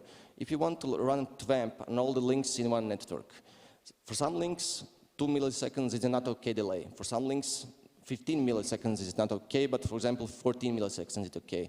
And if you have thousands of links, you don't want to configure them manually, because it will take a lot of time. Maybe you're not sure what the latency is okay for that particular link. So basically, we use machine learning, which runs, for example, a week or 2 weeks, however you decided it's okay, to learn what is normal for your network. And after that 1 week or 2 weeks, it will automatically see if something is out of the ordinary, and then it will trigger an alarm. Of course, we support thresholds, alarming thresholds, so saying if your, I don't know, mean opinion score is lower or some signature, or if your DNS resolving is higher than, I don't know, 13 milliseconds or whatever.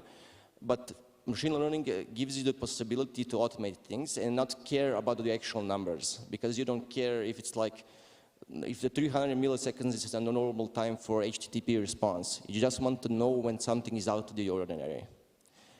We also use like proven technologies and open source products as much as we can. So we're not trying to invent something new. We want to use what is there on the market, with which people have experience and which is in wide use. So we don't want to debug stuff, you know. So we use Grafana, ActiveMQ, Jenkins, stuff like that. You know, it's like normal, let's say, normal developer products which we use as much as possible. What about different access technologies? So we have a concept of frameworks. So you have like a mobile network framework, Ethernet framework, PPPoE framework. You select your framework, which is just a type how you connect to the network, and you put your modules, measurement modules on top of it. So you can have the exact same DNS modules, which measures DNS responses for specific domains on specific servers, but you can measure it over Wi-Fi and you can measure it over the mobile network. So we don't care what type of access technology you use. You just select your framework, select over what access technology you're using, and you run the measurements over it. So you can have comparable results, for example, for DNS over Wi-Fi, DNS over your VPN, I don't know, OpenVPN, and you can have results for your DNS over PPPoE. Exact same module, but over different access technologies. That way, you keep it simple, and you can compare your results. Of course, there are some framework-specific modules. For example, circuit-switched voice. It's difficult to do that, for example, over VPN or something like that. Not impossible, but difficult. And, for example, SMS. So there are some limitations about that, but yeah. Generally, we want all our modules to be able to run over all frameworks. What about security? So the node manager is designed so we can run into the public cloud, but also in the private cloud. So we sign all the measurement modules, we use SSL encryption, and we use encryption keys which are unique per customer.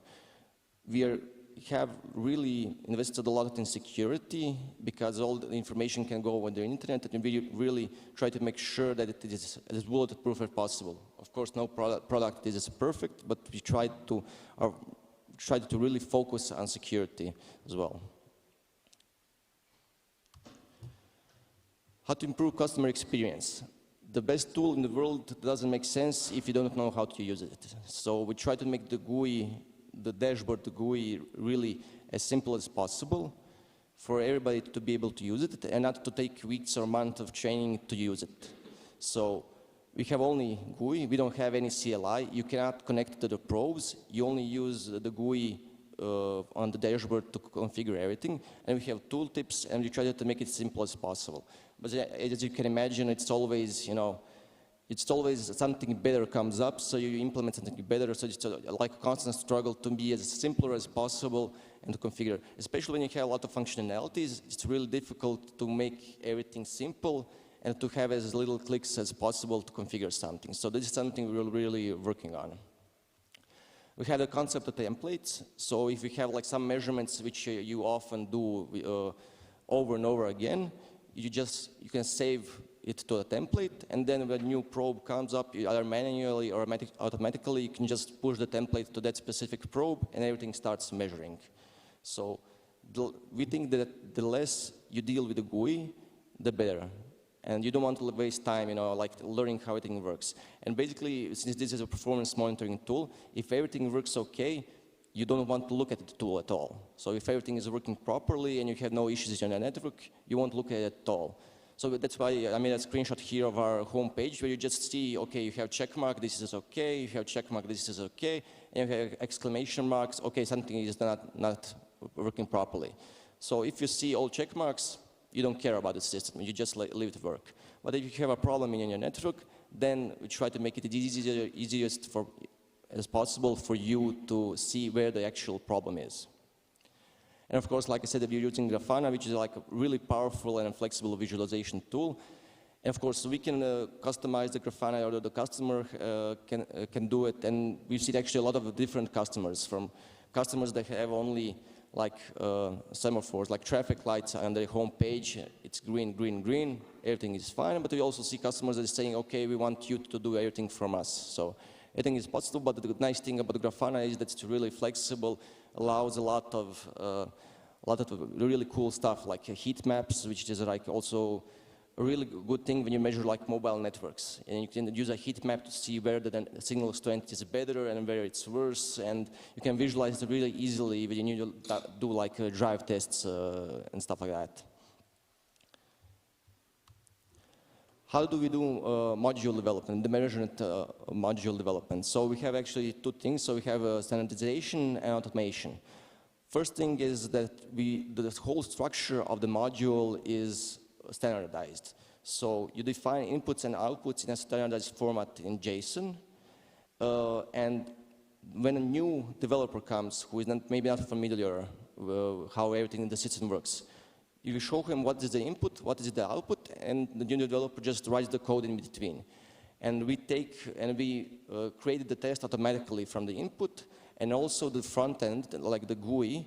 We don't statically define how you configure each and every module. So we do it dynamically. So we read the JSON of the module, and we dynamically create the input forms on the dashboard. So it's really simple and really easy to add new functionalities. So, and to add like a Grafana, to new panels and dashboards in Grafana. So we didn't want in the beginning for it to take like months to develop a new module.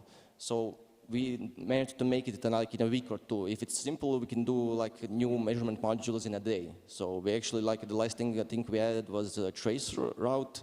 It took like a day, you know. So it's really simple, really fast, and this is our way how to be flexible towards the customer, how to see, you know, if a customer has a need to measure something new, how to add it really quickly to our system.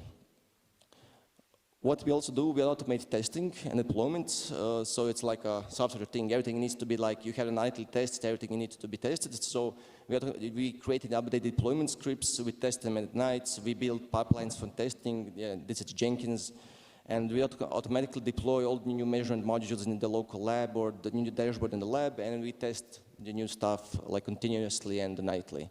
So we have a written tests for everything. So basically, developers don't like to write tests, but we found that it's something actually you can't live without. You know, if you want to make a really reliable product which works over and over again, you need to make tests, and basically you need to show that the test works. And when you change something, you need to make sure that nothing else breaks. What are the key takeaways from here? So, what I wanted to say is basically, writing code is easy. You know, everybody knows how to write code, or almost anybody, or ChatGPT knows how to write code, you know. The idea here is you need to sit down, you need to really understand what problem you're trying to solve, how to solve it, and really take your time before writing any actual code. So I think this is really the key, you know, before building any major project or software product. You need to automate it as much as you can. So in my company, there's like 16 of us. This is not our only product. And I think we've done a lot. And we just use all tools that are in the market, like Jenkins, you know, Grafana, everything we can use to build as much as we can. So I think it's a really, so I may be biased, but I think it's a really big compliment for like a smaller company to build such a tool which can like measure everything, you know. So we have customers, they ask us, what do you do? What do you measure? We measure everything, you know. So it's a problem because you can't visualize everything, you know. So we try to do your best, you know, you do like use cases. So if the customer is an ISP, we tell them how we measure like drive tests for a mobile network, how we test like BNGs with PPPoE networks. If it's an enterprise customer, we tell them, you know, how we measure your HTTP responses, how we do like stimulation of customer experience. But it's like difficult to explain to everything. I'm diverging a bit, but I just want to say, yeah, we built everything, you know, because we sat down, thought about it, we took the tools that were possible, and we built it, yeah. And also what we wanted to do, so the last point I wanted to say, is that we like to talk to customers, even if the customers don't want to buy our product. So it's okay, you know, somebody built something their own, somebody bought from our competition. But we want to know what are the problems customers are facing, you know, what is the problem they are trying to solve, how do they solve it, what is their key takeaway, what do they want to accomplish. So it's really all key information on us, because we think, so it's a little bit marketing stuff now, but we think that in a customer-vendor relation, we don't want to sell, you know, exactly. We are selling value. We want to add a value, we want to have a partnership agreement with the customer. So we are partners. We sell something, but we also bring value to the customer. So this is what we're basically aiming for. This is it from my side. Thank you.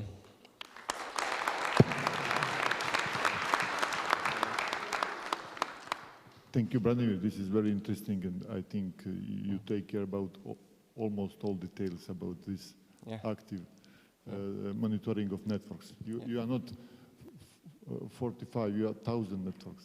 Yeah, thanks. Okay. Any questions, suggestion, please? Please. Go ahead. Hi, Roman from PSNC.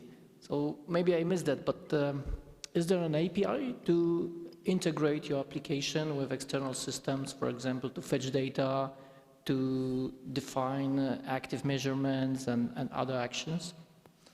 So we can, so our dashboards, basically everything you can configure on the dashboards is exposed via REST API.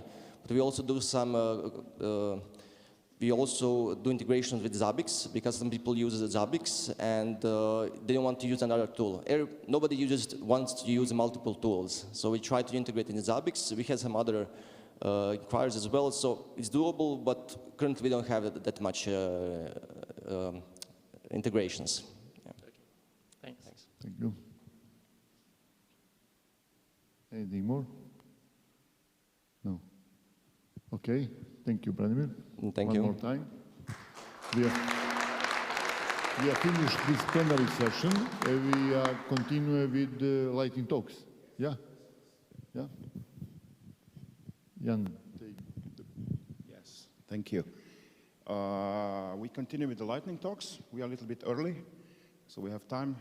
Vesna, please, you will talk about hackathons, right? Okay, thank you. The floor is yours.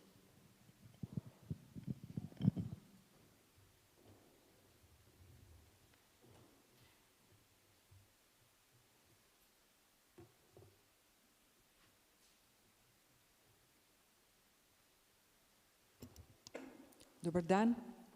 Hi, everyone. I'm very happy to be in Split. My name is Vesna. I'm a community builder at RIPE-NCC, and today our hackathons, and the main goal of my presentation is that you invite us to organize the next hackathon together, sometime this year or sometime next year. So what are the hackathons? How many of you have been on a hackathon before? Ooh, okay, quite a few. Well, for the rest of you, it's an event which is a hacking marathon, and it's based on being a hacker. I'm a hacker, look. I got a t-shirt. So the hacker, in a very classical sense of a person who is finding creative alternative ways to use the computers in a way that they were not meant to be used. Yeah, this is going to be a bit educational. So this term has been misused mostly by media to be meant as a criminal, but that's not the case. So don't say the hacker anymore from now on when you mean a cracker or an attacker or a criminal, because the hackers are actually the good guys and the good girls. And so when we get together for this like a long event, we call it a hackathon. And again, that has been misappropriated by, well, the capitalistic companies, that they would like want to use the skills of these people who are very enthusiastic and creative, and they can't be stopped. They just want to work, work, work. And so they would like organize a hackathon where they would invite people to work for free or for a pizza, and then make software that either then would be used under NDA, like non-disclosure agreement, or the people would win a big prize and create like a startup or something like that, and then be bought for cheap money by Google or something, like everybody has that dream. Now, that's not a hackathon that we organize with the RIPE-NCC. Our events are, first of all, non-commercial and also not for profit and not competitive. So we are basing our events on cooperation and creativity and connections between people, and so that's why they're awesome. Oh yeah, people do get awards, but they're symbolic, and they're mostly based on the process, not the product. So the product is software, which is free software and open source, which is given back to the community. So anybody can use it again in the future and change it and so on. This is one of the prizes that people get. It's stroopwafels, this, which is a traditional Dutch cookie, and so everybody wants to come to our events to work for stroopwafels. And yeah, you also get t-shirts, stickers, and so yeah, there's a lot of like brainstorming happening at flip charts and whiteboards, and a lot of memes too.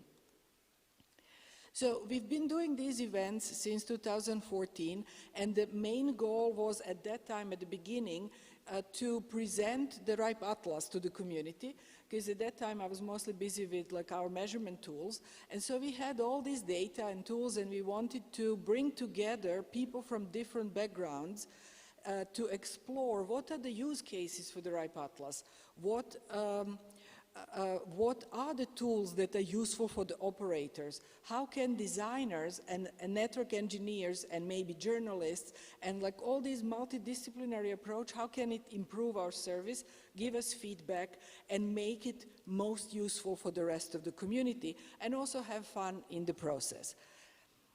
Now, from Hisham, you have heard today about our strategic goals, and this is how the hackathons actually fit with these like high overarching goals. Like with these events, we support the innovation and the future of the internet. We also engage the RIPE community and make it open and inclusive. And we promote the use of our data to make it even more excellent.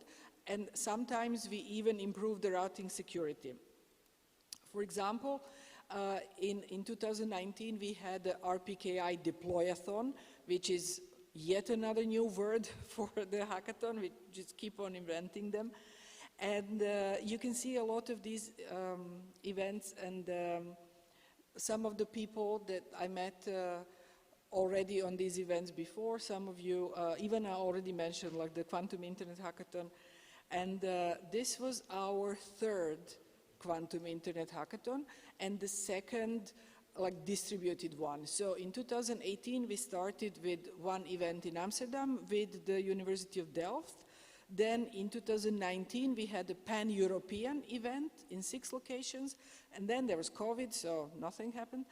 And then we had the event in December last year. So there was no RIPE meeting where we would present these results. So this is like the first time that we are actually presenting the results on a conference. So we were in 5 physical locations and we had quite a lot of participants online. In total, there was more than 80 people and there were more than 10 projects within those 2 days. And so the goals are mostly like what I already mentioned, but specifically we had quantum key distribution, which was already also mentioned as one of the educational projects from GEANT, APIs for the protocols, and then something quite theoretical, which was about sustainability. This was, as I said, in multiple locations, so we also had a lot of work to make all of that happen, and we had a lot of co-hosts and co-organizers. You can see a lot of acronyms here, and you can also see their logos on the back of the t-shirt. So we are very grateful from the RIPE NCC that we could organize this together with Ivana, thank you very much, and with a lot of other people. And of course, we are grateful to all the participants who have put their energy and their work into this event. And of course, what we always forget, the people at home, when we leave to go to have fun, they stay there, they feed the cat, they feed the children, and they help us to be able to travel and to come back and recover. So thank you.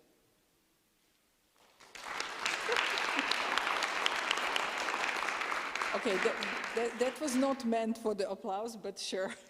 Thank you all people at home. These are some photos. So the largest team was from University of Padua in Italy.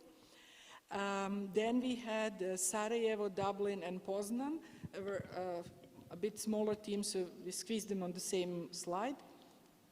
And then we had also a team in Amsterdam where I was and a few of my colleagues. And then all the results are actually available online. And since I'm not really an expert in quantum internet, quantum mechanics, it's all like science fiction to me, I will only kind of highlight 2 projects that were for me the most, well, clear, the most understandable. That was a game.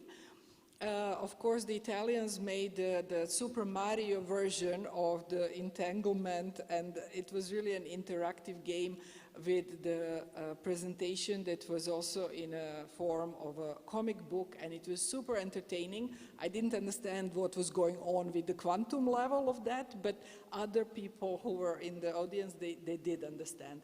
And you can find all of that code, as I said again, on GitHub. We wrote a report also on RIPE Labs. And then the second result, which was very surprising to me, is that there was a group of people who actually picked up this topic or challenge of sustainability and how does sustainability relate to the quantum internet. And well, they're both kind of abstract topics still. So they did a lot of research within these 2 days, and they came up with some recommendations in the form of paper. So you can also download that paper. And they're basically suggesting that there has to be much stronger cooperation with the existing standardization bodies. So when the quantum internet is being developed in the future, that these sustainability challenges are being picked up on this standardization level. And then the other thing is that we have to bring more and different and diverse participants and communities so that they can cover various aspects of both sustainability and ethics and justice, and not just leave it to the techies and engineers, because we have learned from all these years of developing the internet that we need to talk to different groups. So the same goes for the quantum internet. Any questions about that? Because I have the next topic. Do you want to read the question now or later? Okay, go ahead. So, yeah, sorry to...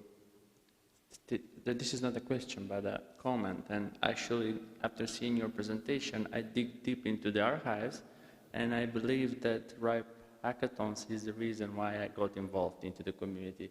In the long RIPE 71, when we hacked a probe and made it 3G, and then a few years back in 79, when we actually created the virtual probe, what you have done today. And having those 2 days hacking and playing with technology was the reason why probably later, and now I'm involved in all of this. So thank you, Vesna, and thank you, RIPE, for allowing us to hack.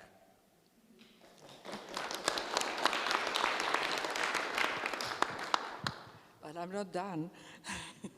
Thank you for saying this. And so this is a great endorsement, and this is why we keep on doing these kind of events. So the next one is DNS Hackathon, which is happening adjacent to the RIPE meeting in Rotterdam. So in the weekend before the RIPE meeting, there will be an event, and again is co-organized with a lot of partners, like really big names in the DNS industry are supporting it and co-organizing it. Again, there's a lot of acronyms here. We came up with a cool slogan, which is connect to port 53. And, you know, it's a pun. DNS, port, Rotterdam, port. If I have to explain it, then it's not really funny. And we kind of limit participation on the 53 participants again. And we are kind of full, but some people will probably cancel. So there is still a waiting list. You can still apply. So the general topic is DNS, and it's always DNS. But we do have also other three like sub-challenges, sub-areas, which is sustainability, security, and sovereignty. And so people have been suggesting like more specific projects within these areas, but we are of course still open to more ideas, because it will happen at that weekend. So there is a lot of like spontaneity when people get together and they start brainstorming, and then we'll see what happens. So having said that, it's really a short time period, and it's very intensive, but it's still very limited to 2 days. So the continuity is very important. So I said we've been doing this now for like almost 10 years, and the work on these projects actually doesn't stop after the hackathon is done. So it's being picked up. Only some of them, maybe 5% of them, actually continue being worked on at maybe IETF hackathons or the next event. And so if you want to take part in the meantime, we have a mailing list and forum and GitHub, so there is a lot of possibility to get involved. Or, as I said, it would be good maybe to organize an event in this region. So invite us, let's talk about it, like how can we do it together. And yeah, maybe at the next SE meeting, I'll be presenting the results of another hackathon that happened in the meantime. Our main focus for this year is routing security. So if we can organize a hackathon about RPKI, that's perfect. But the other topics are also welcome. So I've heard throughout this conference here that IPv6 is really important, and maybe even IPv6 security. So we could explore that in the format of the hackathon or something else. These are the events that are already scheduled. So this is where the work might be happening. And then there is, of course, the next RIPE meeting, which will be in November. And about sustainability, there is this academic conference that is also very inspirational. So I will finish here. And if you have any questions, let me know. And otherwise, we celebrate with Vladislav and his involvement. Hi, Lee Howard, IPv4.global by Hilco Streambank. On your slide announcing the DNS-based hackathon, I think it says April 20 through 21, and I think that's probably May? That is correct. Okay. Thank you. We are going to upload the correct version of the slides. Good, because I didn't want to get there and stay a month. And Thank you so much for the correction. Any other question? Yes. You're sparking a discussion. Hi, my name is Anna. Are these, oh, it's very loud. Are these hackathons targeting already professionals, or would they be targeting as well students, like bachelor students, for example? Yes, thank you for that question.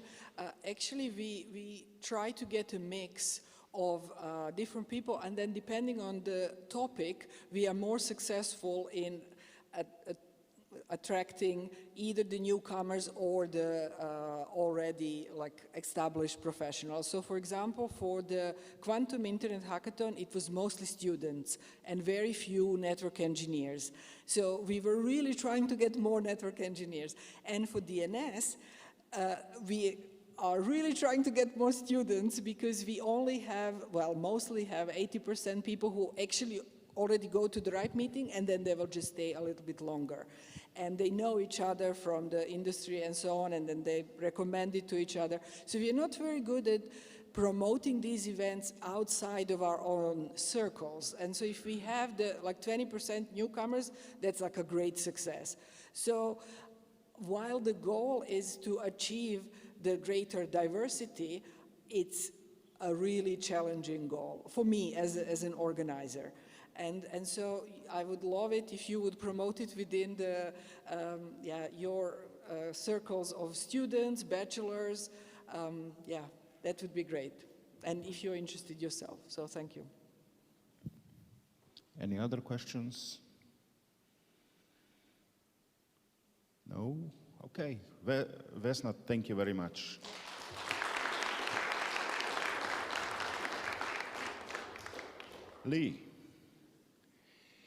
Lee Howard will talk about IPv4 market transfers, and let's see how we are doing with IPv4 these days. Hi. Good afternoon. My name is Lee Howard. I'm with IPv4.global by Hilco Streambank, and I give my marketing team a hard time about how long that is to say every time I have to say it out loud. Everyone should deploy IPv6. There, I've said that, so I don't have to say, you know, so we know that, right? If you haven't already done it, you should. I'm going to talk about the history and where things are and have been going with IPv4 transfers. So this is year by year, how many addresses have been transferred from one organization to another. And you can see, and this is public data, all of the RIRs publish all of their transfers. When I collect this data, I remove all of the transfers that are designated as mergers and acquisitions. That's a little harder with RIPE sometimes because people sometimes apply under just updated policy rather than M&A policy. So, but I do what I can to try and normalize that. And it's pretty even, right? You can see it's been about 40 million addresses per year, every year, except for a couple of years. In the early days of this market in 2015, we hit 60 million. There were 2 years, 2017 and 2018, where we were also up in the 65, almost 70 million addresses. And there was one particular buyer for those 2 years who really needed a lot of addresses. And that sort of combined with all of the rest of the market and really pushed up the number of transfers. They decided they were full, didn't get any more addresses, and so they've left the market, and it sort of came back down to this kind of even base level. There was something that happened in 2021. Maybe some of you can still remember what was going on in 2021 that may have reduced the number of addresses being transferred. And then last year was sort of a normal year. Here I've done just the last few years. This is quarter by quarter. Doing month by month is too spiky. You can't see any patterns there. But even here you can see at the beginning of 2020, sort of the first 2 quarters of 2020, suddenly as people started going home, a lot of network build-outs were put on hold. People stopped doing a lot of major projects, and so the number of addresses being transferred really came down. And then there were a couple of things that happened in the third quarter of 2020. The WIDE project in Japan released almost all of a /8 to be auctioned off and the proceeds to go to a foundation in APNIC region. And so in the third quarter, they sold a /9, and that certainly pushes up the number of addresses in that quarter. And then they transferred a /10 the following quarter and a /12 the quarter after that, but there was another major transfer. So that's sort of why in the middle of the 2020 and 2021, we have these 3 quarters with spikes there. There was this one very unusual event that did push up the numbers quarter by quarter. And then we can see sort of the rest of pandemic slowdown where not a whole lot is going on. 2021, actually, we started seeing a lot more demand for IPv4 addresses. People started saying, okay, so it's been a year, we kind of need to get back to what we were doing and building networks. And so demand went up very, very high. A lot of people needed more IPv4 addresses. What they were finding is the projects that had been restarted were the projects that needed IPv4 addresses, not the projects that were going to make IPv4 addresses available. So demand was really much higher than supply, and I'll show you how that affected pricing in a minute. I think, and then over the course of the year, prices went up. Demand was high, supply was low, prices went up, and I think then a lot of people came back to the market and said, oh, the price for addresses is really high, and so more and more people started to sell their addresses, and therefore prices have come back down. Let me show you what that looks like. This is public data. We published this. I've highlighted on here the /15s and /16s, just to show a difference in trends. So you can see over time, as the history of the publication of this data, you can see it's a fairly linear growth in price, right? It's roughly about inflation. So maybe 10 or 12% per year, maybe sometimes a little bit lower than that. So fairly, fairly linear growth until all of a sudden, as I mentioned, in 2021, prices really went through the roof. They roughly doubled in a year, and that was because there was just a lot more demand than there was supply. And then in 2022, we started seeing, it's also very interesting, let me point out, back in the earliest days, prices were all over the place. Those dots, each dot is one transaction. Prices were all over the place. As soon as there was some place that people could see where what prices were looking like and were aware of what other transactions were going on, the prices converged very quickly, right? If you know that the last person spent $10 an address, and then you're going to spend $10 an address. If you know the last person got $10 an address, you're going to ask for $10 an address. So rather than some people selling for 20 and some people selling for 5, the numbers came very close. And that stayed that way for a long time. There was a sort of a narrow band of ranges of transactions until last year. And all of a sudden, prices did this again. And you can see there's this wide band of prices now. I think the highest one we saw was about $61 per address. And that seemed pretty high. And suddenly at that point, the prices started coming back down. Part of that, I think, was a lot of people say, this is my guess, is a lot of people saying, oh, wow, prices are really high, I'm going to go sell addresses. It's time for me to sell my addresses. I also think I did some analysis 10 years ago that was comparing the price of carrier-grade NAT and the risks, the challenges that it can bring to the price of deploying IPv6 and the price of buying IPv4 addresses. And around $40, $50, it looked to me like you might just be better off doing carrier-grade NAT than buying addresses. So, but that's of course different for every network, but I think there may be some people who still went, you know, this feels high. This feels like one address per customer is right in how much I'm making per customer, and I can't really afford that price anymore.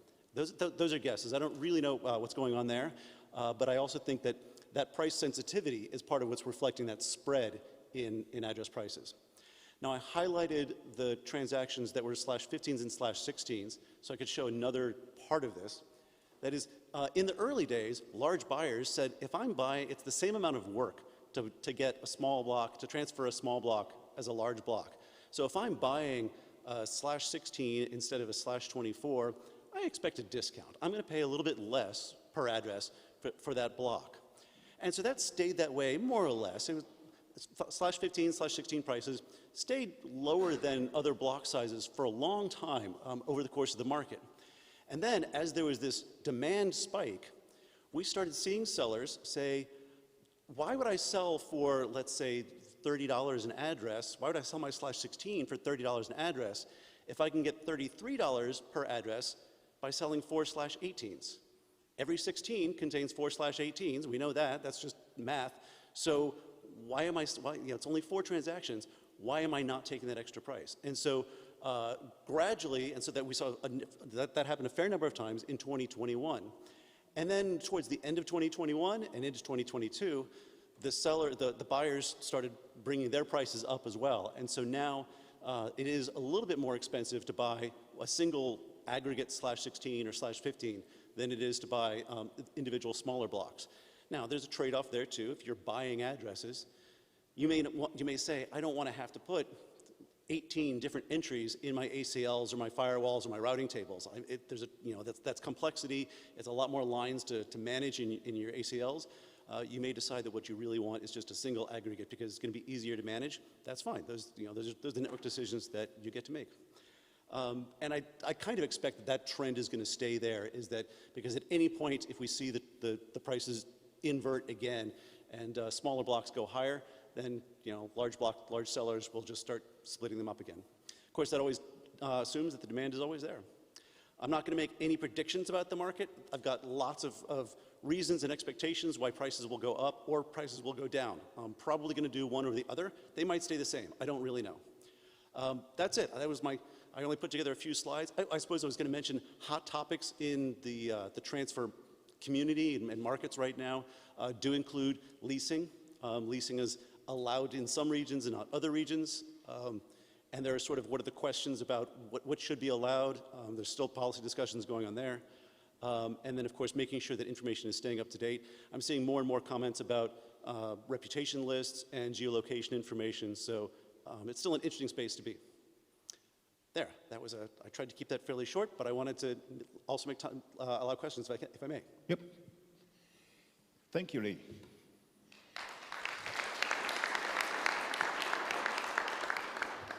Any questions? This is Google Translate. I don't actually know if that's correct, so maybe somebody can tell me. Oh, good. It's okay. You know, when I was looking at the prices on your last slide, I remembered Pete Stevens at the last RIPE meeting when he said, I have a Raspberry Pi that's worth $5. Right. Why would I put a $60 worth IP address on a $5 device? There's no point in doing that. Yep. Yeah. So deploy IPv6. Deploy IPv6. You started with that and you ended with that. Excellent. Thank you, Lee. Sanel, I'm really sorry I couldn't make it to Sarajevo for the first Bosnian NOG meeting, but I will be eager to hear your report. Thank you.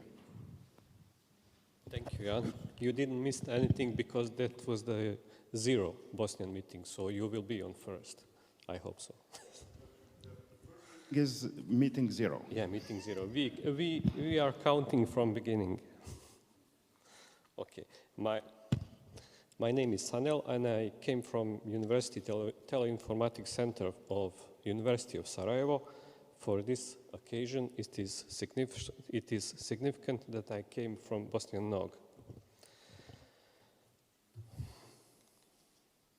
So, I have worked for University Teleinformatics Center for 10+ years now, and from 2019 I work for Bosnian IXP. Our center is manage very diverse range of tasks, and I will highlight some of the points of interest for me. And we are running the Bosnian.ba domain name. We are running, of course, our Bosnian IXP, and we are University ISP as well.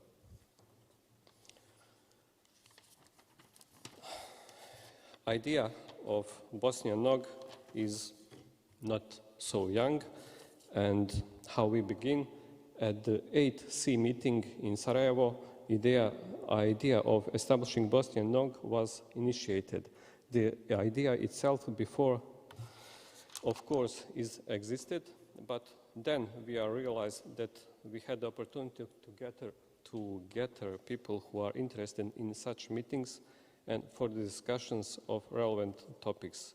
After several conversations with Jan and with Hisham, my colleague Enes and I saw that there was a chance to start this initiative, so we need to thanks to Jan and for Hisham and to Hisham. Our first meeting on March 22nd, after 2 years from idea initiation, we hold our initial NOG meeting, which we officially called the 0 meeting because we found it appropriate and we consider it like a preparatory meeting. So our first meeting will be somewhere in autumn. On this first meeting, we are gather around 20 people from ISPs in Bosnia and from other companies, mainly companies connected with ISPs and with I don't know, with academy, and with system integrator companies. Along with those people, with online presentation, there was Alexandros and Ibrahim from RACI, and thank you again. And on that meeting, we saw that there was some interest in this initiative and in meetings with the topics of interest for the community in Bosnia and Herzegovina. So we decided to prepare another meeting for this autumn, which will be more I don't know, specific, more broader than this one. There is agenda and additional information which could be found on www.nog.ba, which is our website. And we are supported at this meeting from Cybersecurity Excellence Center from Sarajevo and, of course, from RACI. What we have so far? So far, we have managed to gather a community that we consider to be initial community for this initiative. And we managed to get some services that we think could be helpful in our work and communication within the community. We believe that we achieved some visibility inside Bosnia and Herzegovina and also outside of the BH community, and we will try to achieve a certain level of cooperation with the other similar, mainly with the other similar communities outside Bosnia and Herzegovina. So if anyone interested to contact us, please.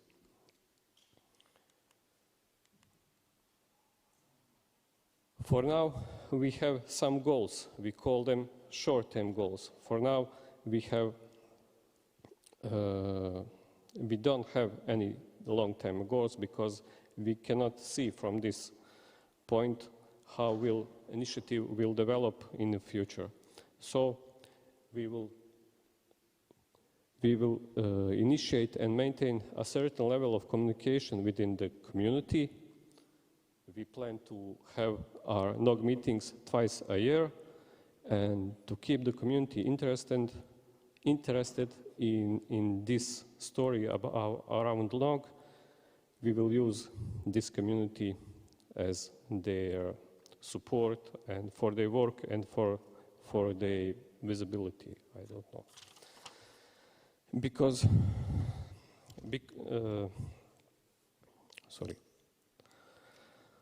to maintain this initiative, we had to establish some legal entity for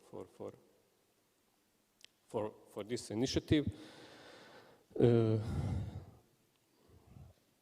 So we established the association that was registered in 2020 at the beginning of the lockdown, and that's the reason we are somehow late with this first meeting. And because of that, now initiative is established through this non-governmental association, because we realized that the formal management of the initiative is required, so we establish this legal entity with official state authorities. So now we are for our own. And that's it. If you don't have any questions. Thank you. Thank you very much. Any comments? Yes. Hisham, Ibrahim, RACI Channel. I just wanted to acknowledge the great work you and your colleagues have been doing in UTIC. As you mentioned, 2018 when we came, there was no exchange point, there were no root servers, there was no NOG. You guys made that happen. It was great effort, and I very much appreciate working with you guys. So thank you. Yes, thank you very much.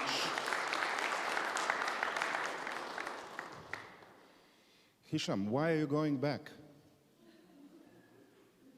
You want to walk, huh? You want to walk a lot. Please, some final thoughts and closing of this meeting. That's it from me. It was a pleasure to see you all. Thank you very much for coming. And, well, probably I'm stealing your thunder now, right? Yep.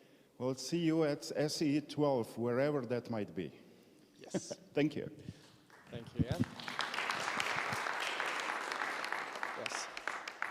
So to answer Jan's question, why was I walking away? Because I didn't want this meeting to end. Because if I'm on this stage, that means it's closing, right? I want to say a big word of appreciation to everybody that's still in the room after these 2 full packed days. It was really great. We really appreciated having you, and thank you for making the meeting the success that it was. I have a couple slides here to acknowledge people that put a lot of effort and work into this meeting and the success that we've witnessed here. The meeting had 109 participants from 19 different countries. We had 46 participants that were newcomers, and we always like to have new blood coming into the community. You might have heard my colleague Alena talking about how we look at these things, but we also want to retain them. So we ask the people that did come to these meetings, please come to the next SEE meetings in the future. If you look at the country distribution, it's very easy to guess that the lion's share of that goes to Croatia, but we also have good representation from different countries in the region here, in the Southeast European region. Again, if you followed my colleague Alena's talk, that's something we also care about because this is a regional event.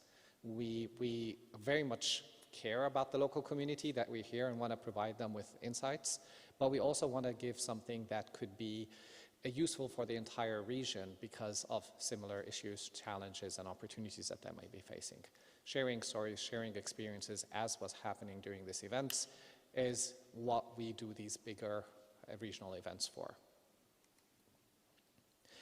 I would like to thank our local hosts, because without them, we wouldn't have been here. They were amazing. So please put your hands together. And Karnat, are they in the room? Yes, please, come on stage, please. I think we have a small token of appreciation.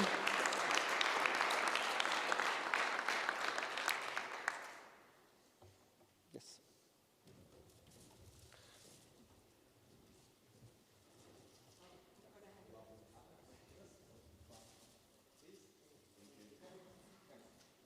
Thank you very much. We'll come again in 10 years.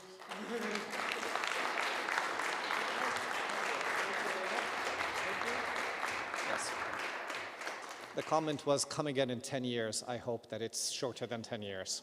The joke being the first SEE meeting was in Dubrovnik, and now the SEE 11 is here. I also mentioned the program that you guys enjoyed. And again, there are a lot of good people that put a lot of effort into making that happen. I'd also like to acknowledge the PC members. Please, if you can come on stage and get the recognition you deserve. You know who you are, your crowd is out there.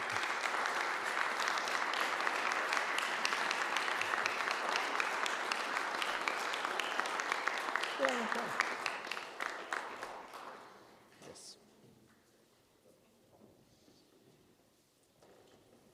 So, please, we can line up for a photo and people get their gifts. They put a lot of effort into trying to find the content, into trying to put the agenda together and find a sequence that makes sense. There was also the great panel that we had yesterday and the efforts that was put from Alena to do the work, Jelena to do the work, but also in putting the panel together. So that was very much appreciated, and I hope you guys enjoyed the agenda that we had. So, yeah. Thank you. Yeah, thank you. Thank you all.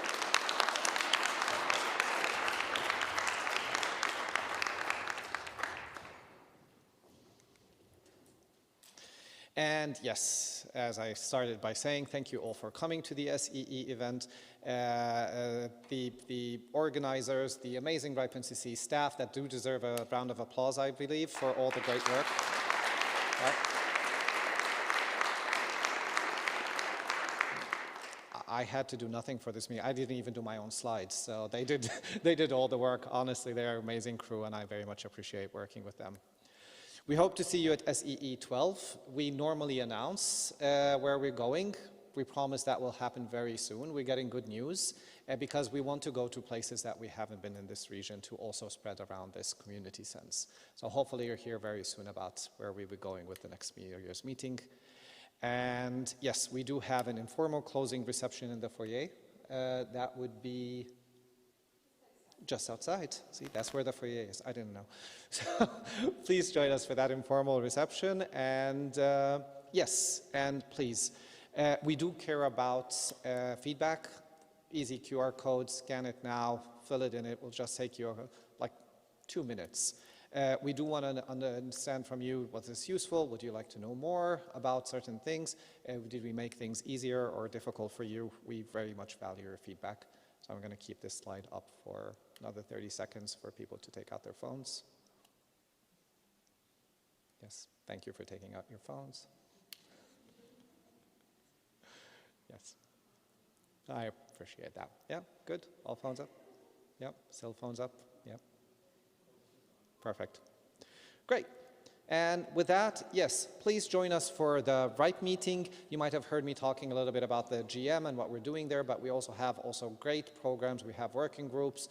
We have a very interesting agenda, and you get to meet people from throughout the entire service region and beyond that come and talk about very interesting things related to IP version 6, or open source, transfer markets, geopolitics, and more. So please, if you can, join us in Rotterdam on the 22nd to 26th of May. And if you cannot, you can still follow and participate via Mythical and be a remote participant at the event. Our next meeting in the Southeast European neighborhood is the RIPE NCC Days in Sofia. I got a question earlier about, Miriam, I see you at the mic. Did you want to say something about the RIPE meeting? Yeah, Please. I'm sorry to interrupt. I just realized that I don't think I mentioned that yesterday. The call for proposals for the RIPE meeting is still open until the 14th, I think, 14th or I think the 14th, next week. It's on the website. If you go to the RIPE 86 website and you go to propose a topic, you'll see the deadline. So there's still a week or so that you can propose some topics. And I already spoke to some of you here because I think some of the content here would also be interesting for the RIPE meeting. So just wanted to add that. Sorry, go ahead. Perfect addition. Thank you for that, Miriam. And actually, yes, if you have a talk, please make a point of submitting it. But the feedback that I heard from the PC, and we have a PC member of the RIPE PC sitting in front of me, is that we got really great submissions so early on. So you can be ensured that you're going to get a great agenda for the meeting as well. So let that be an incentive for you. Like I said, the meeting in the neighborhood, in the Southeast European neighborhood, coming up would be the RIPE NCC Days in Sofia, Bulgaria.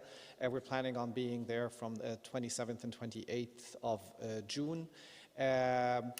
Similar to the work that we've done here, but we also do deeper dives in countries to talk about topics related to them. Somebody asked me earlier today the selection of Sofia and how do we do this.